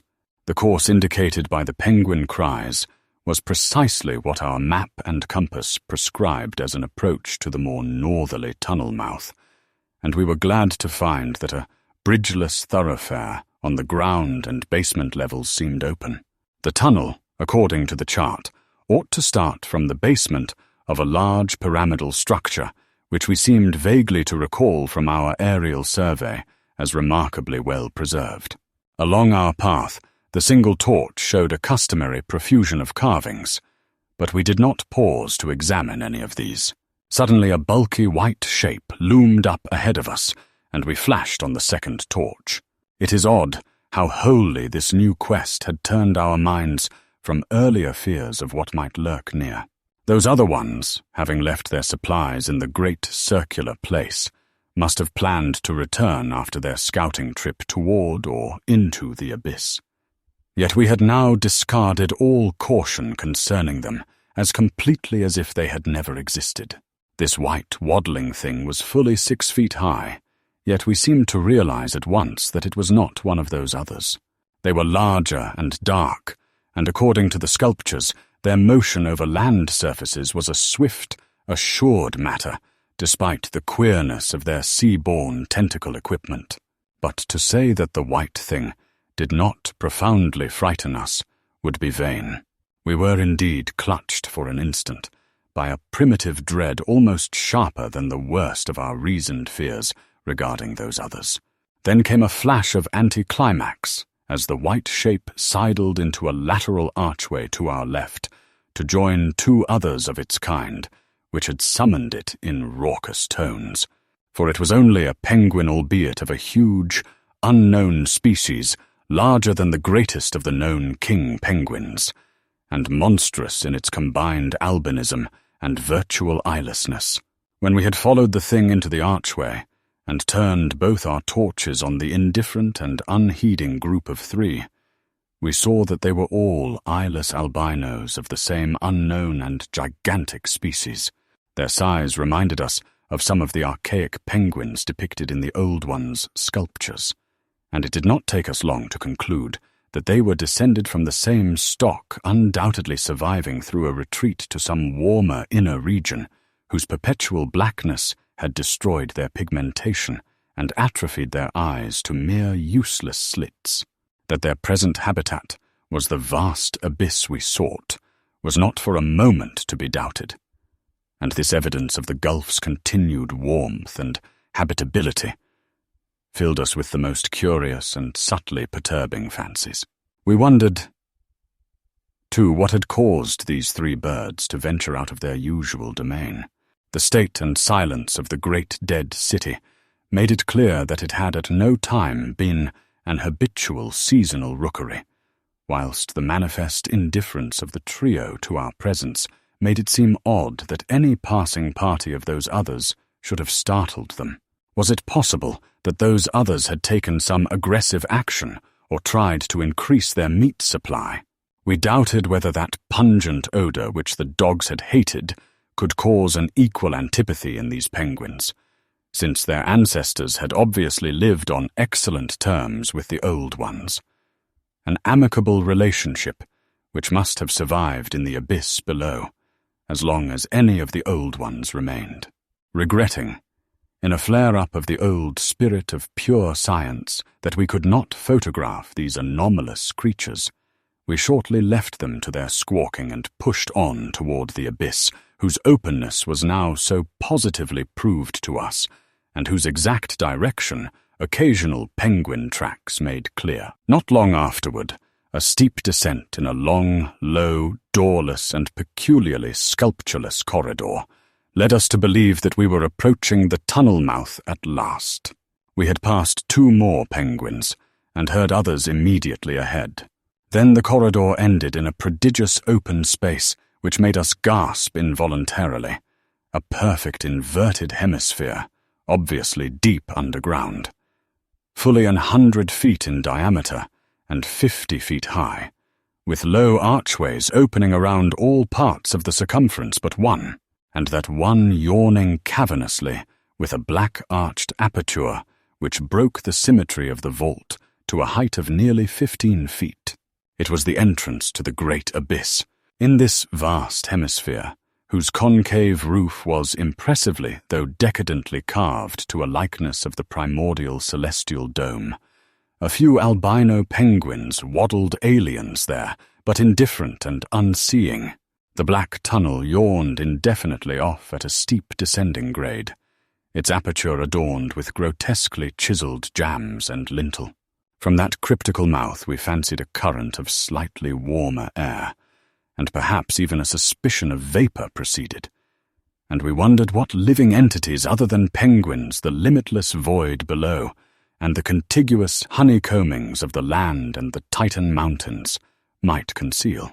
We wondered, too, whether the trace of mountain-top smoke at first suspected by Poor Lake, as well as the odd haze we had ourselves perceived around the rampart-crowned peak, might not be caused by the tortuous channeled rising of some such vapor from the unfathomed regions of Earth's core. Entering the tunnel, we saw that its outline was, at least at the start, about 15 feet each way. Sides, floor, and arched roof composed of the usual megalithic masonry. The sides were sparsely decorated with cartouches of conventional designs in a late, decadent style, and all the construction and carving were marvelously well preserved.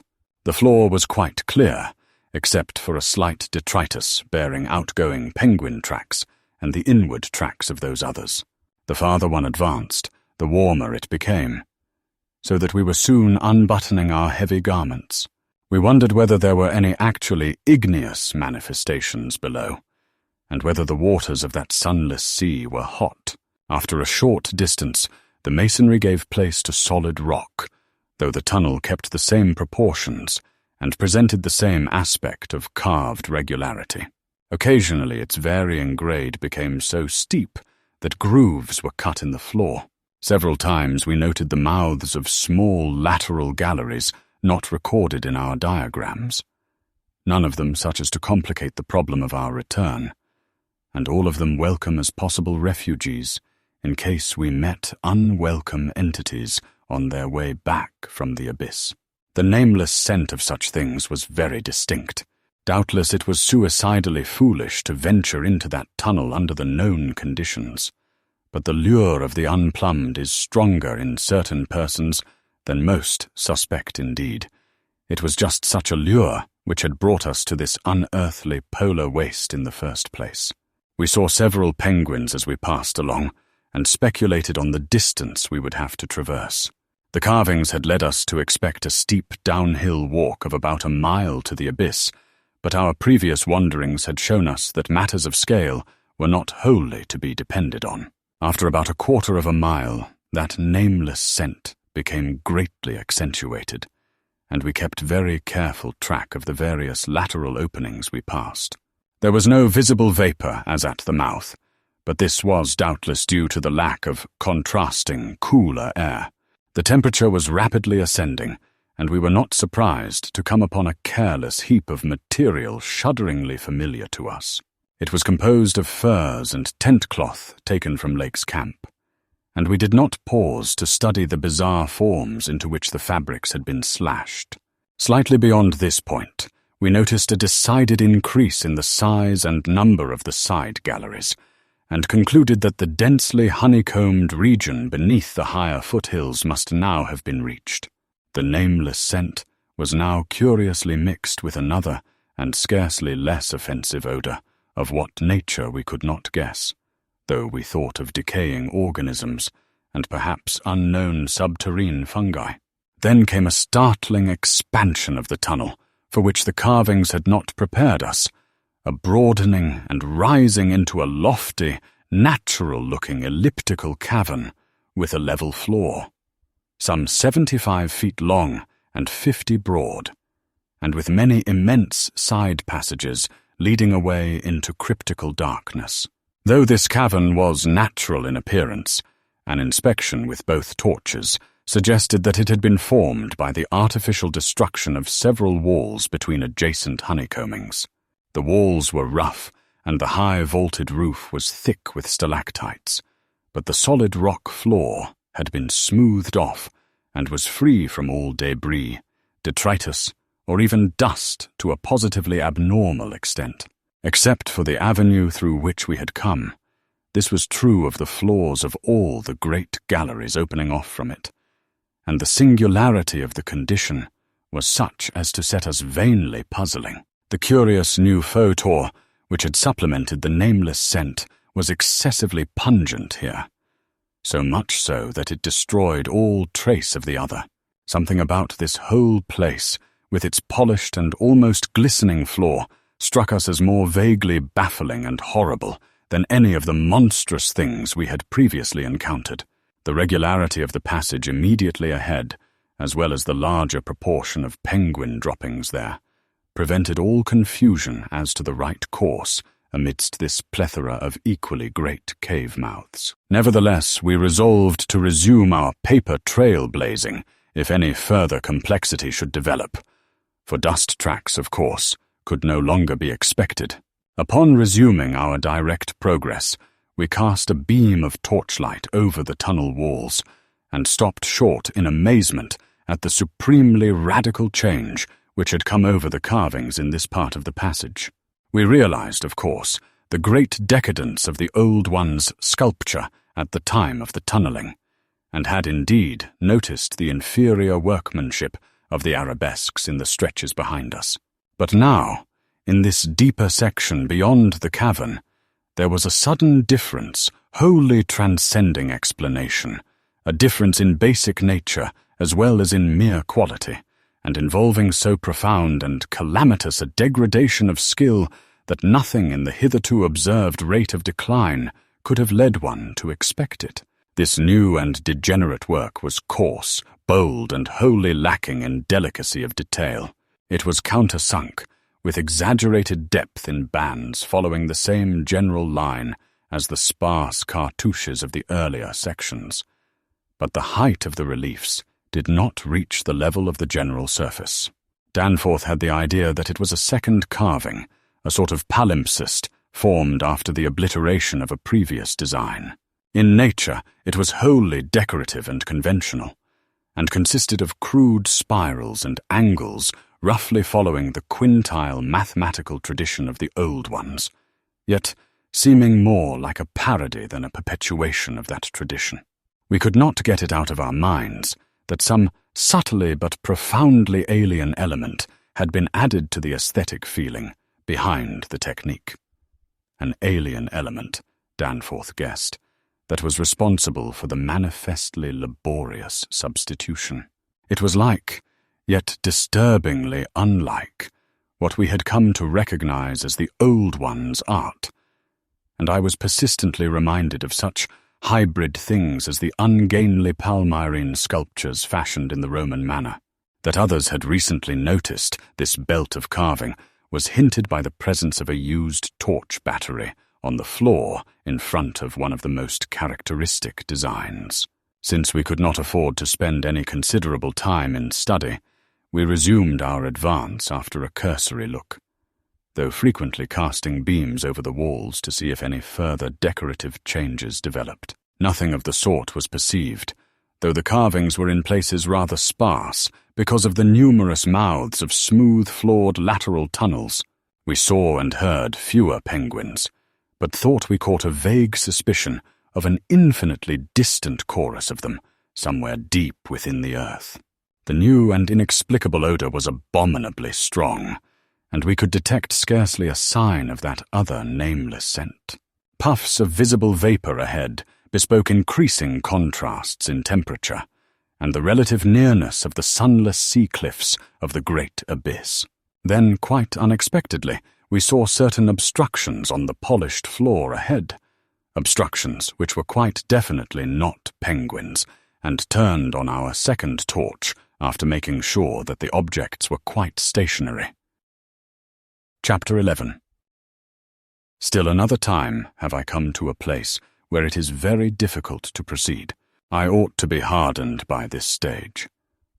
But there are some experiences and intimations which scar too deeply to permit of healing, and leave only such an added sensitiveness that memory re-inspires all the original horror.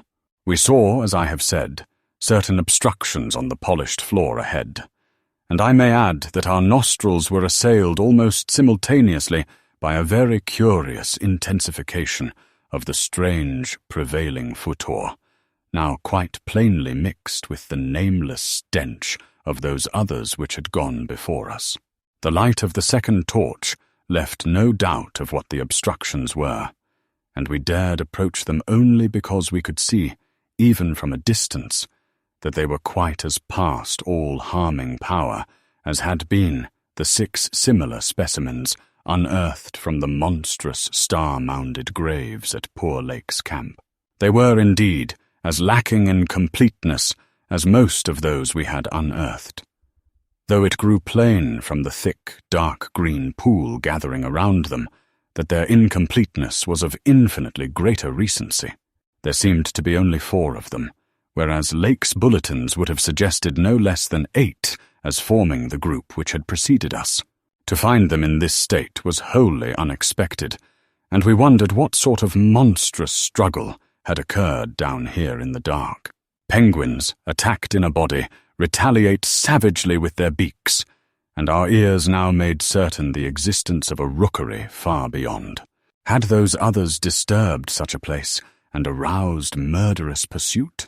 The obstructions did not suggest it, for penguin beaks against the tough tissues Lake had dissected could hardly account for the terrible damage our approaching glance was beginning to make out.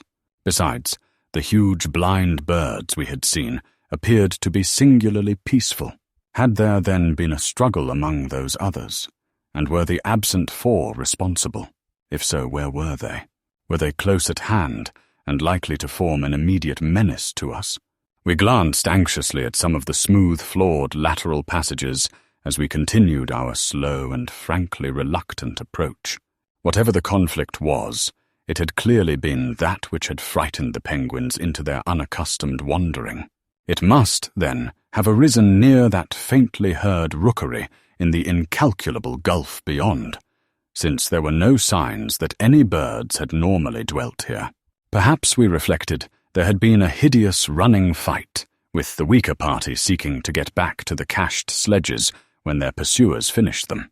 One could picture the demoniac fray between namelessly monstrous entities as it surged out of the black abyss with great clouds of frantic penguins squawking and scurrying ahead. I say that we approached those sprawling and incomplete obstructions slowly and reluctantly. Would to heaven we had never approached them at all, but had run back at top speed out of that blasphemous tunnel, with the greasily smooth floors and the degenerate murals aping and mocking the things they had superseded. Run back, before we had seen what we did see, and before our minds were burned with something which will never let us breathe easily again. Both of our torches were turned on the prostrate objects, so that we soon realized the dominant factor in their incompleteness. Mauled, compressed, twisted, and ruptured as they were, their chief common injury was total decapitation.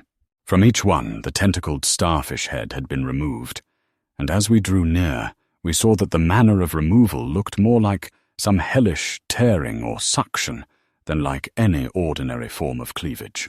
Their noisome, dark green ichor formed a large, spreading pool, but its stench was half overshadowed by that newer and stranger stench, here more pungent than at any other point along our route. Only when we had come very close to the sprawling obstructions could we trace that second, unexplainable footor to any immediate source, and the instant we did so, Danforth, remembering certain very vivid sculptures of the Old One's history in the Permian Age 150 million years ago, gave vent to a nerve-tortured cry, which echoed hysterically through that vaulted and archaic passage with the evil palimpsest carvings. I came only just short of echoing his cry myself, for I had seen those primal sculptures too, and had shudderingly admired the way the nameless artist had suggested that hideous slime coating found on certain incomplete and prostrate old ones, those whom the frightful Shoggoths had characteristically slain and sucked to a ghastly headlessness in the great war of resubjugation. They were infamous, nightmare sculptures, even when telling of age-old, bygone things. For Shoggoths and their work ought not to be seen by human beings or portrayed by any beings. The mad author of the Necronomicon had nervously tried to swear that none had been bred on this planet, and that only drugged dreamers had ever conceived them, formless protoplasm. Able to mock and reflect all forms and organs and processes, viscous agglutinations of bubbling cells, rubbery 15-foot spheroids, infinitely plastic and ductile slaves of suggestion, builders of cities more and more sullen, more and more intelligent, more and more amphibious, more and more imitative. Great God! What madness made even those blasphemous old ones willing to use and to carve such things? And now, when Danforth and I saw the freshly glistening and reflectively iridescent black slime, which clung thickly to those headless bodies and stank obscenely with that new unknown odor whose cause only a diseased fancy could envisage, clung to those bodies and sparkled less voluminously on a smooth part of the accursedly re-sculptured wall in a series of grouped dots. We understood the quality of cosmic fear to its uttermost depth. It was not fear of those 4 missing others, for all too well did we suspect they would do no harm again. Poor devils! After all, they were not evil things of their kind. They were the men of another age and another order of being. Nature had played a hellish jest on them, as it will on any others that human madness, callousness, or cruelty may hereafter drag up in that hideously dead or sleeping polar waste. And this was their tragic homecoming. They had not been even savages, for what indeed had they done? That awful awakening in the cold of an unknown epoch, perhaps an attack by the furry, frantically barking quadrupeds, and a dazed defense against them, and the equally frantic white simians with the queer wrappings and paraphernalia. Poor Lake, poor Gedney, and poor old ones, scientists to the last. What had they done that we would not have done in their place? God, what intelligence and persistence! What a facing of the incredible! Just as those carven kinsmen and forebears had faced things only a little less incredible. Radiates, vegetables, monstrosities, star spawn, whatever they had been, they were men. They had crossed the icy peaks on whose templed slopes they had once worshipped, and roamed among the tree ferns. They had found their dead city brooding under its curse, and had read its carven latter days as we had done. They had tried to reach their living fellows in fabled depths of blackness they had never seen. And what had they found?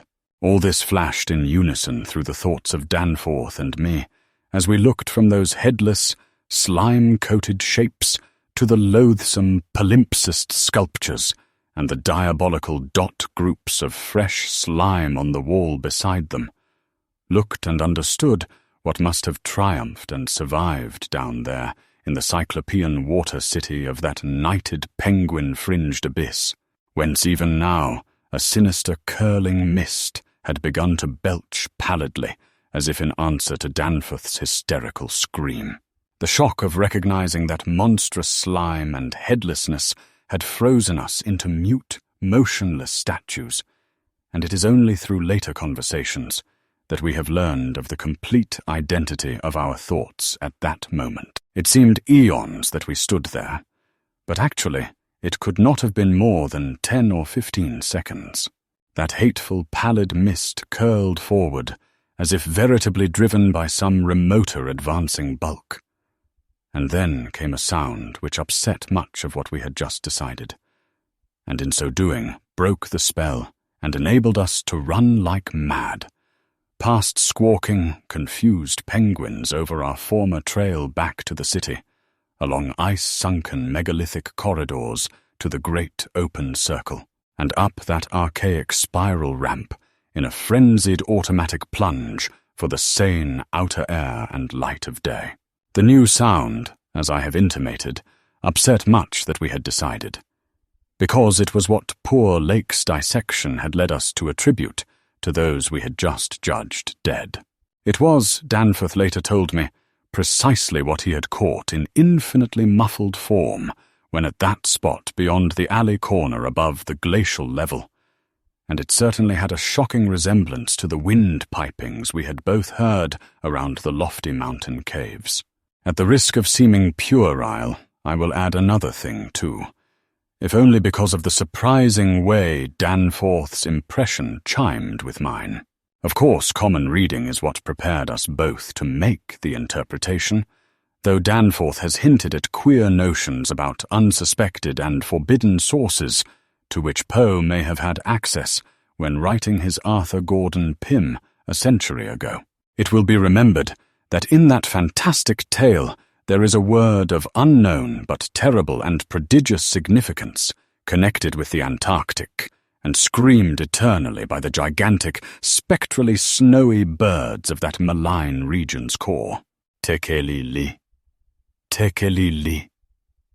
That, I may admit, is exactly what we thought we heard, conveyed by that sudden sound behind the advancing white mist, that insidious musical piping over a singularly wide range. We were in full flight before 3 notes or syllables had been uttered, though we knew that the swiftness of the old ones would enable any scream-roused and pursuing survivor of the slaughter to overtake us in a moment if it really wished to do so. We had a vague hope, however, that non-aggressive conduct and a display of kindred reason might cause such a being to spare us in case of capture, if only from scientific curiosity. After all, if such an one had nothing to fear for itself, it would have no motive in harming us. Concealment being futile at this juncture, we used our torch for a running glance behind, and perceived that the mist was thinning. Would we see, at last, a complete and living specimen of those others? Again came that insidious musical piping, "Tekelili, tekelili!" Then, noting that we were actually gaining on our pursuer, it occurred to us that the entity might be wounded. We could take no chances, however, since it was very obviously approaching in answer to Danforth's scream rather than in flight from any other entity. The timing was too close to admit of doubt, of the whereabouts of that less conceivable and less mentionable nightmare that footed unglimpsed mountain of slime-spewing protoplasm, whose race had conquered the abyss and sent land pioneers to recarve and squirm through the burrows of the hills. We could form no guess, and it cost us a genuine pang to leave this probably crippled old one, perhaps a lone survivor, to the peril of recapture and a nameless fate. Thank heaven we did not slacken our run. The curling mist had thickened again, and was driving ahead with increased speed, whilst the straying penguins in our rear were squawking and screaming and displaying signs of a panic really surprising in view of their relatively minor confusion when we had passed them. Once more came that sinister, wide-ranged, piping "Tekelili, tekelili!" We had been wrong. The thing was not wounded, but had merely paused on encountering the bodies of its fallen kindred and the hellish slime inscription above them. We could never know what that demon message was. But those burials at Lake's camp had shown how much importance the beings attached to their dead. Our recklessly used torch now revealed ahead of us the large open cavern where various ways converged, and we were glad to be leaving those morbid palimpsest sculptures. Almost felt even when scarcely seen behind. Another thought which the advent of the cave inspired was the possibility of losing our pursuer at this bewildering focus of large galleries. There were several of the blind albino penguins in the open space, and it seemed clear that their fear of the oncoming entity was extreme to the point of unaccountability.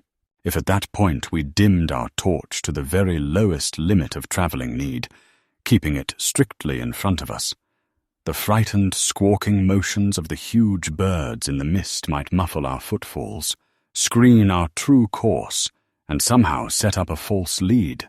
Amidst the churning, spiraling fog, the littered and unglistening floor of the main tunnel beyond this point, as differing from the other morbidly polished burrows, could hardly form a highly distinguishing feature. Even, so far as we could conjecture, for those indicated special senses which made the old ones partly though imperfectly independent of light in emergencies. In fact, we were somewhat apprehensive lest we go astray ourselves in our haste, for we had, of course, decided to keep straight on toward the dead city, since the consequences of loss in those unknown foothill honeycombings would be unthinkable. The fact that we survived and emerged is sufficient proof that the thing did take a wrong gallery, whilst we providentially hit on the right one. The penguins alone could not have saved us, but in conjunction with the mist, they seem to have done so. Only a benign fate kept the curling vapours thick enough at the right moment, for they were constantly shifting and threatening to vanish. Indeed, they did lift for a second, just before we emerged from the nauseously re-sculptured tunnel into the cave, so that we actually caught one first and only half glimpse of the oncoming entity as we cast a final, desperately fearful glance backward before dimming the torch and mixing with the penguins in the hope of dodging pursuit. If the fate which screened us was benign, that which gave us the half-glimpse was infinitely the opposite. For to that flash of semi-vision can be traced a full half of the horror which has ever since haunted us. Our exact motive in looking back again was perhaps no more than the immemorial instinct of the pursued to gauge the nature and course of its pursuer. Or perhaps it was an automatic attempt to answer a subconscious question raised by one of our senses. In the midst of our flight, with all our faculties centered on the problem of escape, we were in no condition to observe and analyze details. Yet even so, our latent brain cells must have wondered at the message brought them by our nostrils. Afterward we realized what it was, that our retreat from the fetid slime coating on those headless obstructions and the coincident approach of the pursuing entity had not brought us the exchange of stenches which logic called for. In the neighborhood of the prostrate things that new and lately unexplainable footor had been wholly dominant. But by this time it ought to have largely given place to the nameless stench associated with those others. This it had not done for. Instead, the newer and less bearable smell was now virtually undiluted, and growing more and more poisonously insistent each second. So we glanced back simultaneously, it would appear, though no doubt the incipient motion of one prompted the imitation of the other. As we did so, we flashed both torches full strength at the momentarily thinned mist, either from sheer primitive anxiety to see all we could, or in a less primitive but equally unconscious effort to dazzle the entity before we dimmed our light and dodged among the penguins of the labyrinth center ahead. Unhappy act. Not Orpheus himself, or Lot's wife, paid much more dearly for a backward glance, and again came that shocking, wide-ranged ping, "Tekalili, Tekalili!" I might as well be frank, even if I cannot bear to be quite direct in stating what we saw, though at the time we felt that it was not to be admitted even to each other. The words reaching the reader can never even suggest the awfulness of the sight itself. It crippled our consciousness so completely that I wonder we had the residual sense to dim our torches as planned, and to strike the right tunnel toward the dead city. Instinct alone must have carried us through, perhaps better than reason could have done, though if that was what saved us, we paid a high price. Of reason we certainly had little enough left. Danforth was totally unstrung, and the first thing I remember of the rest of the journey was hearing him light-headedly chant an hysterical formula in which I alone of mankind could have found anything but insane irrelevance. It reverberated in falsetto echoes among the squawks of the penguins, reverberated through the vaultings ahead, and thank God, through the now empty vaultings behind. He could not have begun it at once, else we would not have been alive and blindly racing. I shudder to think of what a shade of difference in his nervous reactions might have brought. South Station, under Washington, under Park Street, under Kendall Central Harvard. The poor fellow was chanting the familiar stations of the Boston-Cambridge tunnel that burrowed through our peaceful native soil thousands of miles away in New England. Yet to me, the ritual had neither irrelevance nor home feeling. It had only horror, because I knew unerringly the monstrous, nefandous analogy that had suggested it. We had expected, upon looking back, to see a terrible and incredibly moving entity if the mists were thin enough. But of that entity we had formed a clear idea. What we did see, for the mists were indeed all too malignly thinned, was something altogether different, and immeasurably more hideous and detestable. It was the utter, objective embodiment of the fantastic novelist's thing that should not be. And its nearest comprehensible analogue is a vast, onrushing subway train, as one sees it from a station platform. The great black front looming colossally out of infinite subterraneous distance, constellated with strangely coloured lights and filling the prodigious burrow as a piston fills a cylinder. But we were not on a station platform. We were on the track ahead as the nightmare plastic column of fretted black iridescence oozed tightly onward through its 15-foot sinus, gathering unholy speed and driving before it a spiral, re-thickening cloud of the pallid abyss vapour. It was a terrible, indescribable thing, vaster than any subway train.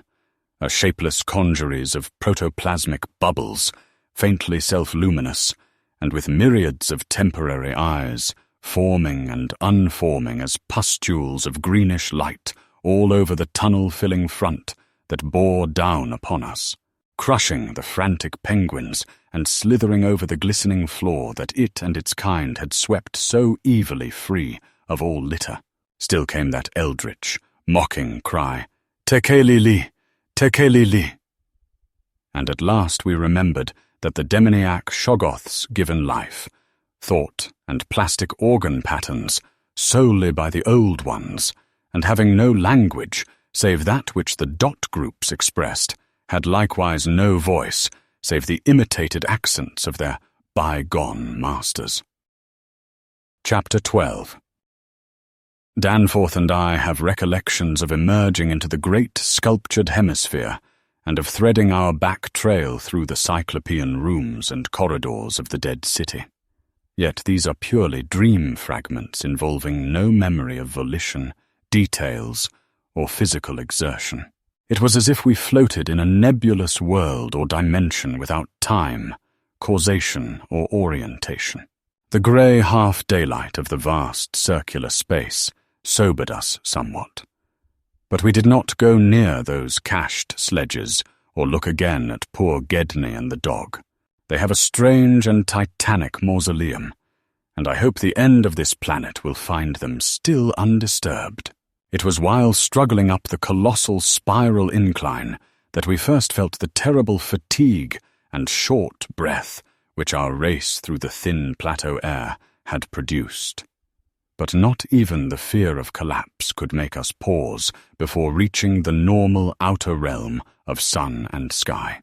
There was something vaguely appropriate about our departure from those buried epochs, for as we wound our panting way up the 60-foot cylinder of primal masonry, we glimpsed beside us a continuous procession of heroic sculptures in the dead race's early and undecayed technique, a farewell from the old ones, written 50 million years ago. Finally scrambling out at the top, we found ourselves on a great mound of tumbled blocks, with the curved walls of higher stonework rising westward, and the brooding peaks of the great mountains showing beyond the more crumbled structures toward the east. The low Antarctic sun of midnight peered redly from the southern horizon through rifts in the jagged ruins, and the terrible age and deadness of the nightmare city seemed all the starker by contrast with such relatively known and accustomed things as the features of the polar landscape. The sky above was a churning and opalescent mass of tenuous ice vapors, and the cold clutched at our vitals. Wearily resting the outfit bags to which we had instinctively clung throughout our desperate flight, we rebuttoned our heavy garments for the stumbling climb down the mound and the walk through the eon-old stone maze to the foothills where our aeroplane waited. Of what had set us fleeing from the darkness of Earth's secret and archaic gulfs, we said nothing at all. In less than a quarter of an hour, we had found the steep grade to the foothills, the probable ancient terrace by which we had descended, and could see the dark bulk of our great plain amidst the sparse ruins on the rising slope ahead. Halfway uphill toward our goal, we paused for a momentary breathing spell, and turned to look again at the fantastic Paleogean tangle of incredible stone shapes below us, once more outlined mystically against an unknown west. As we did so, we saw that the sky beyond had lost its morning haziness, the restless ice vapors having moved up to the zenith, where their mocking outlines seemed on the point of settling into some bizarre pattern which they feared to make quite definite or conclusive. There now lay revealed on the ultimate white horizon, behind the grotesque city, a dim elfin line of pinnacled violet, whose needle-pointed heights loomed dreamlike against the beckoning rose color of the western sky. Up toward this shimmering rim sloped the ancient tableland, the depressed course of the bygone river, traversing it as an irregular ribbon of shadow. For a second we gasped in admiration of the scene's unearthly cosmic beauty, and then vague horror began to creep into our souls. For this far violet line could be nothing else than the terrible mountains of the forbidden land highest of Earth's peaks and focus of Earth's evil, harborers of nameless horrors and Archean secrets, shunned and prayed to by those who feared to carve their meaning, untrodden by any living thing of earth, but visited by the sinister lightnings and sending strange beams across the plains in the polar night, beyond doubt the unknown archetype of that dreaded Kadath in the cold waste beyond abhorrent Leng, whereof unholy primal legends hint evasively. We were the first human beings ever to see them, and I hope to God we may be the last. If the sculptured maps and pictures in that pre-human city had told truly, these cryptic violet mountains could not be much less than 300 miles away.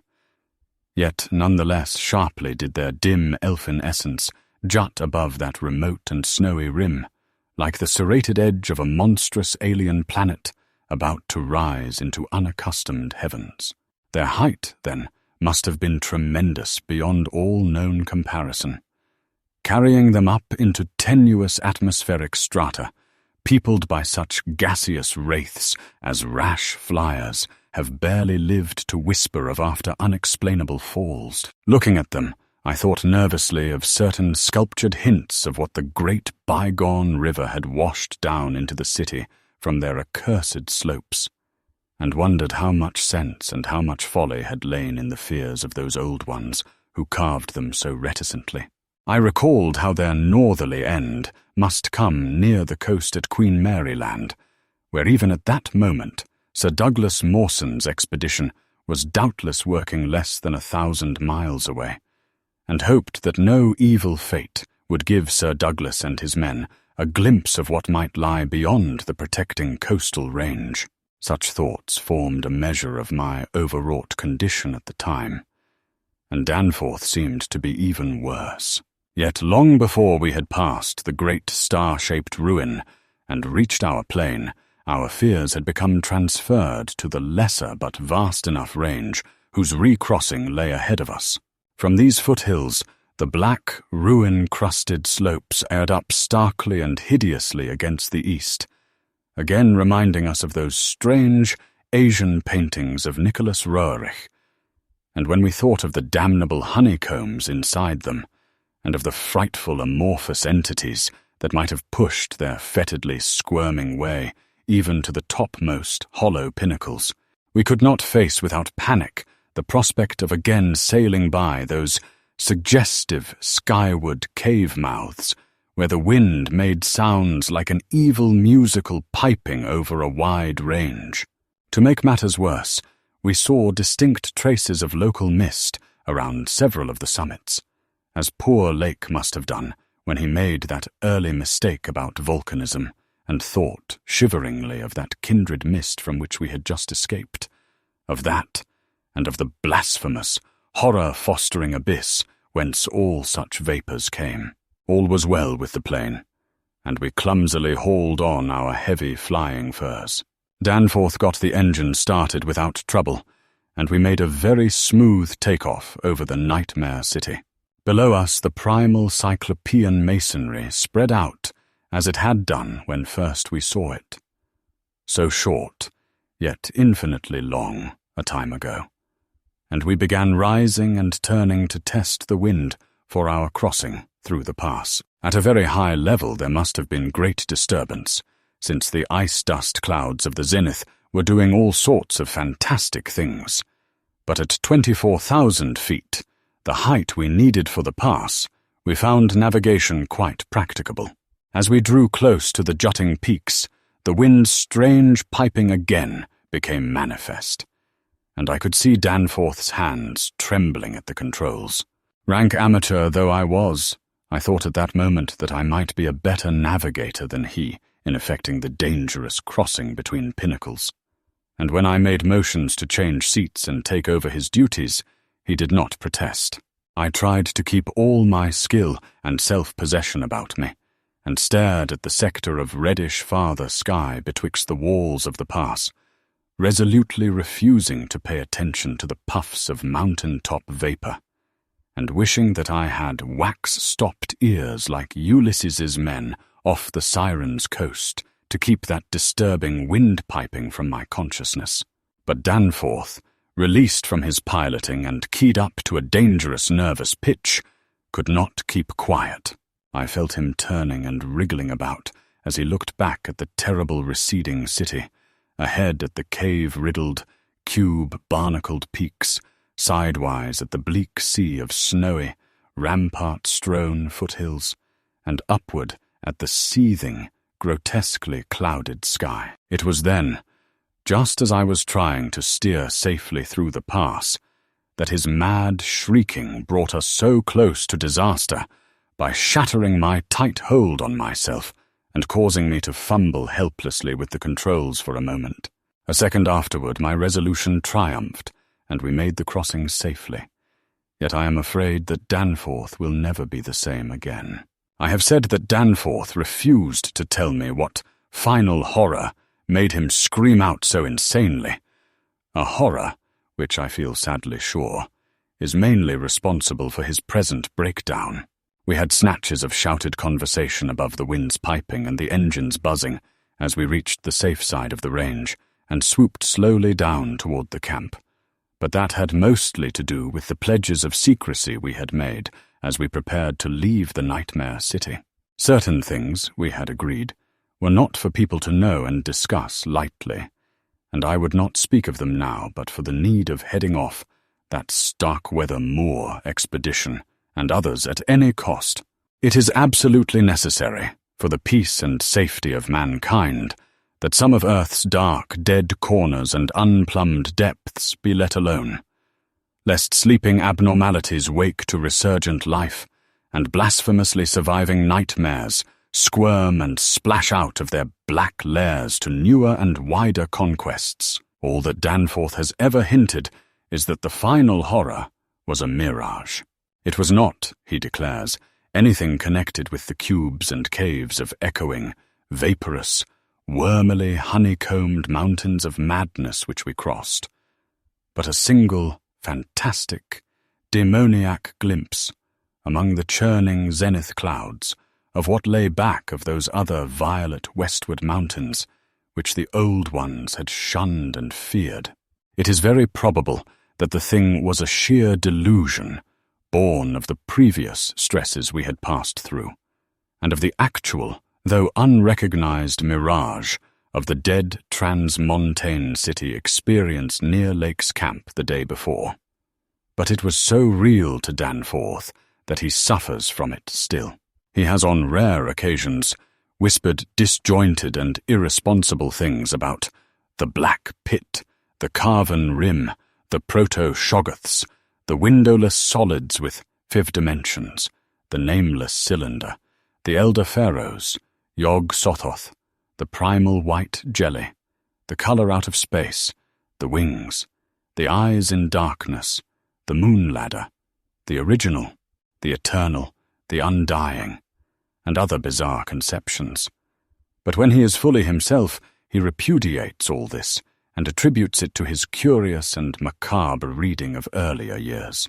Danforth, indeed, is known to be among the few who have ever dared go completely through that worm-riddled copy of the Necronomicon, kept under lock and key in the college library. The higher sky, as we crossed the range, was surely vaporous and disturbed enough, and although I did not see the zenith, I can well imagine that its swirls of ice dust may have taken strange forms. Imagination, knowing how vividly distant scenes can sometimes be reflected, refracted, and magnified by such layers of restless cloud, might easily have supplied the rest. And of course Danforth did not hint any of those specific horrors till after his memory had had a chance to draw on his bygone reading. He could never have seen so much in one instantaneous glance. At the time, his shrieks were confined to the repetition of a single mad word of all too obvious source. Tekelili, tekelili.